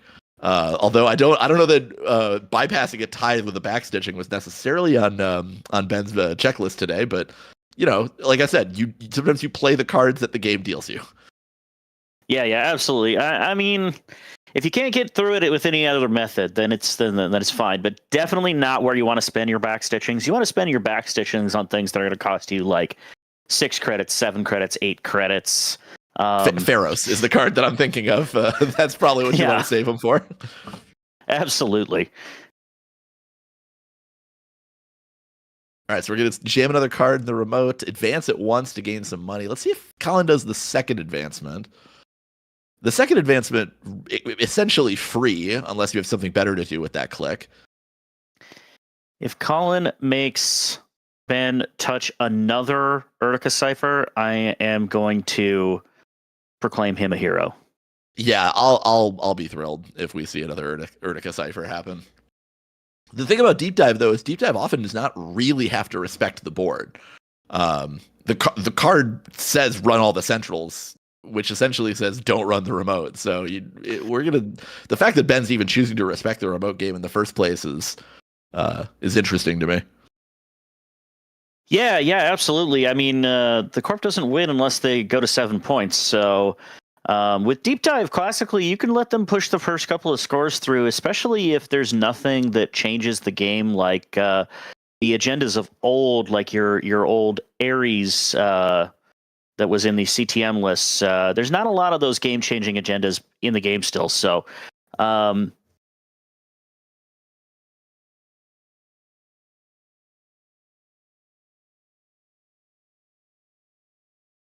looks like we're going to jam another card in the remote, pass the turn back over, and advance it. Excuse me.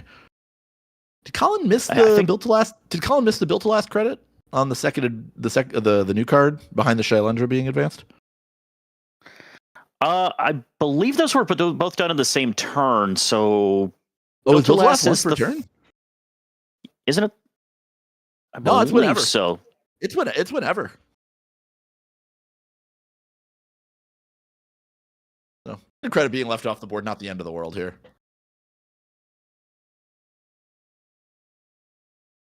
Turn back over on Ben's side of the board. Looks like HQ is going to be the mark.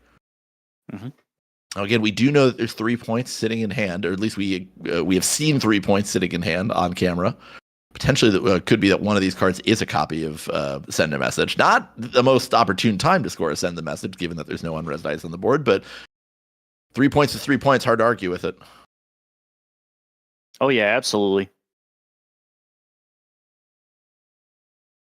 believe click 1 was going to be draw with the class act on Ben's side of the board. Ben's sitting on only 6 credits here. Definitely use a bit more before challenging some of this ice. Cat's Cradle not matching up with Shylendra super well. Yeah, most certainly not. And a lot of this ice being just annoying enough that you can't get the econ engine of this deck online, which unfortunately for Ben is a lot of run events. It's just a ton of run events. In this situation, the one that you want to see is Carpe Diem. But if you can't draw that and you're stuck with clean getaways, then it's not ideal. Ben just clicking for credits here at this point. Pass the turn back over to Colin. Let's see if one of these advanced cards is going to get flipped over as an agenda score. 5-3 totally scoreable from this position, even if we assume that Colin's playing a mostly System Gateway and Elevation deck. Seamless Launch is evergreen.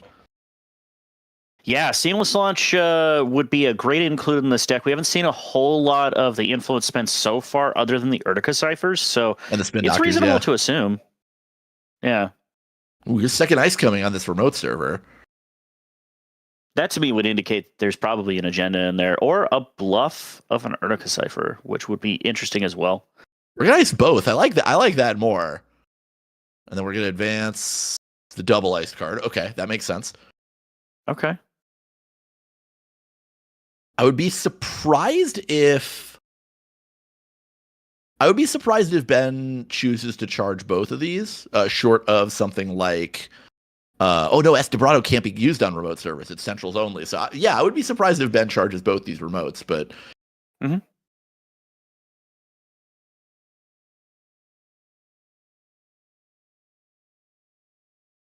We're just clearing up something with the Built to Last turn. I think Ben handing them 2 credits.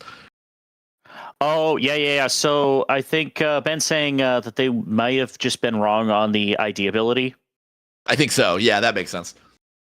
Yeah, I think that's what I was hearing there. Not entirely sure, but yeah, getting those credits, I think, because of a mistrigger.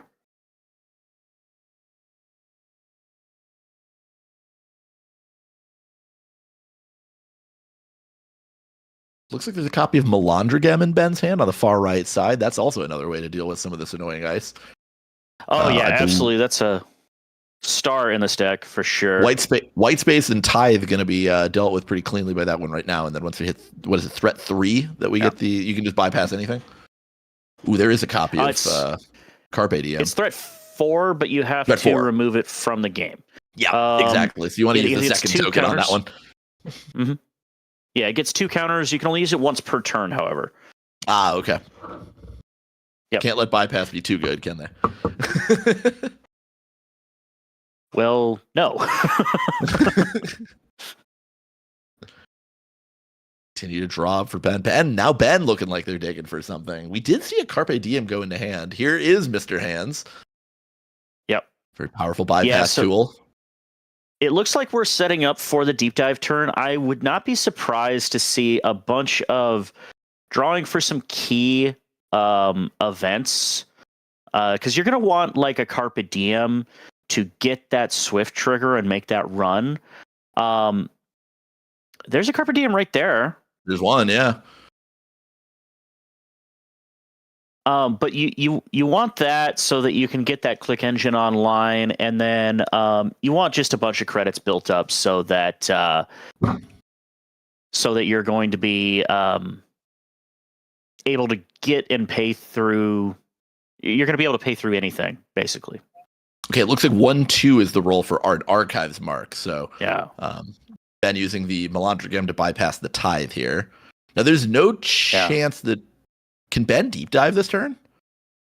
Yeah, so you could make those 2 additional runs on the other centrals, and then play deep dive, and you do have a click remaining. However, one of the things that this deck likes to do is it does like to play multiple deep dives in a turn. Sure. So the other thing that Ben could be setting up for here is that multiple deep dive move, trying to just get the money up and then get both deep dives in hand. That is another reason to play 3 in this deck over the 2 version. Because discarding Debbie Downtown Marrera. Mm-hmm. Debbie Downtown is a great include. Should have included that in my deck. Might be flipping over this double. Hang on. Oh, sorry. Oh, I was gonna say we might be flipping over this double advance card. Ooh, I think it is the send a message. Oh, message sent. Wow. Right off the board for multiple turns. So that's great. You love to see it. Question is, what ice are we going to get for free here? Pharaohs is usually the best target. Just a funhouse. Funhouse? Okay. Another All right, I'm into interesting it. include. we're, Wow. we're somewhere I didn't expect to be, but we're in funhouse BTL. All right. This deck is cooking. Yeah. All right, Ben, gonna roll. I believe that's an HQ mark off the number 6. Here's Bravado. So I'm guessing Bravado HQ would make the most sense to me, particularly if that's where our mark is. Yeah, okay. So this is Bravado HQ.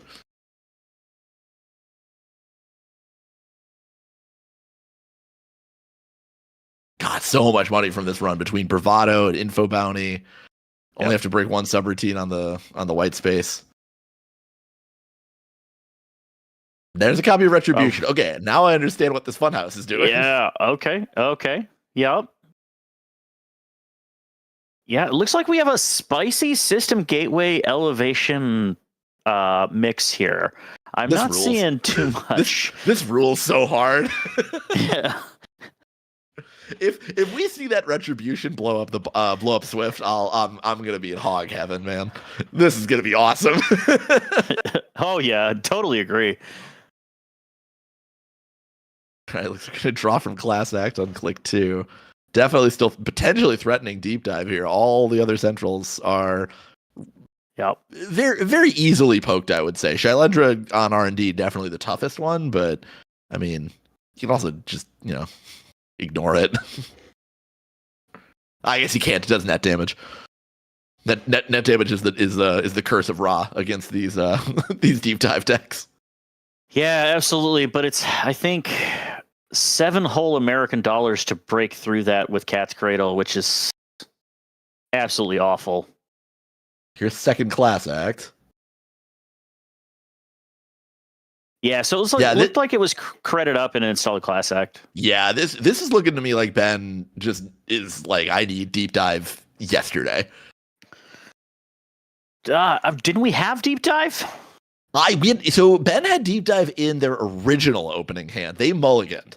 They mulliganed away a hand. Oh goodness. Okay, that's just a raw public trail. just public trail lose 8. Actually, kind of cracked right now. Ben is not flush with cash. Only $7 now.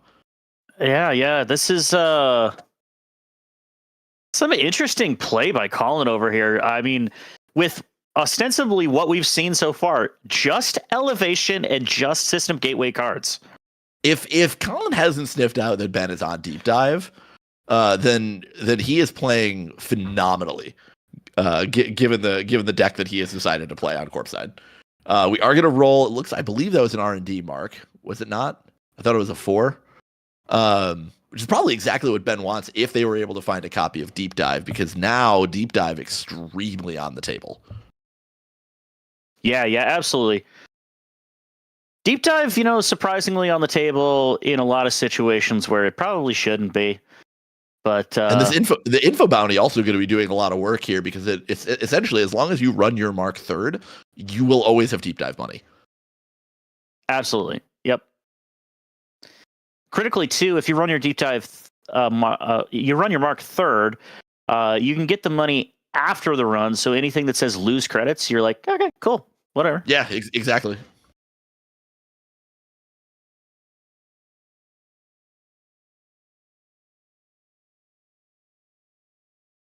Turn still over on Ben's side.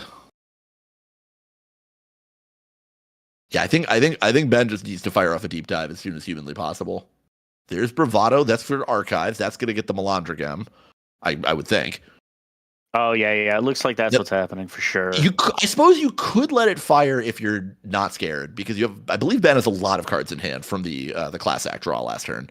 But going to use the counter for Melandra gem. Melandra gem should be removed from the game. Now we're going to charge HQ. Yep. Okay, this is starting to smell like deep dive.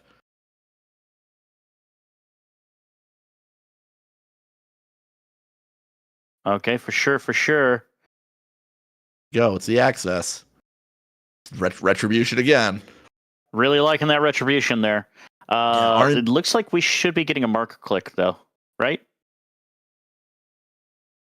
Okay, we're gonna Estabrado R&D. Save the backstitching for later. Does that too mean the mark is? Mark was R&D. I thought Yeah, it Mark was was R&D. R&D. Okay. Maybe it wasn't. I could have sworn that Ben rolled a 4. But in any case. Oh, yep. Okay, Okay. Mark was R&D. I just heard Ben say info bounty credits. Info bounty credits are after the access. Yeah, they are after the access. A slight mistake, but we ball. It's not going to matter. Yeah, unless Colin had stuck a cheaty copy of Bologna into his deck, or I guess it's a card with a huge trash cost. But show me. Yeah, there. Yeah. All right, flip them over. Here's the top 8.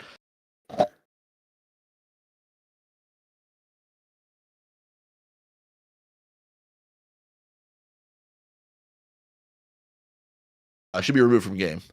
Yeah, there you go. Okay.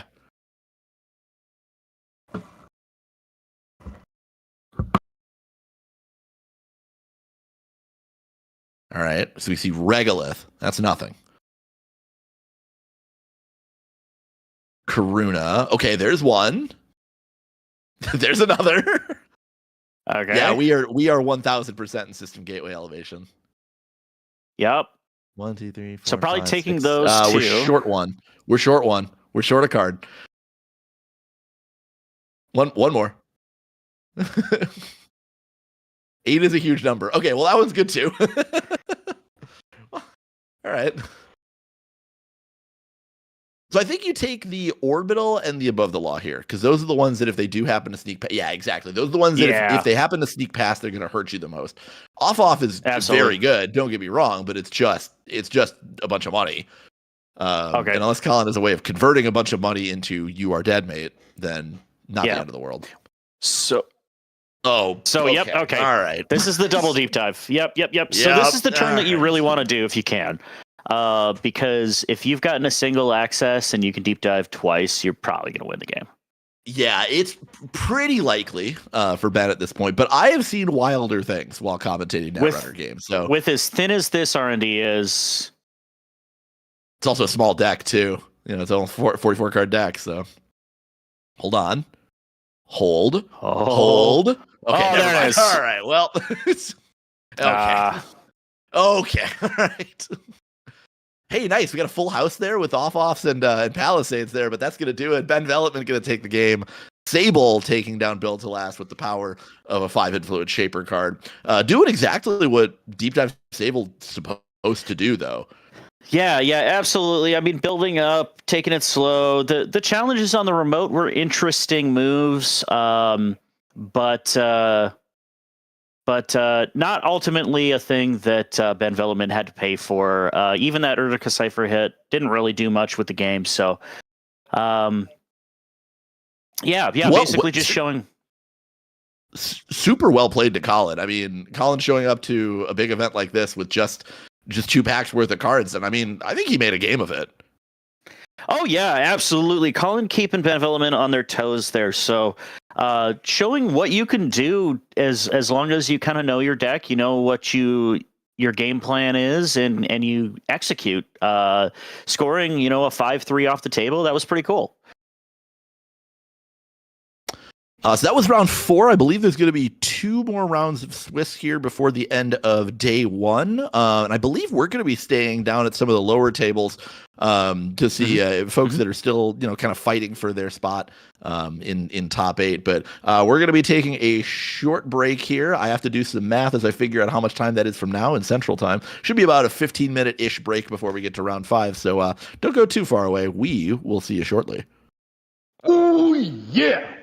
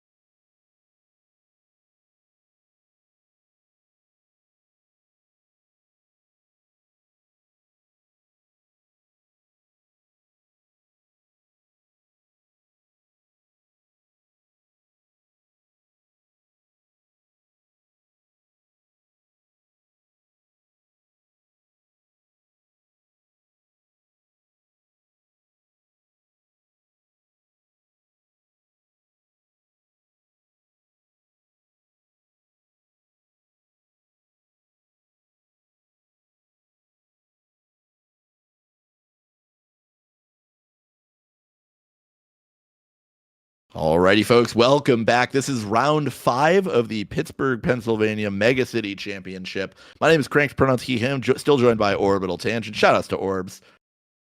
Shoutouts to Cranked. It's Orbital Tangent, yeah, boy. Also he, him. All right, we got another really fun one. This is one of the lower tables here at the tournament, and we are going to be seeing on the left side of your screen, we've got Sinstrata representing Lat, the ethical freelancer, the terror of last year's meta. And on the right side of your screen, you've got Albert Ishkabibble representing the Zwicky group, the corp that may or may not exist. Orbs, what are you thinking about this matchup? Lat versus Zwicky. Yeah, well, I think we're about to get Zwicky Wiki wild. I think that's what's about to happen here. You are actually legally required to say that every time that you trigger the ID ability. Zwicky, one of the coolest. It's such a subtle effect where you're just like, just gaining credits and I'm drawing cards. But like, we're all card game players, right? We put cards in our deck because we want to see them, and drawing cards is fun. I've played enough card games over the years to know that drawing cards is generally the most fun part of playing any card game. And Zwicky letting me get to do that is it's all upside. No, absolutely no downside for more cards going into HQ. But I think for me, whenever I see Zwicky across the table, for me, the question that I'm going to be asking myself is Plutus or no Plutus. The very powerful deep net card from Elevation that lets you play transactions from the bin certainly would seem to synergize very, very well with this Wiki ability, and you could probably do some pretty neat fast advanced stuff, but it's not the only thing that you can do as Wiki. Ooh, that's a bingo. Yeah, I would say that Plutus is a really good bet in Zwicky. It is one of the best IDs for Plutus. Plus, Zwicky playing a lot of that really big Century Biowax, so you can get a Plutus behind that and then start to eat up some of those operations. You're really happy, and it leads to some nasty stuff in this deck too. Playing a lot of like 3/2s is very common in a deck like this, where you can do some petty caches with your Plutus and then just fast advance those out. So let's see if that's on the money, so to speak, here with this deck or not. There are some other things you can do with the deck, but personally, I do think that's one of the better things you can do. As far as Lat definitely an interesting choice in this metagame. Most of the Shaper players have seemed to be switching over to some of the newer IDs, things like Magdalene Kinechematai, and then a select group of psychos that are testing Davy, Subnota Putri. But there are some dedicated Lat enjoyers that are out there. Shoutouts to Wenjong taking down OTG last weekend. Lat getting free card draw. Again, we love drawing cards. Hard to argue with it. Yeah, Lat's real good, but another thing that's great about Lat as well is that you have some windows where you can modify your hand size that also protect you from kill. So what we've seen with the Shapers evolving in this meta is to get around some of those kills. They're popping their stone ships after their discards, or they are using some tricks to do a 6-card hand when passing turn with things like lily pads. So I would be interested to see if that's sort of the calculus with this Lat and why we're on Lat. We are all the way underway into the last turn. Lat players turn one. Turn one from Albert was Ice HQ, or rather Petty Cash draws Wicked a card in the hand. Ice HQ slam jam something into the remote, pass the turn back over. We're seeing Sinstrata slam down DZM's the Optimizer into Coalescence. That's a copy of Spec Work. Get the Coalescence out of here. We're going to yeet that one in the bin for some money and some cards. So both players simply content to set up. It's you found a Shaper player when there's an open central and they are choosing to ignore it in favor of just setting up. Oh yeah, especially in the early game, that R&D free access is kind of a trap unless you have those criminal run events and an extra click. Maybe we are going to use click 4 to take a look at the top. If you got nothing else to do, why not? Hey, here we go. Looks like a piece of ice. Nope, that's a What is that? It is an agenda of some sort, but I can't tell what it was. Is that green mail possibly? Looks like green mail from this angle, which would make sense given Zwicky. Way to gain credits off the ID. No, excuse me, it's eminent domain, so it's another 1-pointer, but it's a little bit more impactful to steal that one than it is to steal a copy of a green mail. Generally speaking, Wayland decks are putting eminent domain in there to score the big lizard. Biowak. Here's a human resources, or humanoid resources rather. That's going to be a full turn for Albert. So what is that? Draw 3, gain 4, install 2 cards, play an operation.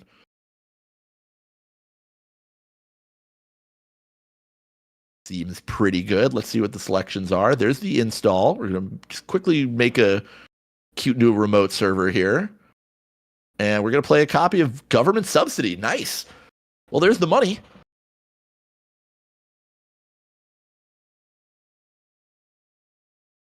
And then there's the Zwicky draw here.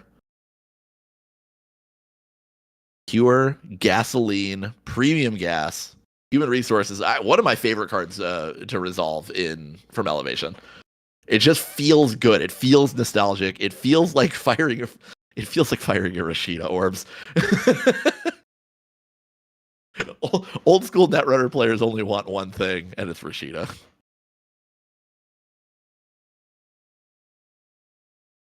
Turn back over on Sinstrada's side. Let's see how he chooses to address this situation. See a Copulation in hand. I believe we see a Sure Gamble as well.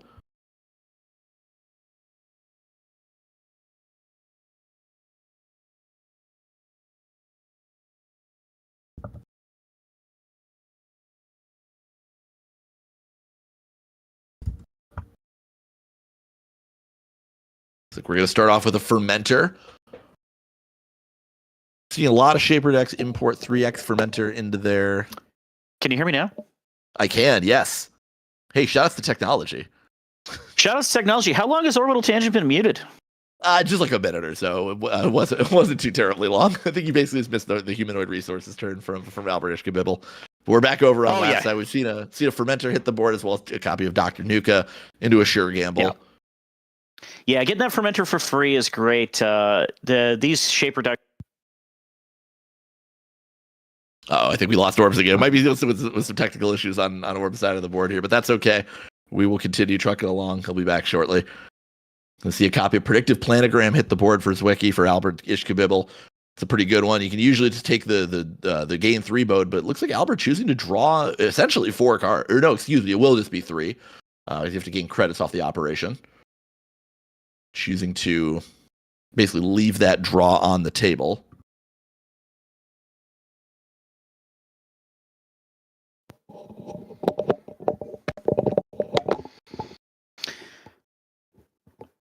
Something humanoid resources, something. I missed half the game. That's all good.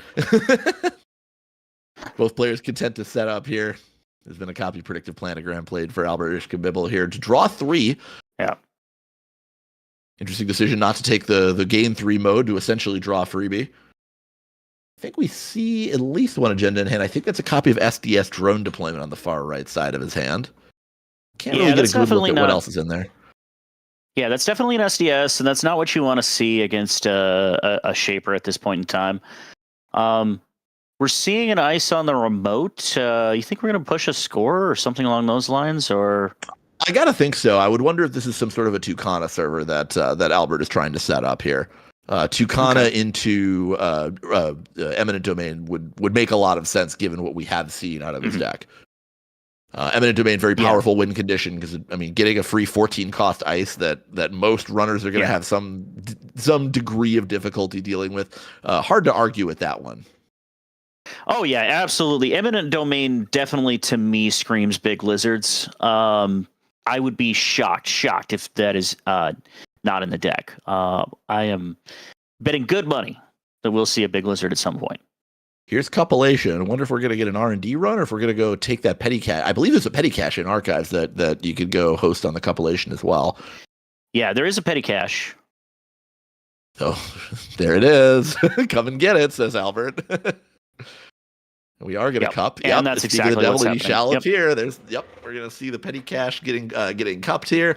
Now, it's not quite as game-changing to cup the petty cache against Wiki or against really any sort of quote-unquote fair Netrunner deck as it is against something like Nebula, but hey, you still take the value where you can get it. So at least make Albert try to go find a real transaction to gain money off of. Yeah. Oh, for sure. It's definitely still really good, though, because if this deck is running Plutus, as I suspect it is still a fast advance tool, and it can get that Eminent Domain scored, get your big lizards online early, which is really what you want to do. Yeah, why not? It's just the best thing to touch in Archives most of the time. Yeah, absolutely. You just don't want to let them do that if you can help it. I'm not sensing a Plutus at this point, but it's definitely one of those things that you got to keep in mind could be in his wiki deck. It's a great include in this deck. Albert not immediately reaching for that card in the remote server, so it suggests to me that we've still just got upgrades or garbage sitting in there. Yeah, Generally speaking, with Eminent Domain, you just want to score that thing the absolute second that you have the opportunity to. Absolutely. So maybe a Spin Doctor, maybe some upgrades, maybe Tucana. Could be a Plutus in there, not ready to use it yet. You do sometimes want to wait until you have petty caches or things in hand that are great targets for Plutus. There's no reason to res it unless you're going to get value off of it, because a lot of the time, if they've got money and they've got the means, they're going to get in and they're going to trash it because letting it live is not an option. Yeah, Plutus absolutely must trash. And importantly, you do have to trash when you res it by trashing cards face up, or by trashing cards from HQ. You have to trash them face up. You can't actually hide anything in archives with Plutus. Yep. Ooh, here's an expend. We're gonna expend Slash and Burn Agriculture. What are we gonna go get with? What are we gonna do with this? Okay, we're gonna. There's Tucana.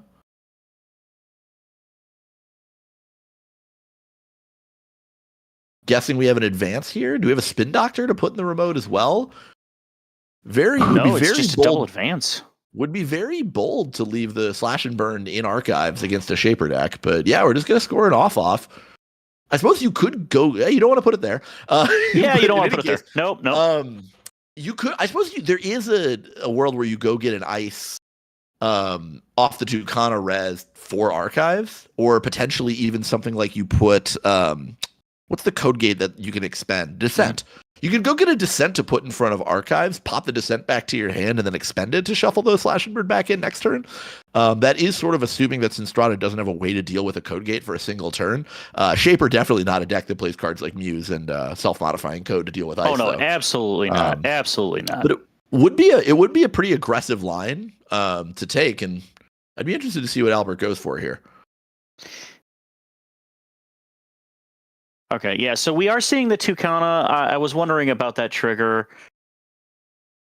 Okay, we're going to go get that's a big logjam. Oh, yeah, for sure. So basically saying either you won't, or if you do, it's going to cost you. So go ahead. You can come get the Slash and Burn.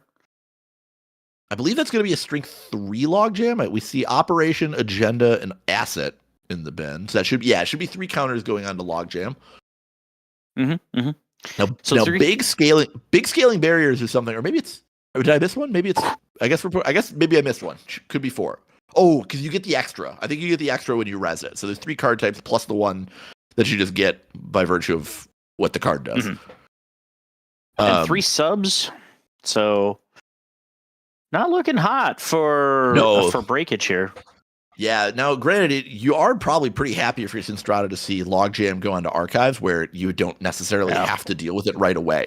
Really, you don't have to deal with it ever until you get to the turn where I'm assuming Deep Dive is in the lat list. Assuming we're going for Deep Dive, you don't really have to deal with it until the turn you go for the Deep Dive. So having that information face up on a server you don't care about is, it's not bad.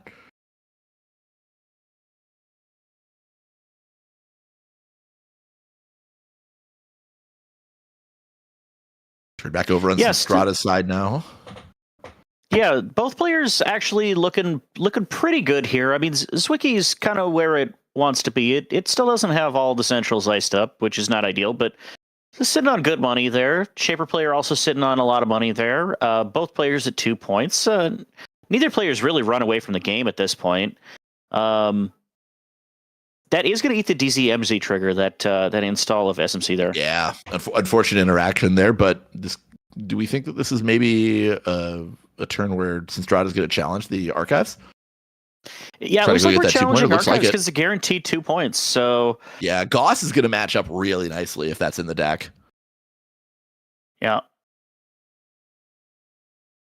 Even Propeller is not the worst here. Yeah, it's 2 Propeller tokens, $3, right? Yes, you're pretty happy about that. Yeah.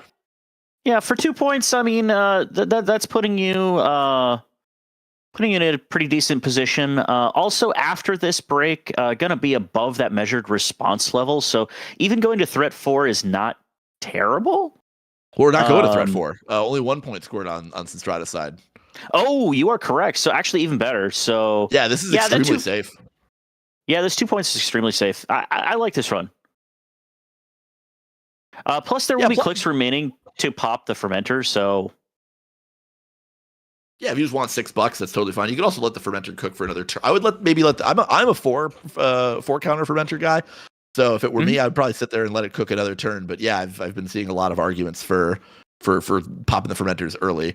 Well, if you think you're going to make another run here against that naked R&D and that you might score points, you might think about popping that fermenter just to say above measured response, double measured response levels. That is also a card that this deck likes running. So we're not getting that free R&D access though. It looks like clicking for credits. So I'm not even interested. I think that's pretty savvy play. Yeah, I'm already doing fine. Yeah, absolutely. 3 points. Why not? Why risk it? Yeah, why get greedy? Oftentimes when I die as Shaper, I do play Shaper every once in a while. Don't tell anybody. Cringe. But often when I die as Shaper, it's because I am getting a little bit too greedy. If you can just get a couple of points here and there over the course of a game, and then build up your Doom rig as you're doing it, yeah, it's a good spot to be in. Yeah, you're a control deck. Play like you play like a control deck. You don't have to turn into an aggro deck just because you feel like you're in the driver's seat. Yeah, absolutely. That's a good thing to remember when playing the green cards. You're gonna see a copy of Hedge Fund getting played by Albert to draw another card. Yeah. Probably another reason that you don't have to respect the open R&D here. Draw so many cards on Zwicky that agendas are going to naturally just flow into HQ a little bit faster than they would in other Wayland IDs. Mm-hmm. In fact, I think we do still see that SDS in HQ. We're going to see 2 cards go into the remote there. Yeah, so another defensive upgrade possibly, and then I would guess an agenda of some sort. I would agree. Not sure which one, but maybe looking to get that threat 4 online. Could just be another 1 point or another Eminent. Feels like it could make a lot of sense from this position. Yeah, Eminent does make a lot of sense, especially if you're not seeing a lot of your points. If you think they're still in R&D, you might want to put the Lizard there just to close off that free access, that free avenue there.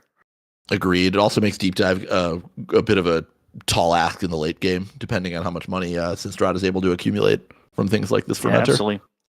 Or if they're building up an HQ, you may be looking to put the big lizard on HQ and force out that copulation, force them to spend a whole lot of credits to come and take a look.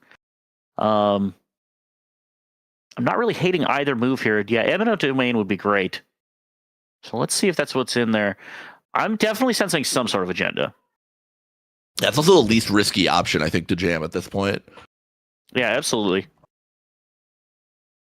You've So baited out one of their Good Doctor. SMCs.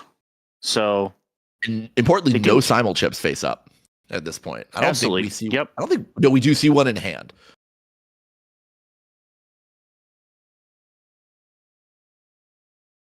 yeah, we only have one extra MU though. So, I mean, we install one SMC here, and it's full MU. So it's not like a breaker can be pre-installed and then an SMC come out unless that fermenter's popped. Okay, I'm just gonna install the leaf.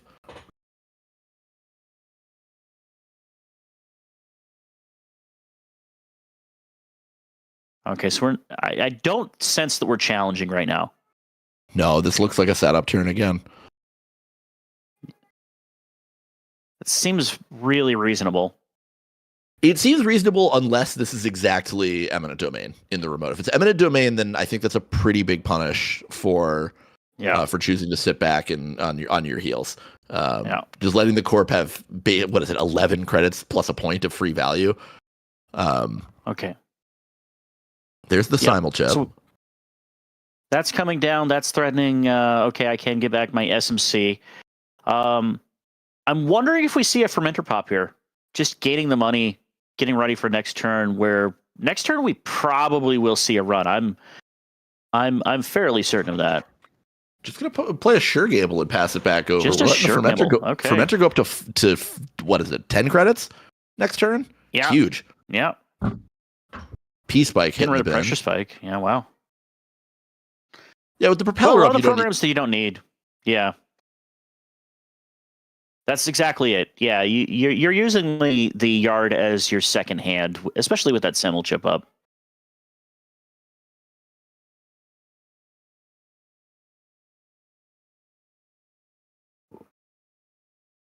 Crank, do we lose you now? Hey, shout out to my mic with the most invisible mute button I've ever seen. Here is the Hollow Man. Hollow Man. Okay. We're gonna get 3 advancements on that card. Oh, could this be the SDS? SDS to shoot the fermenter would be extremely rude. Oh, it is SDS. Wow. What's the target? It is SDS. I think the best target might be fermenter here because it basically says you lose 4 turns worth of value. Because sure, you can simul chip it back, but it's not going to come back with 4. Mm-hmm. It comes back with 1. So to me, that feels. And you don't want to shoot the propeller. You don't want to shoot the coalescence. The only other target that would make sense is cupellation if you really value getting the petty cash back. But I think on the face of it, getting the fermenter off the board might be the most heads up play here. Yeah, fermenter it being 1 click for 10, that seems like a pretty good trash here. I mean, unless you're flooded in HQ and you're really feeling the cupellation and you want to try to score out, because we are sitting on, what are we sitting on here? We're sitting on 5. 5 points, yeah. So if you think that they can't get the game with single accesses here, maybe cupellation is a good hit. It is going to be the cupellation. Yep. So it's the cup, and you're basically forcing them to come and go get the Hollow Man now. They have to get the Hollow Man because if they don't, that's just game. If you've got a 3-2 in hand, so we are going to get now a 2 conjure that should be rezzed. There is Winchester. Okay. Very big scorpion. I almost said spider. It's not a spider. Okay. So telegraphing that's in hand actually, and that could be a fake out. Maybe it is in R&D, hoping to rip it off the top and waste some time with HQ. That could be another play here. Yeah, the Winchester definitely feels like a bit of a tell, but I don't think you really care if you're Albert Ishkabibble. You've kind of already. I think trashing the cupellation is also a tell, basically saying, yeah, it's in hand, but I don't know how you solve this problem. Yeah. Granted, there is still 10 free click for 10 on Sinstrada's side of the board, so maybe that's the answer. Yeah. I'm thinking that this HQ conundrum is easily solvable. It's just if they have multiple in hand, I mean, how do you get all of them? You don't have enough clicks. And you don't have enough simul chips and SMCs online at the moment to be able to get a cupellation, get in there, and see a ton of cards. Something like Revolver in hand would be pretty good here, because I think if you have Revolver in hand, you can go install it here on click 2. You can run R&D and cup something. Oh, here we go. Revolver on click 2. You can simul chip the cup back off of R&D.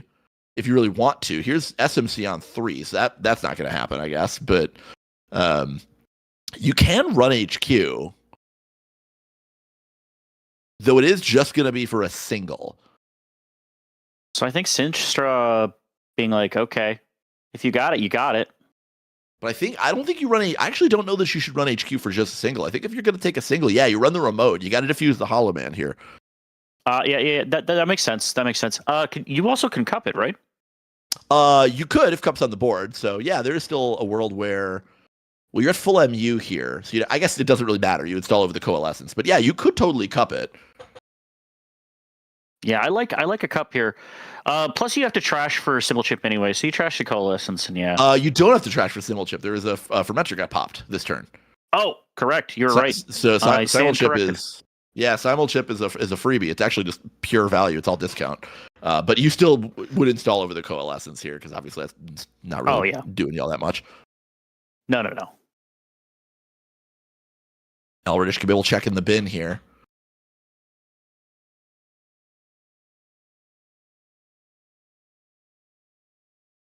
Okay, it looks like we're not rezzing. I think we are running the remote here. I don't think we're seeing Albert do any rezzes. Yeah, the res plan not looking like super hot. Only $7 is not a lot that you can res from 7. That's extremely threatening from this board, especially with, what is it, 26 credits sitting on Synstrata's side of the board.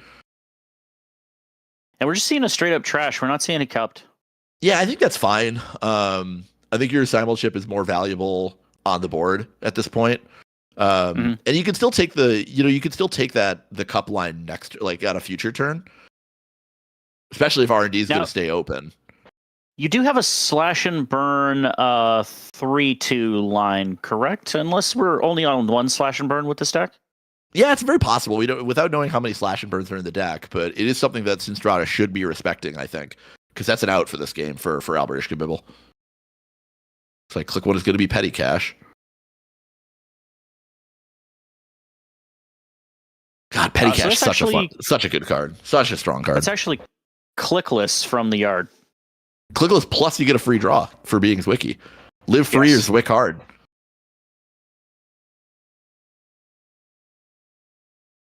Yeah, live to Zwick another day.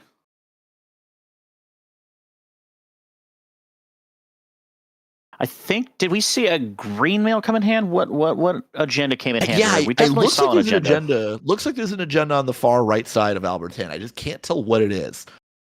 Could be green mail. It doesn't look like a copy of Slash and Burn. Certainly something. If you're Albert, what do you think the line is here? How do you think you dig yourself out of this? I think you have to start by making Synstrata spend some money. Yeah, this is a really difficult one because you're staring down the barrel of, it looks like 24 credits over there. And that means that shaper with the symbol chip and the SMC, they can really get anywhere they want to go. So you're probably not jamming in the remote. You don't want to give up the game that way, because they might just go check it anyway. So you're probably looking for some sort of fast advance line or some sort of line that's going to allow you to keep things safe, while making the shaper players say guess right. I think we're actually seeing a jam there. I think jamming makes sense here because Synstrata has to respect that might be a 3-2. There's 7 3-2s in faction for Wayland. You got to make him sweat and make him think, could this be the off the books that just is lethal on the spot? That's fair. I think this jam makes a lot of sense here. Finally, icing R&D. It's about time. Yep.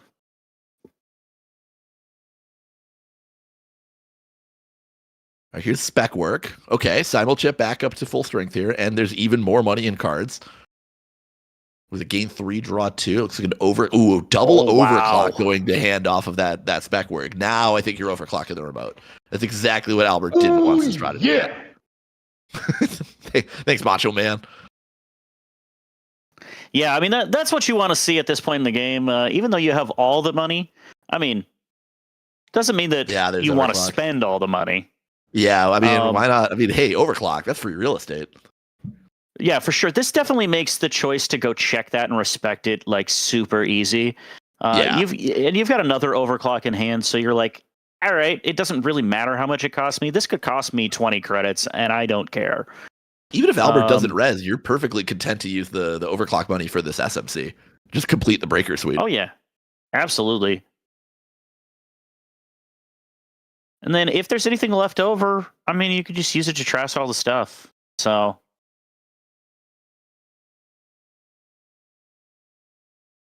What do we think the decoder solution is for lat? Probably Unity, right? I don't know why you would play anything else.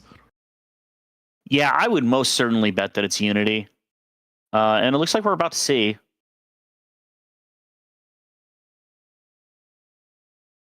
Yeah, there is the Unity. Yeah, it's a Unity. Yep. Unity, and I saw it Echelon in the stack there as well. the gun breaking the stuff that's really, really terrible to break, but Echelon being your permanent solution for once you run out of bullets. Yeah, Whalen can actually do a decent job of taxing out the power counters on Revolver between things like Winchester having 3 subs that all matter, between things like having Hammer with 3 subs that usually matter. Yep. It's actually not too hard to tax out these power counters. Okay, it's just a Spin Doctors. This is just a bluff. Curious what this upgrade is, though. This was not a jam then. No, I think it's, again, it makes more sense for this to just be a bluff. But I think you still have to check it if you're Sinstrata, especially given that you had overclocks in hand. I thought this was a jam. I'm wondering what that upgrade is, because that was the card that I thought that was an agenda. I hope that it is an upgrade. I hope that Albert Ishkabibble didn't game loss themselves, but we'll see. Yeah, me too. I mean, we've seen some upgrades come out of his deck, though. I mean, we've seen Tucana. For sure. We've seen the Hollow Man. Wouldn't shock me if it could even be things like Malapert Data Vault in here, or even like a cheeky Angelique. Sorry, it was Hollow Man, and what was the other card getting shuffled in? Looks like it was a hedge fund. Yeah, it's a Tucana. It's just Tucana. Yeah, that one probably doesn't even matter, really, for Albert. I guess the only reason it would is if he scores a copy of Eminent Domain off of it. But just fading it as potentially, maybe it's a defensive upgrade. Hey, I don't know. You figure it out. Okay. Yeah, I mean, I still like that run quite a bit. We have another click remaining here as well. So there is something in HQ. I don't think Sinstra really wants to run for singles. He hasn't done it yet. We've seen a drop.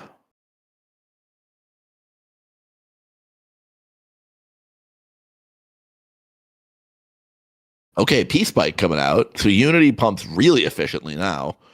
Yeah, really absolutely. Interesting to use the simul chip on the pressure spike. I guess it is a problem you have to solve sooner rather than later, given the impermanent nature of Propeller. But perhaps this is going back to me being greedy, because I had that simul chip earmarked for a compilation. Oh yeah, same here. I figured that you'd want to sweep the hand at some point. Sinstra hanging back, content to lock the remote. It looks like.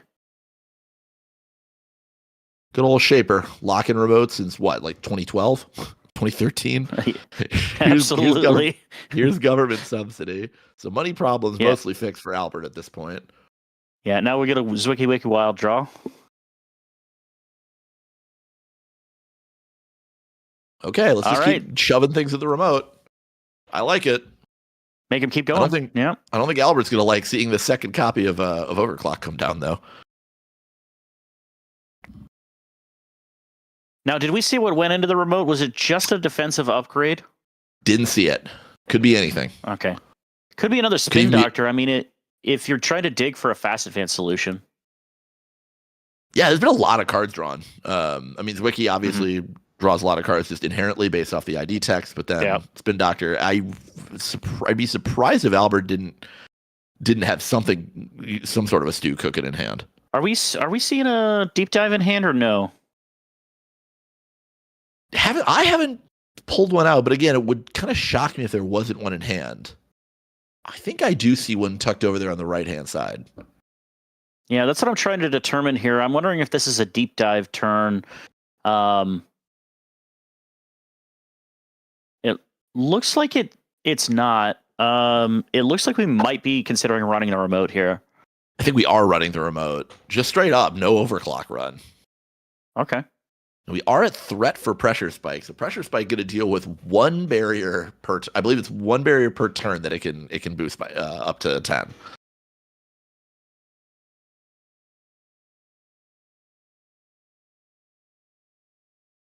See if we see any reses on Albert's side of the board here. Here's just a copy of Maskarovka. Wow. P-Spike should deal with that one pretty cleanly. I think I want to say something like $4. Yep. Yep, looks like it. A nice little tax. Just another copy of Tucana.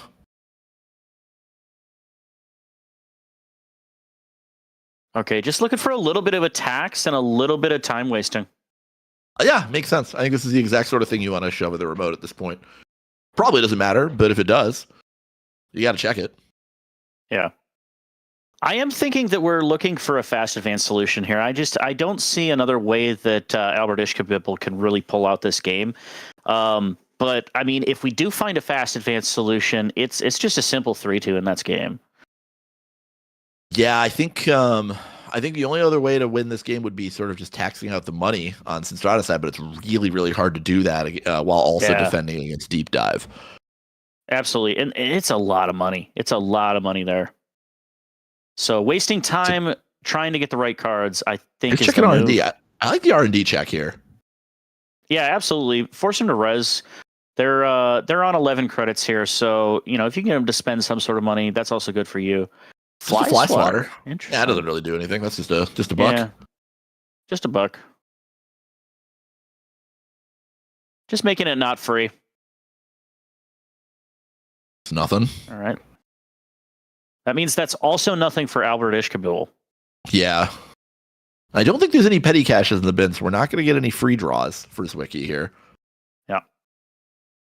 There's no such thing as a free Zwick after all. Mm-hmm. A copy of Fermenter in hand. I believe we also see a copy of Nuka Vrolik. Can't get a good look at what else is in the rest of Sinstrada's hand.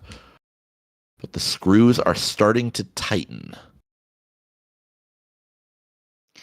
Yeah, it is looking like, even though they're not at as many points, that the Shaper player is in full control at this point. With that amount of money, the full Breaker Suite online, you've got to get your specific outs as the corp at this point.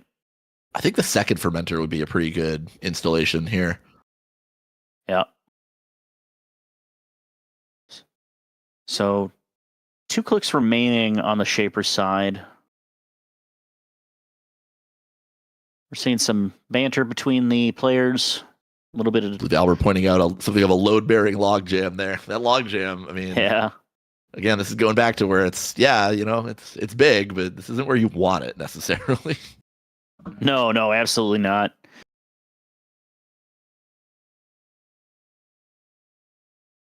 I'm not sure what that... Oh, is this an HQ run?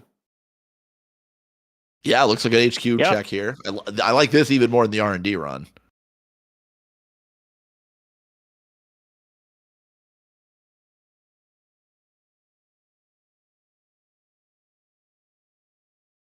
Yeah, using half your gun though, so I mean, not with no symbol chip. Not awesome, but yeah, I mean, keeping him honest, trying to fish out some points. I think to me this HQ run sort of suggests deep dive coming next turn if possible, because then you can just kind of cleanly use the other half of your revolver on the Winchester. Okay. Ooh, Zato City Grid. Zato, yeah. Now that's an interesting inclusion. That's likely something you want to get rid of here, I would believe. I think so, but I think it looks like it is going to go. It is worth pointing out that card's remote server only. So it poses no threat of doing anything for a deep dive run. But if Sinstrada still thinks that it's important to be able to challenge the remote repeatedly, then it does have to go. Yeah, for sure. Yeah, we know that top card isn't really something. Hedge fund. I believe this was the mandatory draw. Yep. It looks like it was. Okay. So getting some of that Zwicky value, getting credits up there. I can't see Albert Ishkabible's full credit total now. I think that's just off camera, so I think we're above 11. But I don't know what we're at fully. Looks like at least 12, as far as I can. 12, maybe 13 total. I think that there are 4 off screen though, so I think we're at 16, but I'm not entirely sure. It's important because that's hard res Biowak money. Yeah. Now, and if that innermost ice on HQ is a hard res Biowak, that will make life pretty difficult for Sinstrada should he try to choose to fire off a deep dive this game. Yeah, absolutely it will. I mean, I'm not a betting man, but I would be very surprised if Albert chose to forfeit one of these these greater than 1 point agendas to recipe a walk. No, absolutely not. We're seeing a draw here, so we're digging for something. Again, my read is that the game is still in R&D somewhere, and we need some very specific cards to get the win. This fly swatter going to be an active liability, I would say. Certainly could be.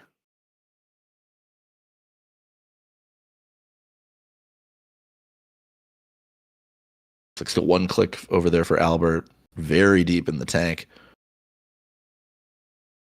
I don't know. I feel like you just want something to jam in the remote. I think we see the Hollow Man in hand, but that's a risky one. I gotta think that if he jams that Hollow Man into the remote server, it's gonna get checked. Okay, we're gonna install over the HQ ice. I wonder if that's another copy of Fly Swatter or something else that's just kind of meaningless at this point in time. Interesting move.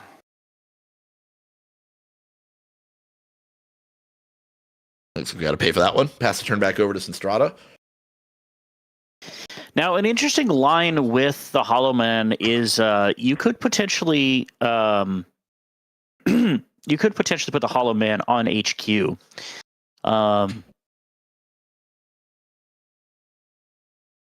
Yeah, you could And then put when the you Hollow turn Man on HQ. It's not a line that I've seen too terribly much since rotation. Historically, that was a really nice way to bluff Chrysium Grid, while also just bluff Chrysium Grid. Then surprise! It's actually my fast advance tool. Yeah. Post rotation, not a line I've seen too terribly much, just because there aren't that many good central. We're getting one off the top here. Looks like potentially government subsidy. Yeah, we're not liking it. So, Hollow Man in Archives would also be interesting as well, considering how much that logjam might cost. Yeah, that's just as interesting to me. That's a real tell as far as what it is. Yeah, for sure. But it's definitely something you have to go get if that's what you think it is. Yeah, you definitely have to diffuse that one. Unless the only reason you wouldn't, I mean, Pinhole would be a problem, but okay, so we're going to Mando. Looks like there's a grip full of ice over there on Albert's side of the board here. Here's Petty Cash. Now we are hard casting that one, petty. So it is going to cost a click, but you get your card back. It's fine. It's fine. There's no problem here. Everybody just calm down. There's no problems here.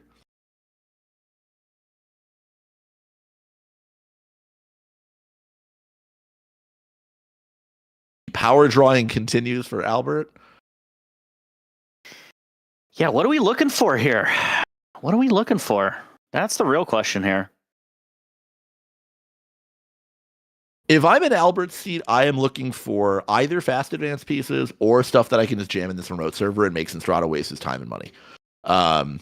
Alternatively, Absolutely. a second copy. And if I can get a second copy of Fly Swatter in the process, I'm even more thrilled. Yeah, so absolutely I agree with you, but I mean, like, what specifically are we looking for? Yeah, it's just like anything. It's like I feel like there's just so much ice over there in Albert's hand that just isn't doing anything. That looks like KPI that he's thinking about firing off right now. KPI, importantly, draws cards, or card, singular, but I mean, I think KPI for draw card, shuffle something back in, install a piece of ice, looking good, but we're just going to choose to shove something in the remote here. Now, critically, Sinstra is down to a much lower amount of credits than they were at before, so we're actually looking at some real tax capability at this point based on that credit pool, which is quite an interesting spot for them to be in. It looks like 11 credits over there. Now, we do have the 2 counter, almost going to go up to 3 for Mentor, but potentially a scoring window coming up if the runs keep coming. Yeah, and if Albert could fade the second copy of Overclock that's in hand for Sinstrata, here is KPI. See what the modes are. It looks like we're going to install a piece of ice for free. Maybe. Now, where are we putting it, though? I like R&D here. I like RD. I also like the remote server, given that we've already jammed something in the remote. Yeah, it's gonna be the It is remote. gonna be the remote. Again, I feel like Fly Swatter would actually be quite good if you can bait Sinstrata into getting greedy with the fermenter. And that is Yeah, by I I mean, mean not popping it. Yeah, that seems like it would be pretty good. And especially, getting that run on the remote, since it does have to be respected.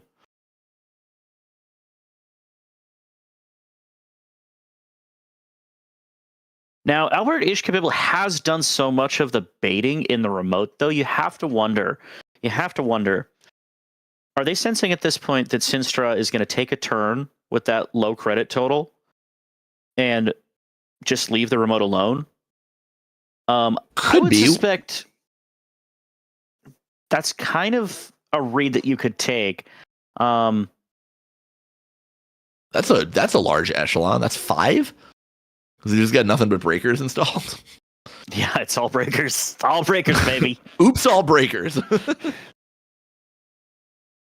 Yeah, that does seem to be one of the things that now there's the overclock. It looks like we're going into the remote.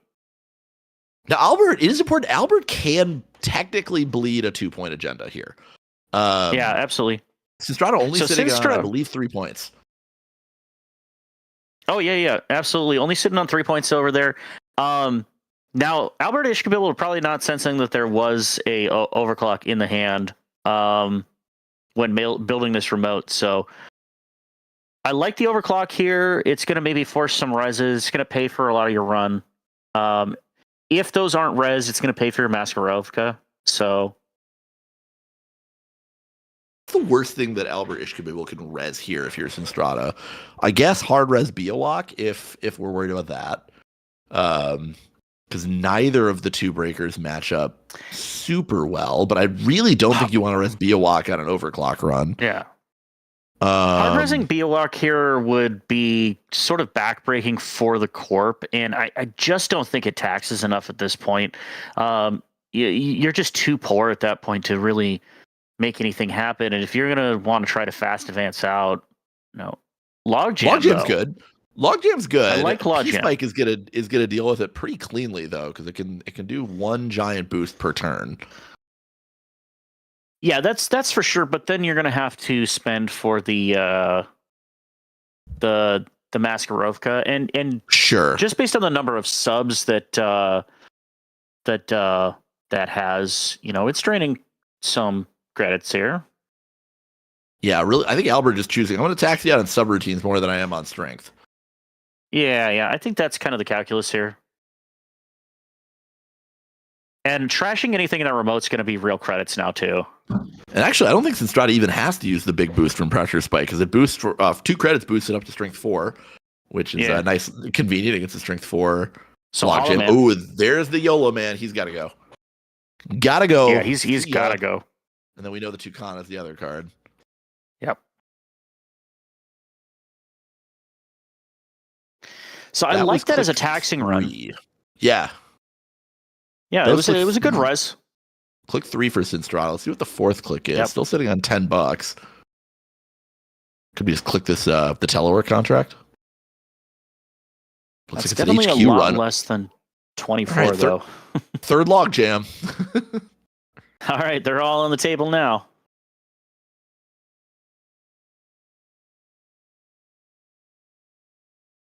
We are going to break the log jam here. This feels like a bit of an overextension potential in Sinstrata. It's like going down to just $2. Can't use the telework to burst. What is it? Oh, it is a steal. There's above the law. Okay. Oh. Game point. 5 points for both players here. All right, all is forgiven with that HQ run if you get some points out of it. Here's a freebie petty cash. Okay, freebie petty cash. And do we have a measured response? Because we may be in. I don't know if we're. I can't tell how many cards are in Sinstrata's hand. It looks like. It 4? Looks like 3. If it's 3, then measured response is lethal. because there's no stone chips on board for Sistrata here. It looks like we did hit time in the round, so that is this could be last turn of the game total. And if that's the case, yeah, Albert should just if assuming measured responses in the deck, Albert should just hard draw for it. Yeah, absolutely. Oh, I don't think there's anything else what- that would bail him out short of like slash and burn. I guess Greenmail could if that's in the deck because Greenmail slash and burn could do it because if you have one draw step or you have one click draw for the piece you're missing.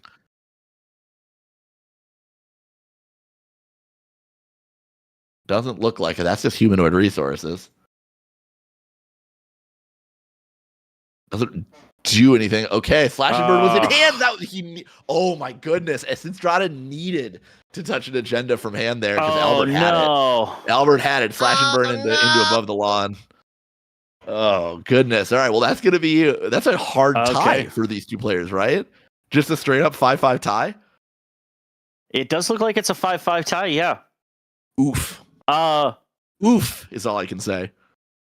Unless Albert Ishkabibble conceded, because if time was called on Albert Ishkabibble's turn, Sinstra should have had a full extra turn after that.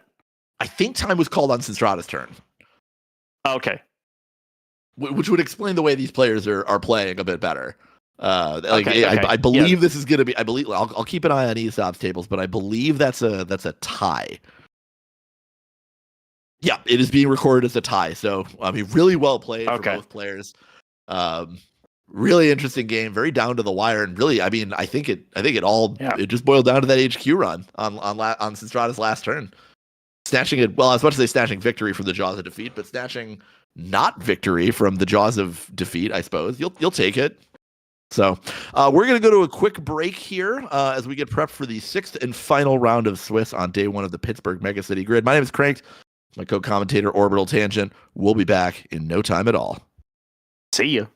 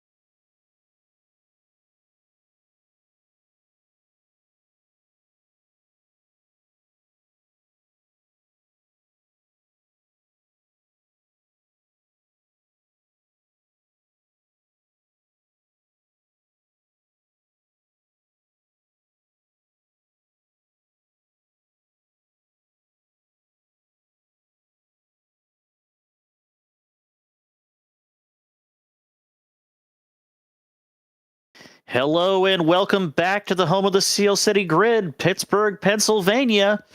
For those just tuning in, we're underway at the 2025 Pittsburgh Megacity Championship. This is the final round. We are at table 10, checking out some of those games that normally don't get highlighted on stream. I am your boy, Orbital Tangent, pronouns he, him, and I'm joined by my caster, friend, and homie, Cranked. Shoutouts to Cranked. What up, Cranked? Pronouns he, him. Madison, Wisconsin in the house. Though I'm selfishly very happy to have been chosen to do comms for this event because I am a devout Pittsburgh Steelers fan. So I have a real soft spot for the city of Pittsburgh in my heart of hearts. And I have a soft spot. This is a fun matchup. I'm really excited about this matchup. On the left side of your screen, we got Jay Pumpkin representing Hasbioroid Precision Design, with that very, very gorgeous 3D printed alt art. I believe he may be borrowing that one from Not Again. And on the right side of your screen, we got Peanut Jiffy Butter representing Moosely Hot, the multifarious marketeer. So should be a relatively quote unquote normal game of Netrunner coming out here. These are two of the most like reg IDs you can think of. And in this meta, that's kind of refreshing if I'm being honest. What do you expect from this one? PD versus Moosely Hot. Well, it might not be a shocker to say this, but I'm expecting a lot of run events and some seamless launches. So let's see if we're right. Well, you're already off to a good start here. Peanut Jiffy Butter revealing a copy of S. Debrato from hand off of the Mostly Hot trigger. Here's Carpe Diem on click 1. See if we can figure out where I think we're using the 3 Mark cards. Mark is archives, more like Markives, am I right? So probably it doesn't really matter if you take that run, I suppose. Archives being empty and what have you. Yeah, absolutely. In fact, I would say that if there's nothing to access and you have nothing for successful run triggers on your board, you probably don't give the successful run trigger to the other player. I don't know what they would punish with, but Ritual click 2. I love it. So we're just gonna pay a card to draw 2. Here's saying cancel, sort of the signature breaker for Mostly Hot, with the numbers on it, numbers printed on it. Not great, but if you're in a run event, they become pretty great. It is a decoder. Yeah. I feel like HB definitely code gate heavy these days with things like Scatterfield, things like Pulse even seeing play in PD as well. MIC, of course, is omnipresent in these decks.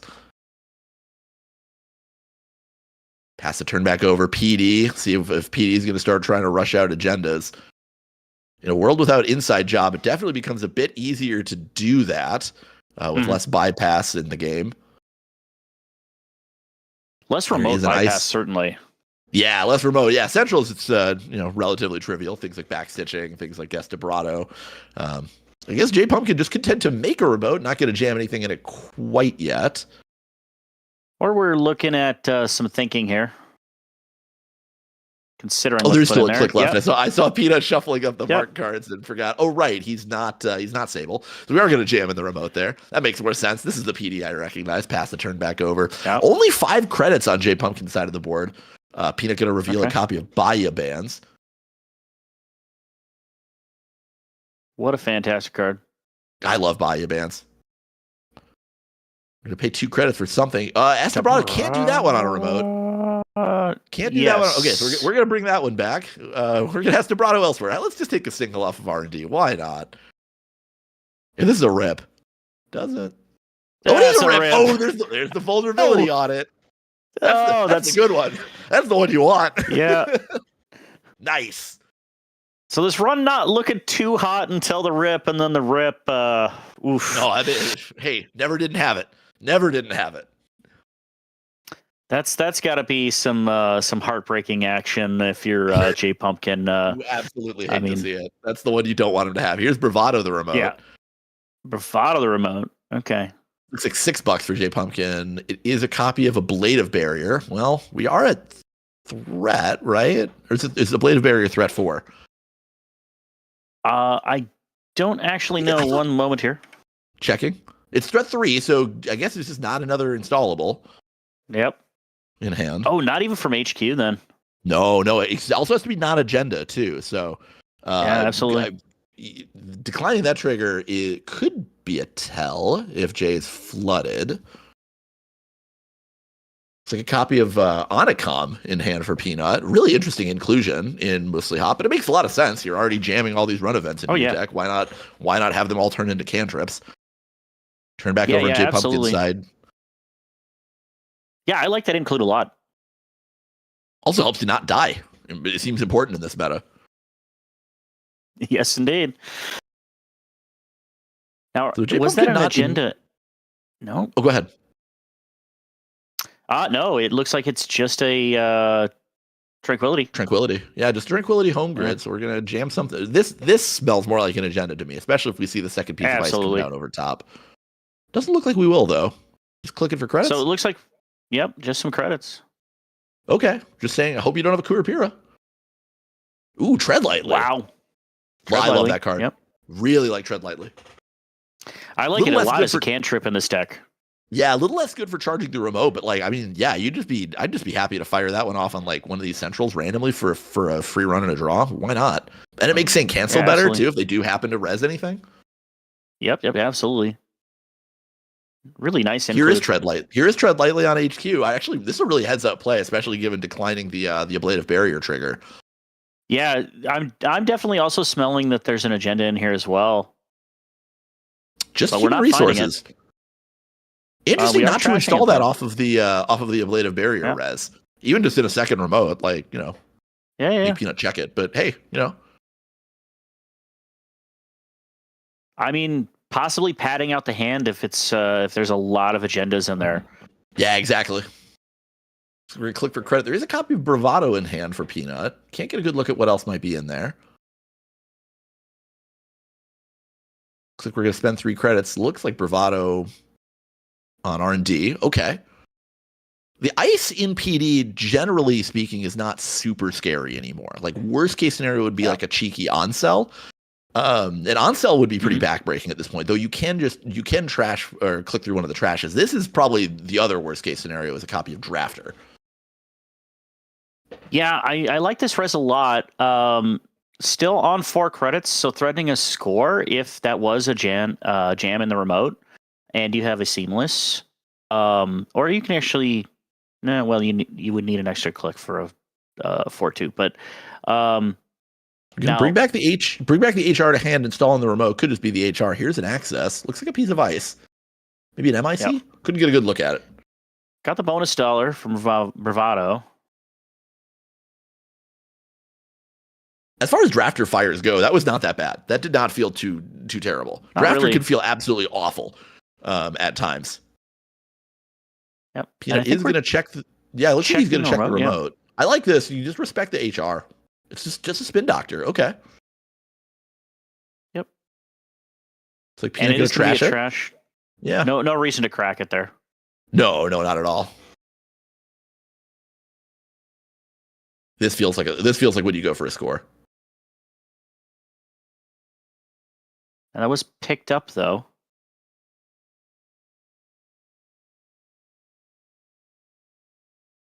Now, I do hope the J Pumpkin left that separate from their hand. That's not generally something you want to do, is pick something up off the table. But yeah, in fairness, we didn't get a good look at where that went, so it could have just been held in front of the hand. So yeah, doesn't look like anything immediately cheeky going on here. I'm not paying really sensing a score, but it looks like seamless. Maybe we are getting a score. It is seamless. Feels like a good time to score an off-world office. So let's see if we get the advance here, or is there even a 3-2 that you're playing in PD? Ingatan would be the only one. Okay. It's not the worst here. If you over advance it, you get your spin doctor back, but off-world office is probably where you want to be. Looks like it is just a copy of Project Ingatan. No over advance. Is content to bring something back from archive, probably the seamless launch. Ooh, did we miss our PD trigger? I think he's going to resolve it now. Okay. I'm not sure. Peanut starting his turn may have missed a PD trigger. That is a missable trigger, unfortunately. Yeah, it is a main really ability, what you want to be doing. Yeah, you would think that you would want that seamless back in hand. You would think. It generally tends to be the most important card in these decks, but A mistrigger is a mistrigger, especially when this much time has elapsed and this many clicks have elapsed. Yeah, that's unfortunate. In any case, we play on. We're going to see a copy of Bayou Bands as click 2 for Peanut. Gotta think we're just running archives, right, for the freebie. Yeah, I would assume archives run. Modes are going to be draw 2. Looks like a copy of Mutual Favor and something else. I think we see a Lilo in hand, maybe a second copy of Saying Cancel. Moving the are we Bayou getting an Bands to install off this? the bin. I'm not sure that we are. Bayou Bands just went to the bin. That is the trouble with playing Muesli Hot. You jam all these run events into your deck, so you don't have that much to install off the Bayou Bands. Yep, absolutely. Peanut holding out a card, pondering. It is Mutual Favor. So yeah, it looks like the Bayou Bands was just draw 2, nothing else. Yeah, draw 2, get a successful run. Here's Kurapira, remote no longer safe. Kurapira. Yeah. There is a click remaining, so that remote can go get checked. Yeah, do you check it if you're Peanut? I think so. I think so. It's going to cost you $1. You'll get a counter on your Kurapira. You'll start charging that up for bypass. Yeah, even if this is something like Skunkworks, you want to make J Pumpkin res it, right? You just want the info. Choosing not to though. No, Choosing but we're to doing a card on draw. last click. Okay. Interesting play. Let's see where that leads. It is just a copy of Human Resources or Humanoid Resources.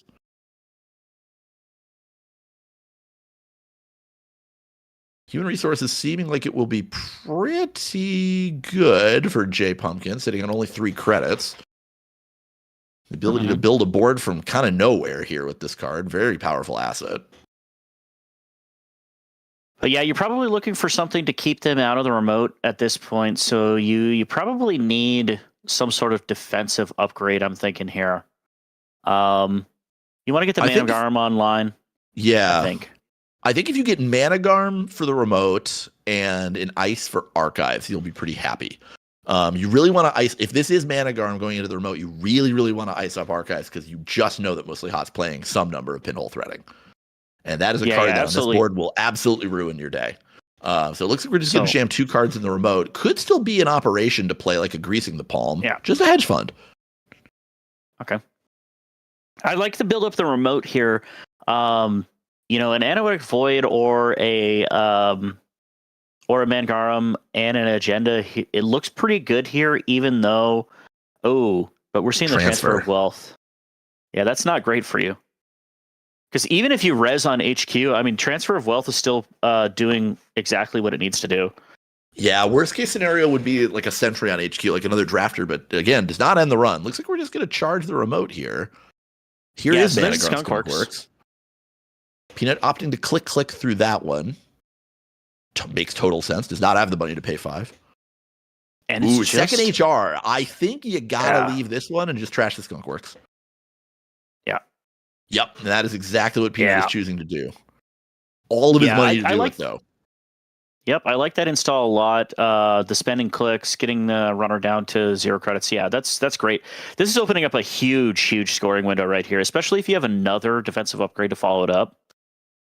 Or even just another piece of ice. The Ablative Barrier not going to be doing too much. It's only 1 credit for Peanut to bust through that one. But firing the HR for, an Agenda and another piece of ice for the remote server, like, it doesn't even have to be big. I mean, I'm trying to think of what would work. Click. Maybe Hagen possibly would work really well on the the remote server.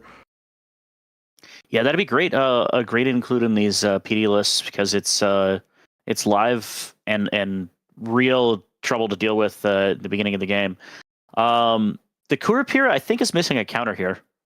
It does appear to be, and that may prove relevant, given that I would expect J Pumpkin to be on some number of Brawn 1.0. Very, very, very large barrier that most players would want to bypass given the opportunity. But we're seeing he's going to be HR resources. Yeah. Now, what are you doing? Oh, go ahead. Sorry. What are you doing for your operation here? Just money, if you can. Usually it's money. could be greasing the palm. I like greasing the palm a lot more than hedge fund here because it actually pushes your board forward. I would also love to see if J Pumpkin is a real Spice Lord. I would love to see a copy of Next Activation Command. Would be kind of a unique include. It's not a card we see very often, but could be exactly what the doctor ordered here. We're gonna see 2 pieces of ice hit the remote server. That's so no spicy. install. Greasing the palm would let you install a card into this remote server. So another argument in its favor. Yep. See what the operation is. Here is greasing the palm. Yep. Okay.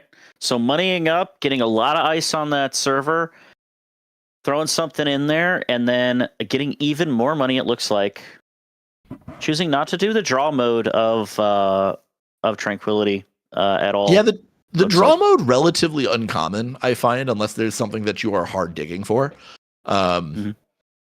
Just often ends up being more risk than is necessary to take. Peanut finally whiffing on his mostly hot trigger, sitting on 1 credit. I gotta think this is just one you gotta let go. Yeah, this has got to be a jam here. If there's an agenda in HQ, I think there's no way that this was not thrown into the remote. Use Carpe Diem. This is a good way to get the party started. Yep. So doing the mark, because this is not Sable, so you have to do it when Carpe Diem comes down. Archives. And archives.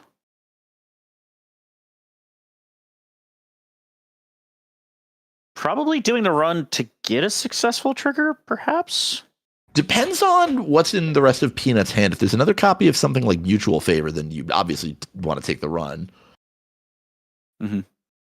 But I think most of the time, it probably isn't super impactful whether you take the run here. Seeing some influence in Peanut's hand, there's a copy of Mystic Miami. Yep. So 4 credits now. Not looking hot to challenge that remote. So probably going to have to let an agenda go through if that's what he thinks it is. But Archives. I like firing off transfer here, possibly, even if just to get Jay to res something. Yeah, I like the res here as well. However, one of the things that could happen is you could get an ablative res in your face and make that remote server even more secure. Here's Estebrado. We're just going to take the single on R&D. Worked last time. Why not? There's no way it'll work twice, right? Doesn't look like it. Okay, that one's going to go back. All right. I like the try. Though. Yeah. Honestly, I like probably it would have done it too. Yeah. Here is now transfer. we're seeing the transfer. Yeah. Okay. Now I'm wondering if we do see an ablative here because that is a great res for Jay, but no, we're not. Just no like res the at all. Happen. Interesting. J Pumpkin sitting on And so an much access. money. Really interesting to not res here. That is a copy of Corporate And Hospitality. That one's got a trash cost. Okay. I really want to know what that grip ice of is. trash cost cards. Yeah, what is the ice on HQ that's not worth resing when you're sitting on $15 in the face of a transfer of wealth? I mean, maybe we're not seeing any agendas in HQ. Is that why we saw no res? Well, almost everything that I would expect out of a PD deck would be relevant here. Maybe it's Seamless? like Scatterfield. Here's Seamless. Yeah. I mean, Seamless advance. Score another 2-pointer. Off-world. It is off-world office. Now we're going to resolve that PD trigger to get that Seamless back. Yes, please, Jay. Please pick up a card. Any card. Jay, come on. That's half your ability. Come on, buddy. We've had a trust fund going all game, dude. Okay, he's reaching for archives. That's step 1. Yeah, reaching for archives. Archives has disappeared off screen. It has gone to God knows where. But as long as one of those cards goes back into HQ, then all is forgiven. Now, an interesting play here is grabbing a Spin Doctor if you think you can dig for something else. Sure, I mean you could use the Spin Doctor to shuffle the 2 Seamlesses back in. That might make sense if you don't have any agendas in hand, which the no res on HQ sort of signifies to me, but we'll see.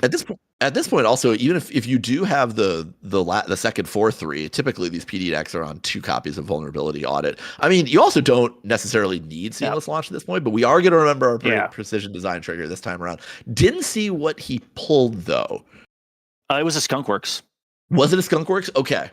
That makes sense. I think you are at the point where you don't need maintenance access getting shown off of the mostly hot trigger. Yep. I think you are finally at the point where you don't really need you don't specifically need the seamless launches at this point. Mm-hmm. You've got such an economic lead and also a scary enough remote that you could probably just try for the next one the hard way. Yeah, you definitely could. That maintenance access looking like a little bit of a liability with just a hedge fund. Just a hedge fund. Yeah, I mean, it is a single, but it was a single basically for free because, the extra click is essentially a draw because Anacom is out. Yeah, you're kind of baking in the mostly hot trigger almost, turning that just into click draw. Third copy of Estebrado in hand. Peanut touching the credit on Mystic. Mm-hmm.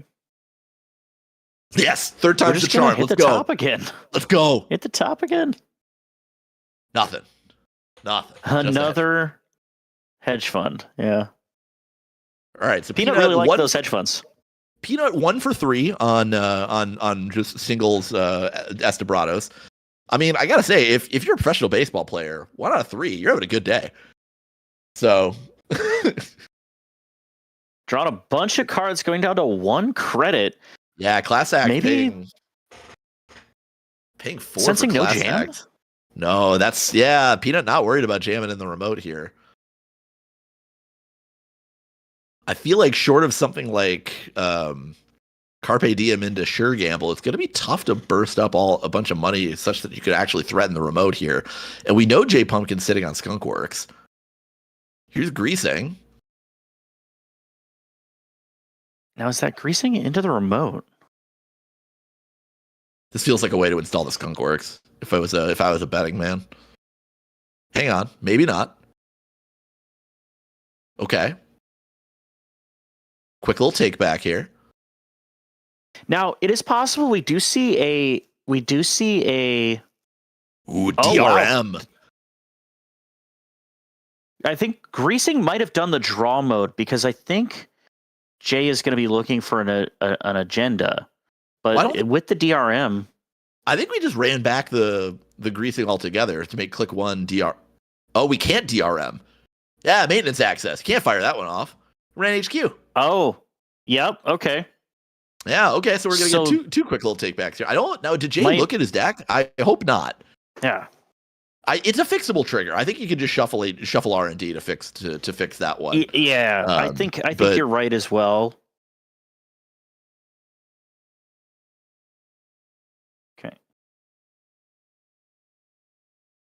Okay, so I think we've rewound the DRM as well because it literally says you can't play this if they ran HQ last turn. So yeah. Maybe it's back to the greasing the palm angle, or maybe it's just hard install. And then it's the draw mode. Looking for an agenda for sure. Spindo, okay, looking for an agenda again. Yep. Now, so Jay trying to jam here. Okay, Jay signaling, I think, that he found an agenda. I think that's certainly what we're seeing. I think probably shuffling in a Spindo and a Seamless. That makes sense. Spindo if you didn't find it. Seamless if you did, I think. So we're seeing a Seamless. Third Seamless could be in hand, too. But yeah, at least one Seamless going in. I like shuffling in the Spindo as well. Okay, no, we're just seeing 2 Seamlesses trying to get the maximum amount of getting it. So we've seen 2 clicks, right? It was install. No, just the one. Just install into the remote. Just a hard install the Spindo. So we could see an install advance here.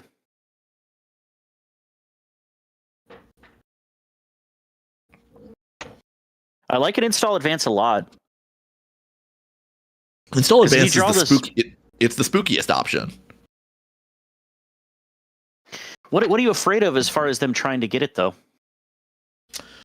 Well, install advance, I think, basically threatens all of the agendas that could be in your deck here. There's PD decks aren't really playing a 5/3 anymore at this point because there isn't a good 5/3. Mhm. Like you're genuinely better off paying an influence for vulnerability audit. So you want to make Peanut have to sit there and wonder, is that actually a copy of vulnerability audit in the remote? So we're seeing a greasing. So it looks like solidifying the remote. Yeah, this No is probably to advance. install that Skunkworks.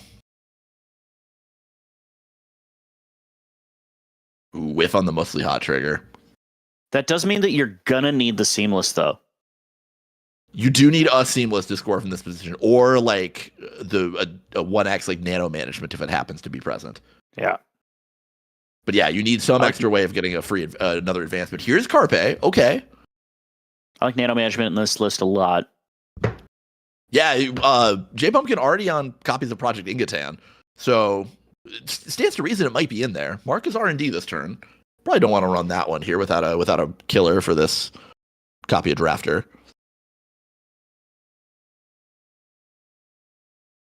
We shall see. We are just running it. This Yeah. interesting. It does mean that Jay, because he shuffled in both seamlesses, can't actually get one back off of this.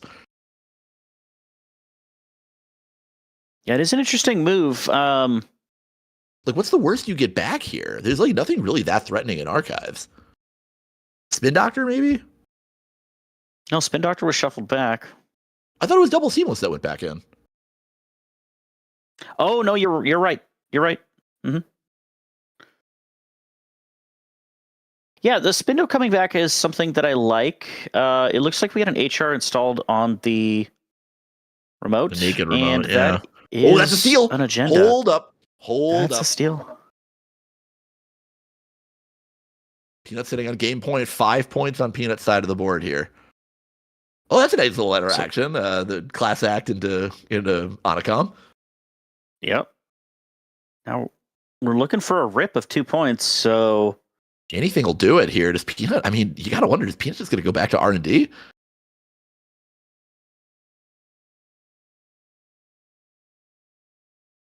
The zero respect for Drafter, I'm super into it. Oh, does it end the run? I don't care. Fires.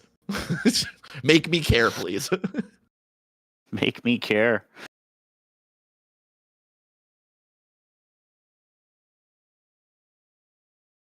So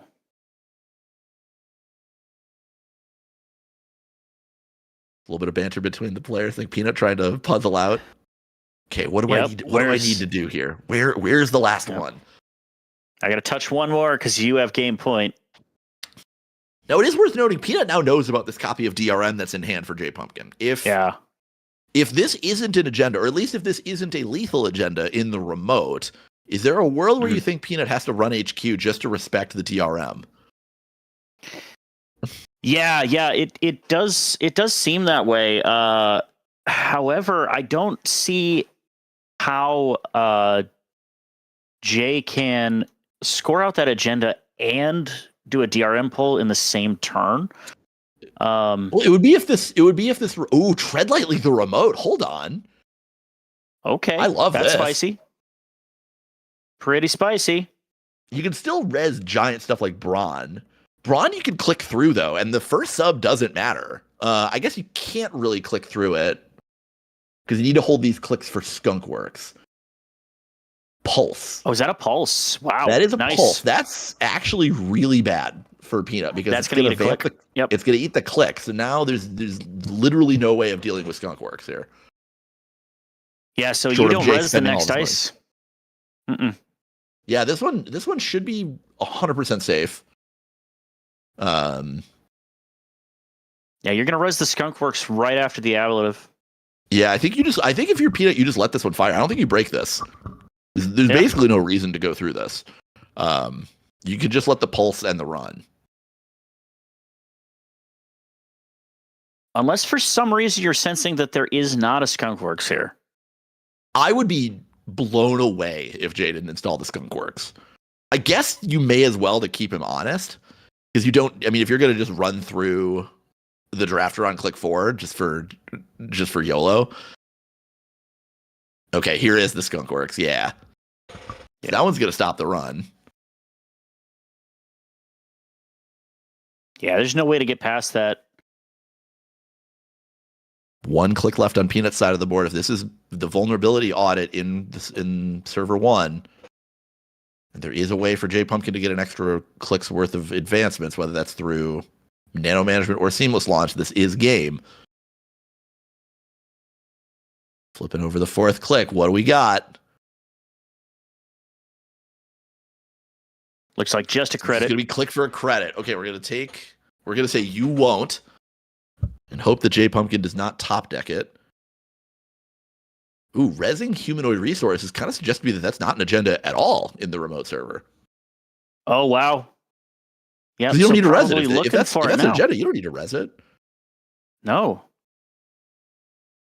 Yeah, okay, we're just going to use... Oh, Peanut got to be breathing a huge sigh of relief. Oh yeah. Oh yeah. Oh yeah. That's never not going to be funny to me.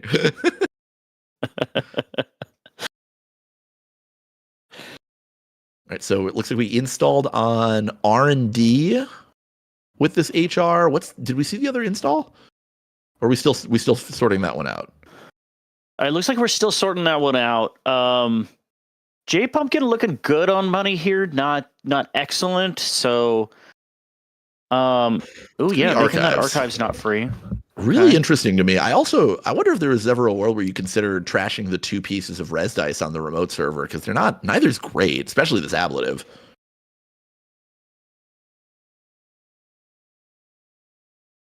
Choosing to respect archives. Potentially, this is a concession to a second copy of maintenance access. Top-down solutions. Oh, wow. Interesting. Okay, Top we're going down for deep. more installs. And just as importantly, I think more draws too. Okay, and then it could be Void in the remote server too, in addition to Skunkworks. We have an absolute clown car over there in server 1. I went the wrong way. He said gaining 2 and then took 2 away from himself. So no shame being a little nervous if you're close to game point and trying to close out the game. Lord knows, Jackson knows that has happened to me.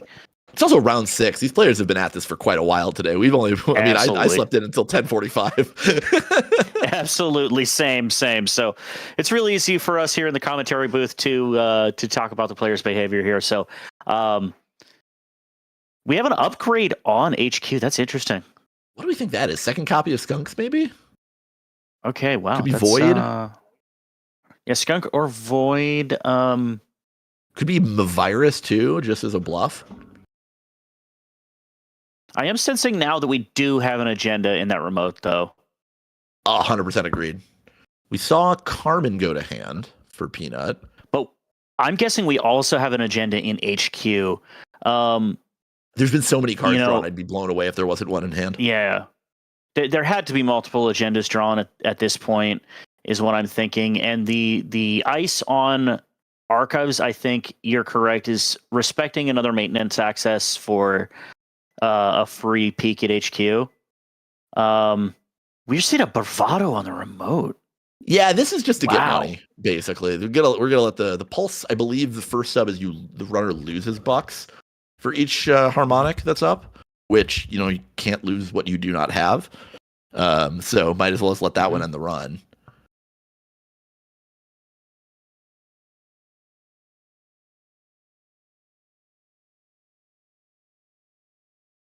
Perhaps we ran back to click for a credit first. I actually think we did. It was click. I think we may have rewinded to click for a credit, because you can click through the pulse. Or maybe that's what the second click is. We just click through the pulse. But then how are you breaking the ablative barrier? Second pulse. Another pulse. Oh goodness. Oh no. Okay, well. So it looks like this remote's relatively safe.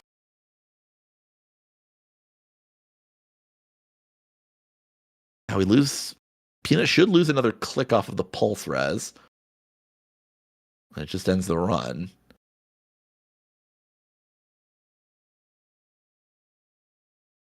Believe we should be down another click for Peanut. We should be down another Maybe, click, yeah. unless I missed something. Very possible I missed something. No, it drains a click on res. Yeah. I'm just wondering how Peanut got through the first pulse without... Yeah, okay, all right. So we're going to, down one more click. Okay. So again, Okay. I got to wonder, at what point does Peanut just knock the top of R&D and say, might as well try? Or at this point, is he going to get baited into running HQ? Oh, yeah, here's the on-account trigger. And then last click draw. Really? Last click draw is really interesting here. Yep. So Discard a copy of so Chesvo. basically, yeah, basically telling J Pumpkin you still don't have it. That's interesting.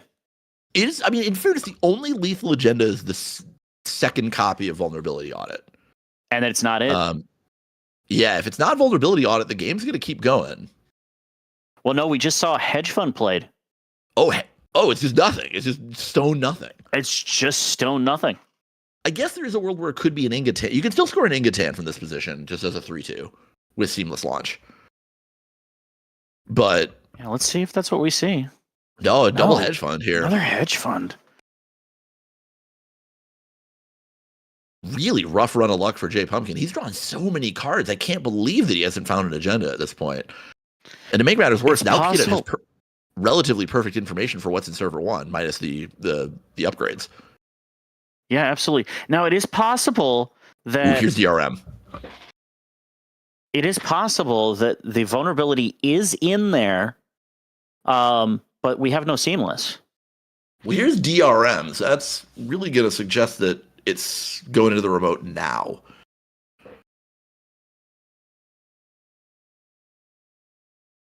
Okay. So yeah, Did- grab the vulnerability audit.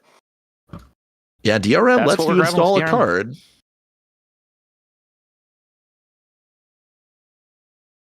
And it looks like that's probably what's going in the remote. Now, what other upgrades do we have here?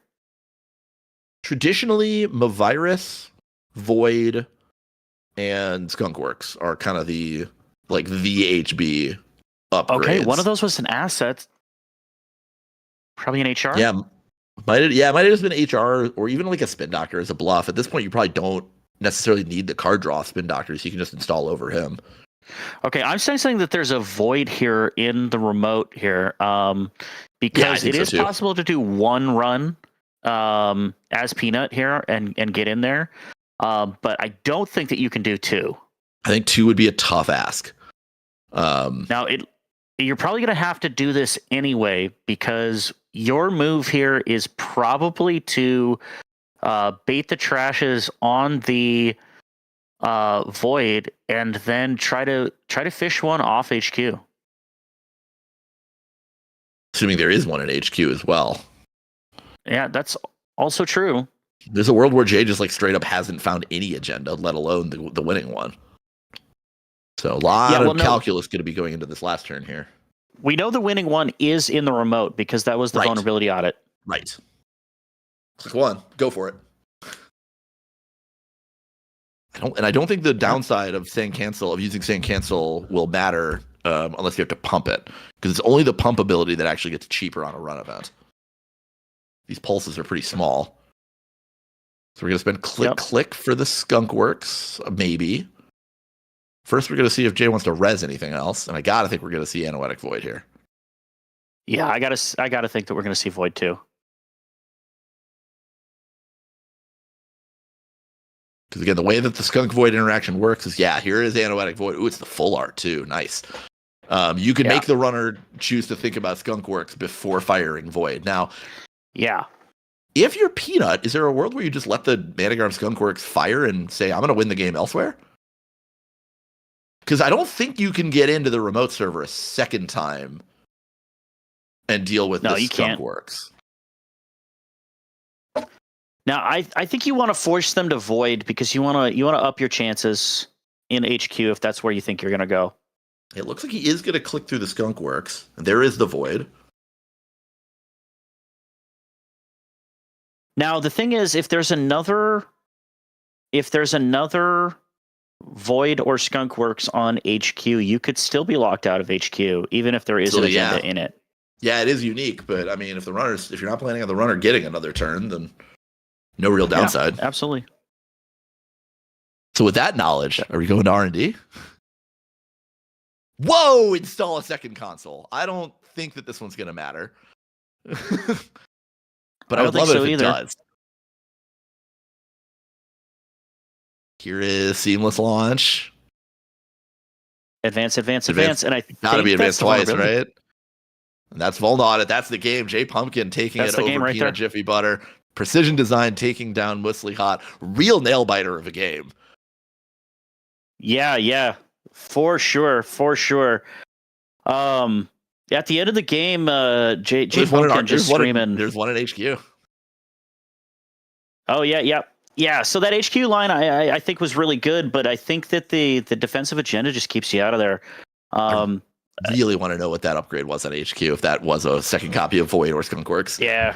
Or if it was just some like a Vovo or a Mavirus or just something that doesn't stop you. I'll be itching to know that one. Well, that is round 6 though, Orbs. That's the last round of Swiss play today. I believe there's still going to be some rounds that are not yet finished up. I'm going to just really quick refresh Aesop's. Yeah, there are still a handful of lower tables that are still wrapping up here. So I don't believe the top 8 will be locked quite yet. I'm not sure if we're going to be coming back. Do you know if we're coming back online to announce the top 8, or are we just going to let folks check Aesop's tables for that one? You know what? I don't actually know. I think it'd be cool to come back to give a little breakdown of the top 8, but that's entirely up to our fantastic TO. We got to give a shout out to London in the chat. And I don't know. If not, thanks everybody so much for watching and still playing Netrunner and seeing a little bit of the coverage of the Pittsburgh Megacity. Great turnout of 22 players and some fantastic Netrunner being played. So if we don't see you again, thanks for all that, and thanks for having us on. If we do, then we'll be back with a breakdown of the top 8. Frank, you got anything else to say?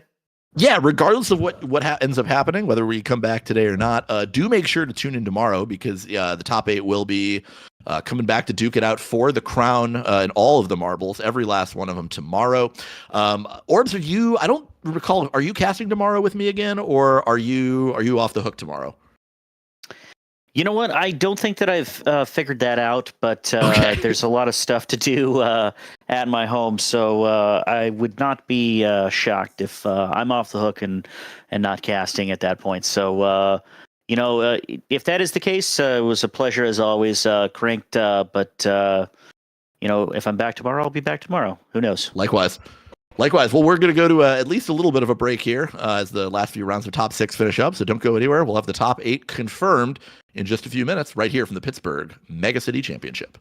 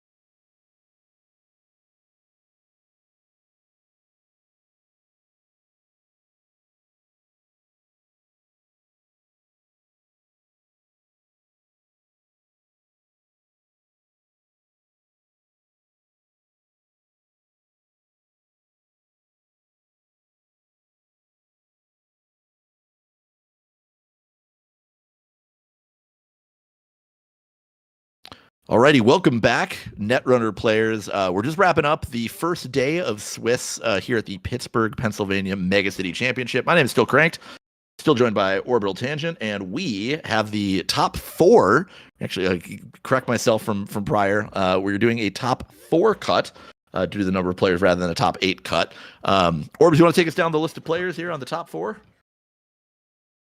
Yeah, absolutely. So I think I'm looking at the appropriate standings here after round 6.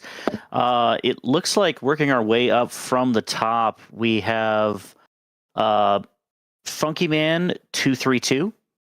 Good old Dan representing Radish. Representing Thule. Yep. By the way, it's Funky Man on Thule Subsea and Magdalene Kinechemitai. The Magdalene deck going undefeated. All of our players undefeated on runner side. The Thule deck only made 1-2. But we'll see if that luck can change in the top cut. You said third place was? An Odd Radish. So also on Thule as well. But this runner being actually Loop and also undefeated, as you said. So interested in this Lou deck. Lou is one of my favorite IDs in the game. I gotta think that this is probably some sort of iteration of Mulch. It would seem to make too much sense, given that we did just get a card called like Gourmand in Elevation. Really interesting to see two Thule players in top cut though. That's going to be mighty interesting tomorrow. Yeah, absolutely. You'd have to guess that they're on some sort of that core plan, maybe with some Hendrix. So really interesting to see those. One of them has 2 wins and a loss, although the other one only has 1 win and 2 losses. So 4th place being hard carried by the runner. But really interesting to see one of them on a positive win rate. So I'm very interested in what's in that deck. In second place, we have second place we got Josiah representing Atea and Sable. The Atea deck going 2-1 in Swiss and Sable going 3-0. Atea, kind of a relatively niche Jinteki ID up until this point. Not really seen a ton of love. There's been some things that have been tried in Atea. I know back when Timely Public Release was a card, you could play some fast advanced stuff out of it. Obviously, Dan B. Shout out to Danbo. Loves his Atea lists, but good to see Atea finally getting some representation in a top cut of a major event. And I'd be really curious to see what's making this Atea deck work. I believe we did see it on stream earlier. It looked like kind of a rushy glacier list with Propria Negation and just big spiky ice, but would be really interested to dive into the specifics of it. Yeah, I mean, that makes a lot of sense to me. One of the things, too, that you can do with Atea is you can really do the ultra-solid agenda control of the moon pools. So you can put moon pool in one remote, and your agenda in your other remote, and say, pick. And if you pick neither, I'm going to score pretty handily and pretty fast. And then I'm also going to shuffle my agendas back into my deck so that it's harder for you to get them. So yeah, I'd be interested in seeing that list as well. That's something that I've seen rushy out of Atea. I've also seen just pure value out of it. I mean, just putting Charlotte, I believe. Yeah, Charlotte Casador. Yeah, just putting that in one of the remotes and then forcing them to choose which one is your scoring remote. Also super solid in the list. So there's a lot of tricks that you can play out of it. Not an ID that a lot of people select, but the players that do select it have some tricks up their sleeves, and they're using it to good effect. So they're always interesting lists. Then finally, our King of Swiss, going completely undefeated, both sides. We have the man, the myth, the legend, Seb K, Sebastian K, OTG winner, if I'm not mistaken. Seb K has chosen to play Oko, the gold standard and clones on Corp side, and then runner side, also another Sable player. Oko has been, I would say, as an ID on kind of a real journey through the early months of the elevation meta. It started out as probably I would say it and Nebula as the boogeymen of the format. Oko probably playing the closest approximation of Jinteki net damage prison that we have seen in quite a while. Recently, though, I feel like the ID, especially that iteration of it as a prison ID, has cooled off, and we're starting to see people sort of explore some other avenues with it, whether it's D with their Red Prince deck, utilizing Oppo research and see how they run to set up some flat lines, or whether it's players like recently at OTG we saw Encoder taking kind of more of a like a vegan-y, like fast advance rushy Oko list to the top cut as well. So I'd be really interested to see what lane Seb K has chosen with this very powerful egg-shaped identity. And then on Sable can kind of just do anything, right? I mean, you can do the nonsense of deep dive stuff that we saw earlier today. You can play Reg Criminal. I mean, I wonder if in my heart of hearts, I wonder if deep down there is a knife build that's out there that's viable. For the culture. Clearly. Yeah, for the culture, baby. But truly, Seb K could be doing any one of those things or more of them. We'll be finding out what that looks like tomorrow. Orbs, any takeaways from the games that we saw today? Yeah, I mean, I think that there's a lot of interesting space to still explore in the elevation meta. We are seeing some runner dominance, so it's really on the corp to figure out how to knock the runner off balance. That's really hard to do at this point. But I think as our meta evolves, we might see some more orthogonal strategies. And I'm really interested to see, especially these top 4 lists, to see if there's any insights that we can glean on what those strategies might be, especially that AUCO. I'm actually cold on Red Prince at this point with the MKCs running around saying, no, you can't kill me. I also don't really like the fast advanced version. As into Sable, that's really just a free win for Sable because there's nothing you can really do to threaten them. So, I'm interested to see what's in this list, to see if it's either flavor of those or if it's something completely different, because Seb K notably a rogue deck builder, so there could be something that is super interesting in that list that nobody's thought of quite yet and tinkered with. So interested to see that. And one last note that we did get in chat, London telling us that both of the Thule lists are in fact iceless. So and those identical. are immediately interesting. Yeah, and they're identical with a different win rate. So yeah. I'm going to be interested in seeing most of the top cut across the board. I think as far as takeaways from this event for me, what I have been really learning over the last few weeks of these major events, whether it's in NPC events or NSG events, is this is clearly a much smaller card pool than we have had in a very long time. I think it's one of the smallest card pools that I've ever played in for Netrunner. And what I have learned from playing in the small card pool is that despite the card pool being small, what that basically means is that individual, like, in-game player expression has become even more pronounced. And you can, one of the things I've said for a long time about Netrunners, you can hand 2 people the exact same deck, and depending on the way that they play card games, the way they think about card games and Netrunner as a whole, they will approach those decks, or like the actual, like, actions of their game in a very different manner. And I think we're really seeing that play out here. We're seeing aggro players playing much more aggressively than they have ever been allowed to play in the past because the card pool's smaller. It's a lot easier to know what you have to respect and disrespect in a given matchup. We're seeing control players really start to find the control builds that are working to counter some of these corp decks. I've been thinking especially of Magdalene Kina Chematai. Shaper was pronounced dead when Elevation was released or spoiled, and all these MKC players coming out here to say, no, that's not the case. We can still play green control with the best of them. And I'm interested to see how corps are going to choose to respond to the runner decks that have been proving themselves time and time again at the top tables. So I'm really excited to see these 4 players duke it out tomorrow for the marbles. Really excited to see what comes out on top and what the takeaways from those games will be. But that is all for another day, and that day is tomorrow. I believe we're going to be starting at around 10 a.m. Eastern time for the top cut. So definitely make sure to tune in right here on the Steel City Grid YouTube channel for all of those great games of Android Netrunner. Any final shout-outs you want to make, Orbs, before we take it home for the day? Yeah, there's just one more thing that I want to say to everybody listening that's out there viewing this tournament, and it's quite simply this. Shaper.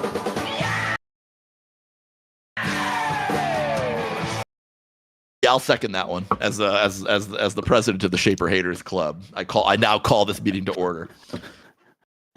All right, love y'all. All right, peace out, folks. We'll see you tomorrow right here on the Steel City Grid YouTube channel for day 2 of the Pittsburgh Megacity Championship. See you tomorrow.